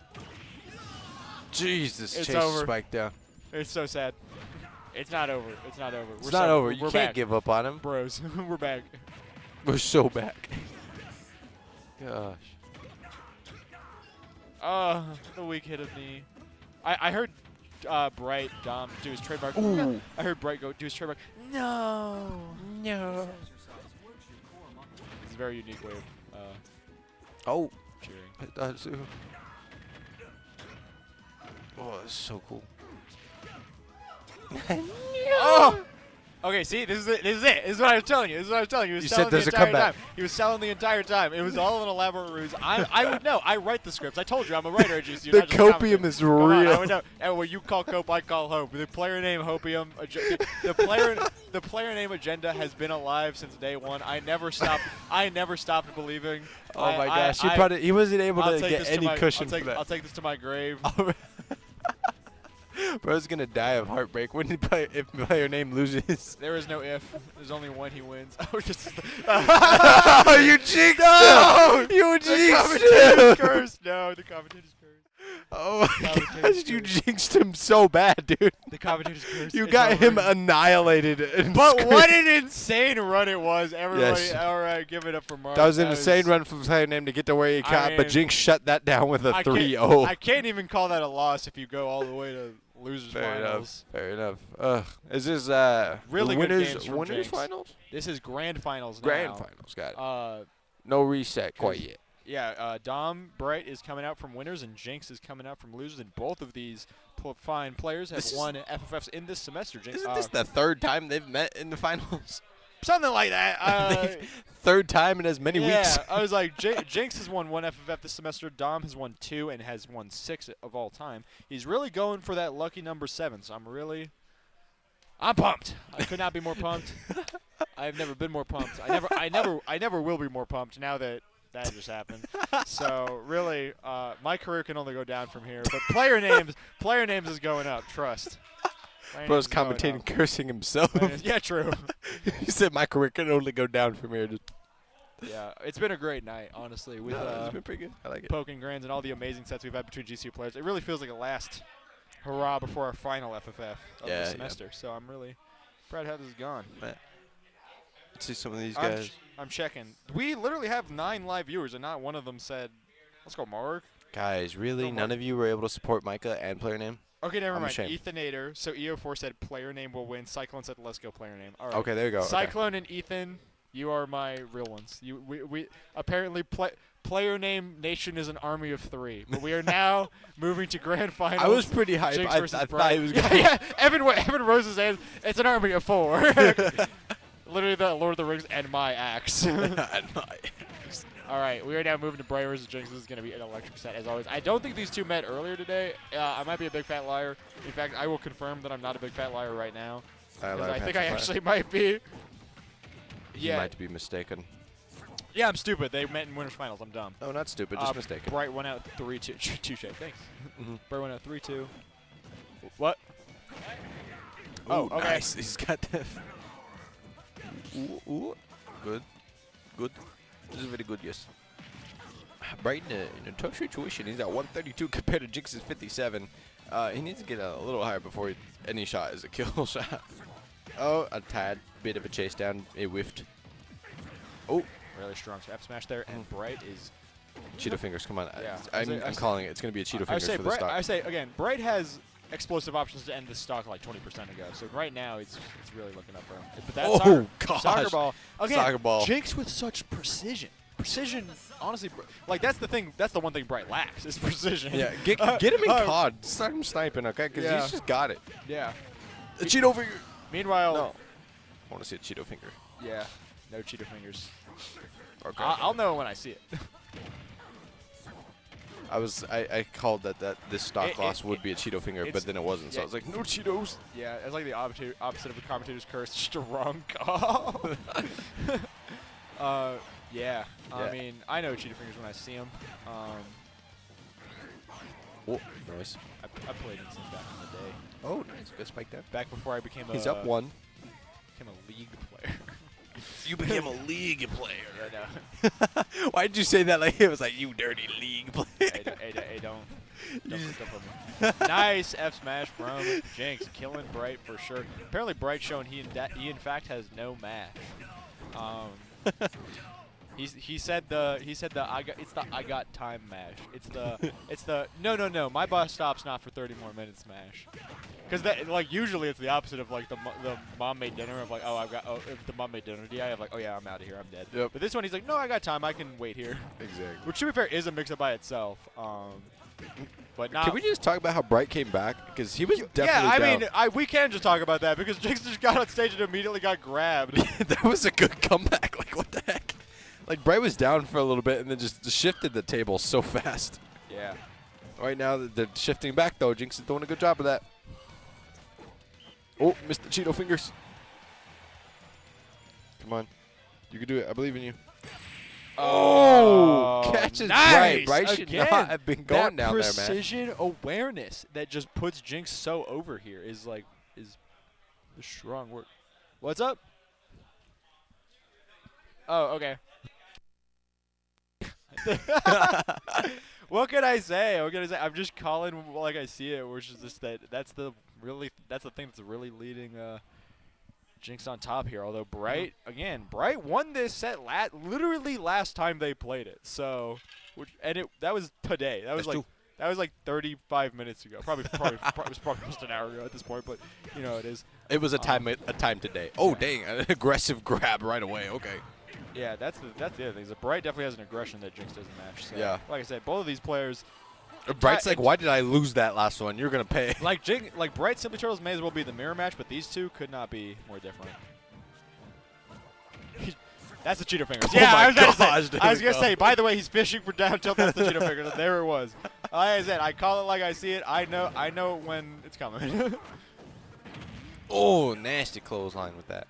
He's already already a stock up. He's only at 45%. It's looking like a break. Okay, he went for it again. Yep. He's got some cushion right now. If he's down tilted at ledge, that's when you he know heard it's a me coming. begging for the Cheeto fingers. That's when you know it's a coming. Oh, nice. It's weird. It like Wii Fit recovery always looks like he should be a sitting duck, but he's just so hard to punish. Like, they always get hit. Incineroar looks so weird when he gets picked up like that because it's just complete side profile. It's like, ugh. Ouch. Okay, there we go. We're even stock, but not even in percentage. So this down tilt, sending a tech situation, it's over. Oh, nice. He missed it. He really should have just set up for side B. I mean, that was pretty much confirmed. It was kill confirmed and he lost. But obviously, if he hadn't jumped there, like Jinx wouldn't have missed the tech to begin with. Oh Jinx my gosh. Jinx would have known. Okay. That I think that blunder kind of just cost Bright that extra stock right there. Could have cost him the game even. Yeah. Oh, that spike came in. That was so cool. It like pump faked him a little bit. Oh, there it is. All right, even stock. Right. Wait. No. Go juggle. Oh, get juggle. I'm pretty sure. Ask Tom. Nice smash. Chasing him down. Chasing him down. Ooh, Bright is in a difficult spot here. He's got to pull out something big Joseph, to win. do you by chance know the set count right now? The set count? I believe it's 1-0. It is 1-0, yeah. Now it's 2-0. Yeah, it's 2-0. Thanks for the update. Yeah. I was like, we only got to watch one glorious match between them. They take a while. Yeah. Okay, I was just making sure. I was like, because Evan's going for that I hard reset. I thought I knew that was only game 2, and then Evan asked me. I was like, oh wait, maybe I don't know. That's it. It's one of those things where it's like you're so certain until someone asks you to be certain, and then I'm like, oh no. Oh no. It's like, I will always default to thinking I'm just dumb and wrong. So no, I'm like, no, you give yourself more credit. So Give yourself more credit. Let's see. Fight. Okay, you know what? This is all scripted. Bright's just gonna let this go to a full reset. It's a row. We've seen the resets every single week. It's just more exciting that way. He's just gonna let it go for a reset, and then he's gonna go 3-0. It's simple. It's no, math. No, he's not gonna go 3-0. He's gonna go down 2 games in the reset, then reverse 3-0. Oh my gosh. You'll never even believe it. Go all the way to game 10. He gets 3-0'd in grands. But then after reset, he reversed 3-0s. It's going to be insane. Exactly. You're not going to want to miss it, trust me. No, stay tuned. Stay tuned. Don't leave. You 9 viewers. The slow walk away. Ooh, it bounced off. Yeah, it's what happens when a projectile like that hits a shield. They just go, pew. That's cool. Oh, Cheeto fingers! No death yet, though. Nothing. Spike ball missed. Who's going to take this first blood? That's what I'm wondering. I don't know. That's who's going to get it. Oh. Ooh. Probably had the right idea. Missed it. No cigar. Oh. Well, Jinx gets the first one. Taking out Bright. Really strong back air, but still no kill because it's all the way center stage in Kalos. This is a really positive stage for Jinx. I mean, things are looking up. I mean, Bright loves this stage because of how long he gets to live, and also that platform layout is so nice for Instant. But, like, I mean, Jinx is sitting pretty. What? I stand corrected. I got to stop saying anything. We just got to stop saying things. I got to pack it up. I'm sorry. Go home. We're not allowed to commentate anymore. I got to let these gentlemen just play their games. I'll mute. No, you can stay unmuted. Just me. It's just you. It's just you who's just been me. continuing to do it. Yeah. We just both muted. We're not allowed to mess with this anymore. Just too much power. Okay, I don't want the responsibility. Bright, however, is on the back foot here. I mean, it is. It's Jinx. That is just 1 game away from a reset. It's magic. Oh my gosh, the spike ball hit him out there. Okay. They just took it out. Yeah, that was gross. That was gross. Disgusting.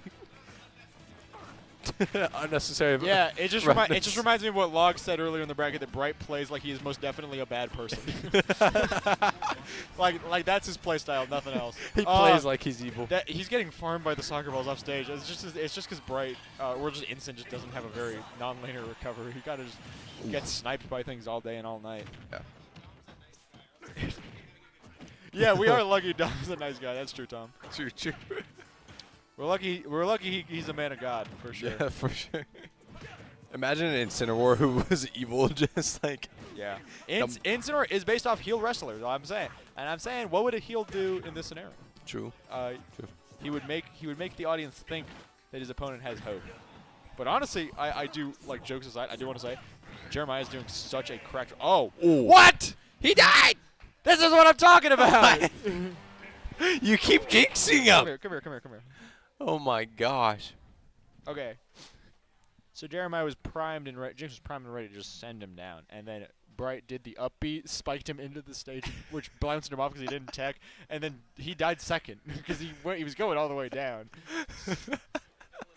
Your villain arc, true. He said, "If I can't live, you can't either." I guess I was literally in the same sentence of praising. You jinxed him so bad. I was in the sentence of praising Jinx. I was like, wow, he's made it so far, had such a great run, and now he's just about to reset, and he just came off a really strong set in losers, and then Bright says, I don't want to reset. And so Bright is trying really hard to avoid that. Bright said somebody call an ambulance, but not for me. Not for me. I mean, yeah, he literally, that was the most messed up offstage reversal I've seen in a long time. So, can we clip that? We're getting sorry, Jinx, you're getting clipped.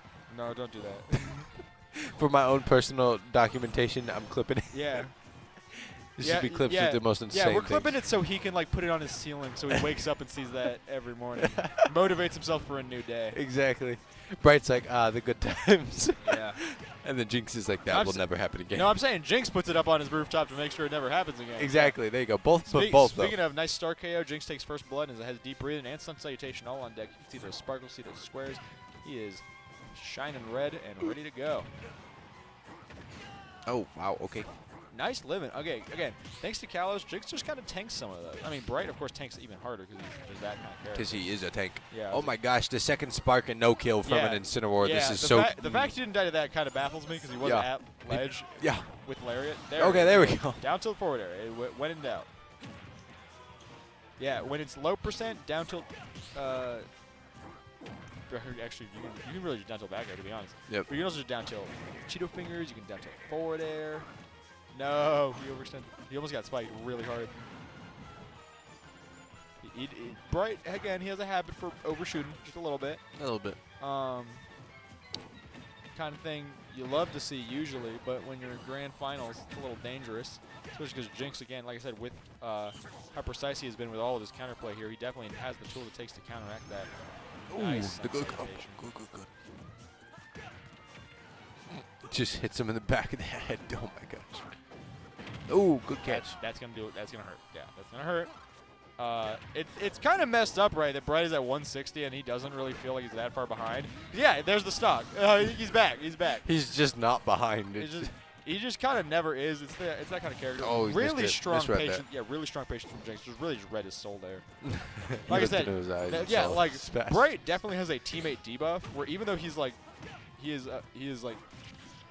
a lot of his teammates, although Jinx he does not, to be honest. He gets a teammate debuff with players like Simply Turtles, where it's like when he's gonna revenge. You've played him 100 times.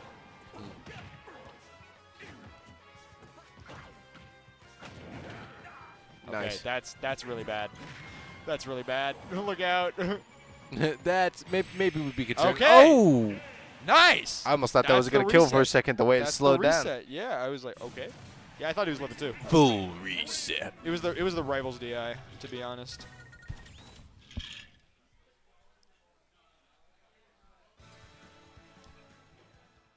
I love that both of them are just so chill about this, discussing that after such a hard battle. What's up, Jeremiah? So Jinx, it's reset, and we are back to 0-0. So this is going crazy. Oh, crazy. Let's go crazy to the break of the. All right, I'm done. I'm over it. Sorry, I don't know where that came from. Yeah, I'm fired now. That was an evil demon. Evan said I'm fired. That's it. Yeah. He said no more pop music. Okay. Yeah. Unless it's K-pop. No, just straight pop. Just kidding. I prefer J-pop. J-pop. Tatsuro Yamashita, my goat. Anyways, we are now starting off Town and City. This is scary because it's reset.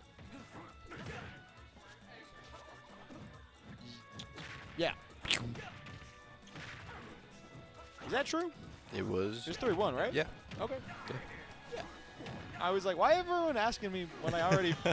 He's like, I thought I know. Okay, real talk. I'm a commentator. There's only so much bandwidth up here in terms of short-term memory. I was like, I got to be pushing information out constantly. Yeah. And make more information. That's all I'm saying. That's my excuse. Yep. Anyways.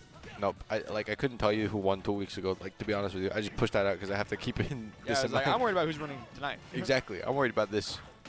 So what I was trying to say earlier before I got asked that is that this is a little bit harrowing because I believe this is where they had their Game 5 last set, and this is where they're starting. Gotcha. What's up? They're going crazy? They're going crazy? No, they're not. They're not. I lied. They missed. Oh, good suplex. Nasty. Oh, he wasn't able to. Nice. I said he just can't really get those ledge traps down. No. Because when he does, this thing goes crazy.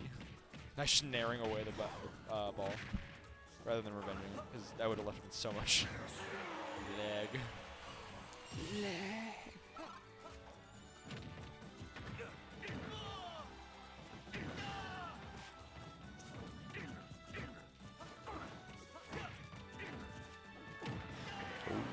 Launches him up. No kill yet. Chase down? No chase down. No successful chase down, I should say. Ooh, punishes him. Okay, Bright seems to be on something right now. He's on another level. Like that, he's feeling himself. Yeah. Yeah. Well, this is Game 5 Bright, because Game 4 Bright we saw last time it didn't quite clutch up. So he's kind of seeing now, like, okay, we're resetting. It's time. It's the 4th game of this set. I don't really want to. It's actually the 5th game of the set. He's like, I don't want to lose that bad. And he's really just been. Even though he's still not. Sorry. Excuse me. You got this. I believe in you. You can make it. How rude. Anyways, I was saying, despite still not quite getting these ledge traps like the old days, his on-stage play has been a lot better. He kind of he's just picking up all the big plays he needs to. Kind of like what I said before. It's like Bright games are pretty straightforward. Oh, fingers. No kill though. Yeah. No kill. Almost. That would have been. Not only was that kill sparks, that was the zoom in. Yep, there it is again. That time that time it's a kill. It only killed that time was not only because he had more percent, but also because he was closer to the ledge. Yeah. There you go. That's all you need. The Incineroar, get it? Incineroar. I'll take my leave now. Bye. Yeah, I will too. Just both of us. We made bad puns. Time to leave. Yeah. Sorry, folks. Yeah, I don't know what happened, but we drank the silly juice today. I don't know what. The silly juice. The puns are terrible. Yeah. All right, we're moving on to the next one. Now Game 2. Bright is up 1-0 after a really hard-fought first game of reset. And pretty rough. That's rough, buddy. Honestly, I think Bright had okay, not to make a pun off Incineroar, but he had like a fire in him when he was fighting, just completely shutting that out as fast as he could. Yeah, that's the thing. Yeah, again, Bright's temperature turns up a lot the longer a set goes, so that's something that Jinx is really gonna have to contend with. The thing is that Jinx has really shown that he's been getting like a lot better with bracket stamina as time has gone on. Yeah. So I don't think he's really wearing out yet either. No, I don't think so. Doesn't look like it. The times I've seen him worn out, doesn't look like it. It's 2 fingers. It's just great when you see both players at such a high level go at just 120% the whole night and really crank it up even further against each other at the end here. Ooh, that did not kill, but the sparks were there. I was actually kind of worried. He was really close to the edge of the screen there. Ooh, nice. Well, okay. Hey, that took the breath out of me for a second. I was like, she was so close to death there. That's the kill. Yeah. There we go. He said, here, I'm gonna deal this extra damage and guys, come up and fix it. I'm cursing him every stock now. Is this bracket fixing if you commentators curse essentially every stock? I don't. That's a good question and a good moral dilemma. Yeah, it's like the trolley problem. Anyways, they are moving on to this next stock here, and Bright is doing a pretty good job of handling the soccer ball now. It's just a matter of not really contesting against deep breathing. Although, again, that was a pretty strong string here. Now, can he, again, there's just not much he can do off stage. And then oh, the backbreaker. Finally doing a... There we go. Good finish. Finally getting a really, really good reaction on Jinx's get-up options.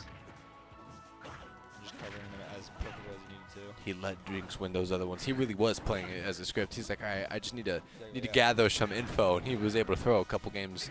Then he was like, oh wait, I gotta make it look like I'm fighting back. Wins really strong reversal with Lariat there. Wow. Ooh. Dang. Okay, I didn't think that was. Again, he almost lived that, which is insane. Insane be doing some really dumb stuff, guys. He'd be doing insane things. I'm sure you all know. I know. I played him. I mentioned that once or twice. Gives me a little bit of expertise on how absurdly fast a lot of his moves are, despite how slow his movement is. Yeah. And movement is really what you need when you're here on Kalos. It means that feasibly Jinx could just run away the whole game and Bright would literally never catch up. Deep breathing off stage to try and bait something, but Bright doesn't really fall for it. Spiked that ball back at him. Yeah, he was really just staying with the down tilts, you know, making it simple, making it clean. That little Cheeto finger jab. Come on, come on. Don't stop. Don't stop till you get enough. Come on. I think this is Jinx's to lose, to be honest with you. I don't want Jinx to say once I'm knocking on the wood, but it's not a good predicament for him. 160. It definitely is just Bright's to win, is what I would say. Where it's that is, yeah. There you go. Yeah. Again, finally picking up on those roll-ins. That was actually the last time he got a really strong execution on that. That get-up option was with a roll-in, and he just called it out again, and there it was. What's up? Yeah. This could be Bright's seventh win in an FFF if he takes out this next game. Of course, we are going to do an interview as always. However, I'm going to tease you all with something interesting, which is that I will actually not be conducting tonight's interview. We have a special guest who will be coming to the stream. No matter who wins this, and we are moving back to Kalos. I really respect both players to not really want to pick anything different. Wow. I mean, I honestly kind of expected Bright to just full send it there because he's that kind of player. Yeah. But it's just nice to see him finally trying to rush down and contest that deep breathing, even despite the fact that it's really hard for him to because of that lack of movement. Yeah. All right, but now, last game, potentially match point for Bright. Let's get this energy up. Bright is moving in. Again, he's been oh my that's what's really he's going dangerous. He's getting dangerous. That's what's really been making the difference these last two games, is just how well he's been No. Well. Yeah, he got pushed so far, there was no way he could recover there. But yeah. But still. I was trying to say, what's been really pushing the difference is how well he's been reacting to the soccer ball as compared to the prior games. Yeah, I would say that's the most major difference here. He keeps getting caught with these grabs, though, because Jinx is able to put on that pressure and be like, ha, psych. Yeah, that's the thing. That's what being Instin's all about. It's about turning up that temperature and then stopping at just the right moment when you know he's about to revenge and then pushing it even further than before. No grab, okay. Again, Instin just doesn't have the movement to catch up to that. Nope. But he has the kill power to take this. Ooh, so there we go. So I guess all's well that ends well. He makes up for it. Trades off. You win some, you lose some. Oh, got caught in the face by the ball there. Looking like a cat. Ooh. Dang, that was a good hit. That was a really good hit from Jinx. Ooh, okay. And another thing, I pointed this out earlier, I really like that I've been seeing from Jinx. He is not in too much of a... no saves. Got pushed out too far. He is never in too much of a hurry to just throw Instant to get the revenge off. He is just usually just like, okay, I'm just going to go for the damage that I can get more safely, rather than like doing a dash grab or something else like really risky like that. Because then he just loses the revenge anyways. So it's really smart, and I really like when players do that. I'm glad that Jinx has been doing that. I hope he does it more, because otherwise he might lose the game. Because Bright's going to advantage, he's trying to juggle him. Sending him to that platform. This is a side beat. He short hops. You sounded so disappointed, but he short hops. Yeah. Oh, there we go. Come on, chase down. This really is still anyone's game. The insane thing is that it looked like Jinx was so far ahead, but now Bright, as we said, never really behind. Down tilt back air. Yeah, but the way he's been playing, he's going to have to make a lot. No way. I forgot there was another stock. Sorry, folks. Honestly, that's because of the stock, yeah. I was talking all that mess from nothing. It still really is Jinx's to win. I mean, this is another second moment. Yeah. Yep. If he went for the up B there, it could have been Jover. Oh, a berry? No. Yeah, mashing out just. Oh, get kissed by the sun. Again, it's that extremely linear recovery that hurt Bright so much earlier in the set that is hurting again now, and it hurt him in a prior set before this even, and he was able to clutch up then. So he might be able to do the same now, especially because he's already up 2-1. But hey, who knows? These folks. These two young gents could move all the way to Game 5 in the reset. That would be great. Either way, either Jinx takes his second FFF or Bright takes good old number 6. 6? Oh yeah, 7. Yeah, I was like, you've been saying 7 the whole time. I've been saying 7. Sorry. I'm kidding. It's late. I'm giving him a hard time. Like, what time is it? Actually, it's only 11:20. It feels later. I'm not gonna lie. I feel tired. I do too, just because it's been some really high energy games. It's been a long week. I'm gonna give it. Yeah. All right, here we go. Double stretching. Too, but we are moving in. All right, folks. Tap in. Once again, could be a match point for Bright. We are not. It is match point for him still. I always like, Jinx, please do not switch to Mega Man. It's like, please do not switch to Mega Man. Please, please. No, please. don't throw, please. I've seen Jinx throw in Grands before, but never this semester. That was our last semester. New year, new Jinx. Oh, now he's gonna do Mega Man. Watch Mega Man. He quit. He's gonna do it. No. New year, new Jinx. Good.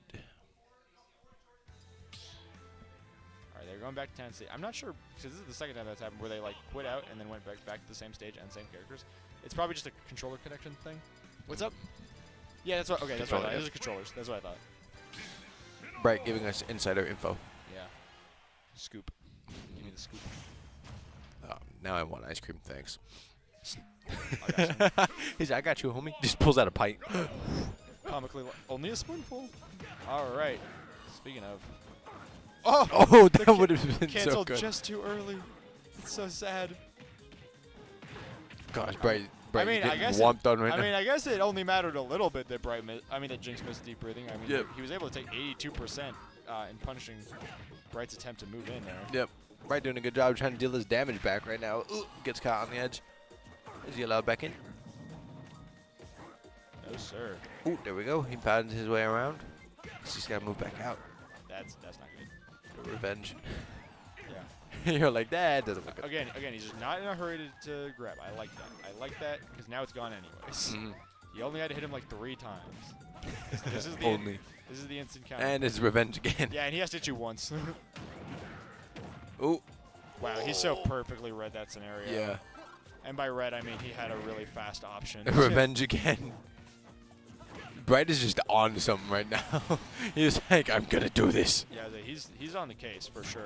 Yeah, there it is. Especially because they are now back to even stock, so this is again still anyone's game. What an electric set. Mm-hmm. Another revenge. Let's see. Ooh, that was a good parry. Perfect. Oh, that was a pretty good read from both of them on back-to-backs. Oh, Bright doing a had a bit of a chase down up in the air. And revenged out of that. Ooh, tough spot. Shield was low. Oh, is actually able to hit him. Yeah. That deep breathing got off. Yeah, a little bit of healing. Nothing too consequential when you're up against Instinct, but No, yeah, that 1% is gonna make a massive difference. like I assure you, anything that killed then kills now. Yep. I promise. I wouldn't lie to you. Ooh, nice. Trying to break that shield. Having to let go of it just to survive.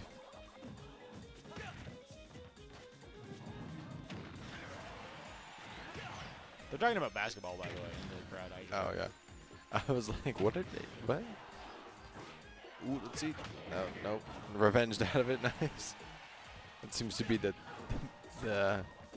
topic for this round. He wants it. He wants it. Come on. There it is. Wow, that reached all the way through that hurt box that just threw out, and now extra credit is everything. He definitely wanted to send that the other way.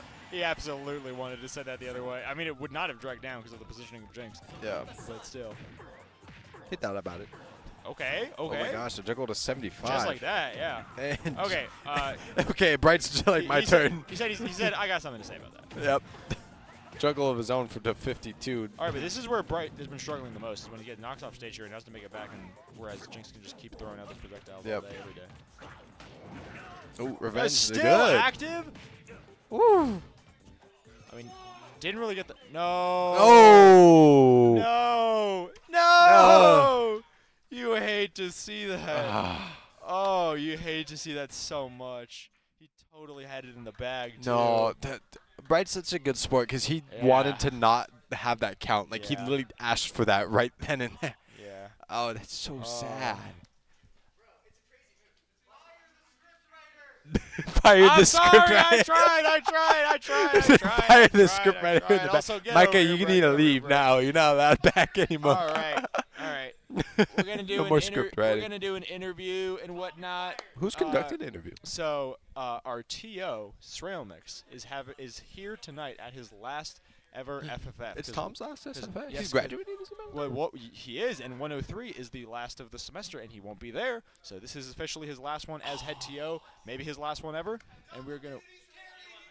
He already knew that. All right, we're gonna welcome him on to an interview over here with between Bright and Srailmix. That will be all for me, folks. Yeah. I'll see you next week. Come on. Yep, we're going to be short and sweet here tonight because, we still got a room to tear down and a tournament to discuss. What's up? Oh, it was 3-1 both sets. Yeah. All right. So, hello, Bright. I'm waiting for... Oh, okay. So, we get to talk for a little bit, I guess. Hey, I mean, is there anything you really want to say about your run tonight? I got my favorite number of FFF wins. Let's 7, go. The I holy love number, the number the lucky 7. number? Yes.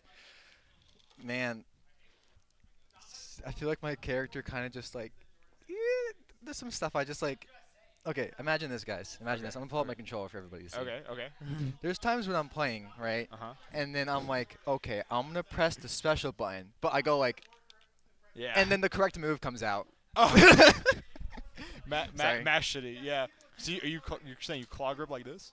Well, it's like, I do this Okay. for my stuff, and then there's times where I just click, and then the correct move comes out. I mean, instant roar, Right, man. You're like, okay, that's all I needed, really. I mean, it's probably just, what do you call it, muscle memory? Yeah, I just wanted to ask some other stuff though. How did you feel about that after that reset? Oh, okay. So in the first set, I was like, okay, I'm getting sauced, but I remembered something. You beat him in winners too.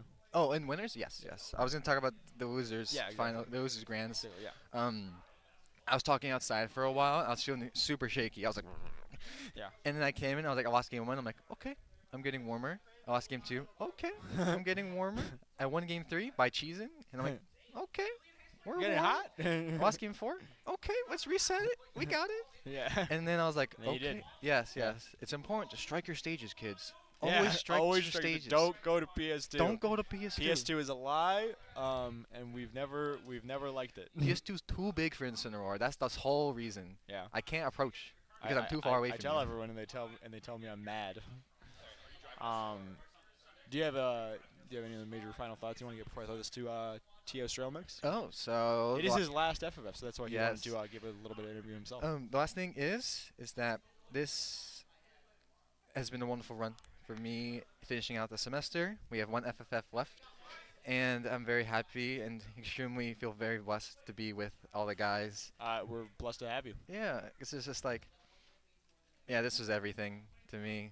Like, I say it every week, but I came in and this is my whole friend group. This is Yeah. my entire college experience. Yeah. And I love Smash, but I love everybody here more. And no matter what happens, it's just like, we're going to hang out. Yeah. We're going to be together still. So Yeah. Yeah. All right. That's definitely a great note to leave me off on your former roommate. Yeah. And best bud. Srailmix, come here. You're Okay. up. Is Tom going to replace me or are you going to? He's replacing me. Oh, okay. Oh, you're doing me? Yeah. Oh. I thought you wanted bye-bye. to interview. I see. My bad. Okay. My bad. I guess I got that wrong. I need this. I misunderstood the entire time. It's I thought okay. you wanted Nah, to. I I just thought you meant wanna- that you wanted to interview Dom. Just want to talk to my favorite commentator. Thank you. I just want to talk to my second favorite TO. Crandor has my heart. Riley has my heart. True. I Captain Crunch. would die for Riley. I would. Anyways, oh, my foot just started cramping. I'm sorry. All right, you're taking this one. Hey guys, I'm not kidding. I won the tournament. That was really cool. You beat Chicks after the reset. I I'm stomped dying. on Micah's foot. I'm dying. I'm sorry. So, give us a few words about your time as a TO and just your time at GCU. And You can take a breath. I'm Take a breath. Take I'm a breath. white knuckling. What's up? No, I'm good. I got it. Just take I've a- fought through worse. Take okay. a breather. Take a breather. Give us some first some Ready? words. Breathe in with me. We're doing some deep breathing in honor of our fallen warrior. That's crazy. I'm still cramping, but it's okay. We're going. You can take the anyways. boot off if you Going want. in it. That's true. Anyways, give us first some of your words of your time as a TO specifically. Well, I've been going to FFF since my freshman year, Yep. And it's just been a great time, great community. Welcomes everyone in with open arms. Yeah. And hey Eric, ever since I came in, it was just like, I think I found my people. I think Absolutely, I found like the place that I'm gonna call home, which is awesome because I found it in a time where I really needed to meet people. Yeah.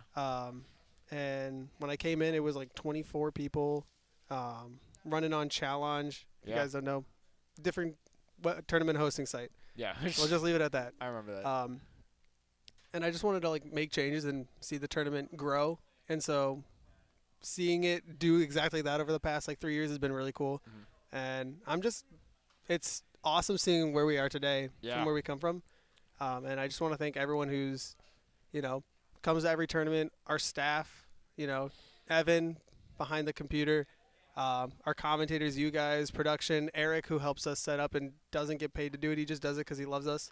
It's just great. I think a great example of how far we've come, just a little on the comedic side, was someone earlier from out of region, probably Tucson, usually is, was like how many people are going to sign up there, because there was only 35 people at the time, and we were like, just go anyways, and they were like, I'm not going for anything over 40, and we're like, dude, last time we had under 40 was like 2021. I was like, you don't gotta worry about that. During COVID we were hitting 40. Exactly. Today we still broke over 50. And we broke 50. It was a small week. This was our smallest week yet, and we still broke 50. Yeah, so that's pretty cool. Which was like a huge thing back in the day. When we broke 60, we were astounded. I mean, even when I came, which was after your time. Yeah. Well, not after your time, during your time. But I want to thank, everyone, the Smash community, GCU Esports. I want to thank everyone for putting me in the position that I've been, graced with being and allowing me to kind of help create this experience for everyone. It's been a blast. Yeah, we have a lot to thank you for as well. I mean, every long-standing member of the community has done so much to bring us so far, and you, especially now as the head TO, probably passing it off to Cran Dude, who's shoveling a pile of switch cases into the thing as we speak. Hi, Cran Dude. We're just talking about you. We love Mostly you. bad things. We love you. We love you. Bah. Hey, wait. Oh, dang. I was gonna put a hand over your guys' face. You go, All right. I don't know if I have much else to say. I mean, it's been a pretty great night. It's been a pretty great semester. Yeah. Been a fast 3 years. You're graduating. If you'd like to speak on that. For all you out there, Evan hates me. For all you out there who have, struggling, it gets better. It always does. I can confirm. It's gotten much better for me than I ever thought it would. Just put your mind to it and it'll get better. Yeah. That's some inspiring words from TS Trailmix, and I think for that we're good to close out the night. Can I close with a quote? Okay, close with a quote. All right. It'll always work out in the end, and if it hasn't worked out yet, it's not the end. And that's the end for tonight's FFF number 102. We will see you all next week for the last FFF of the semester. Do this with me.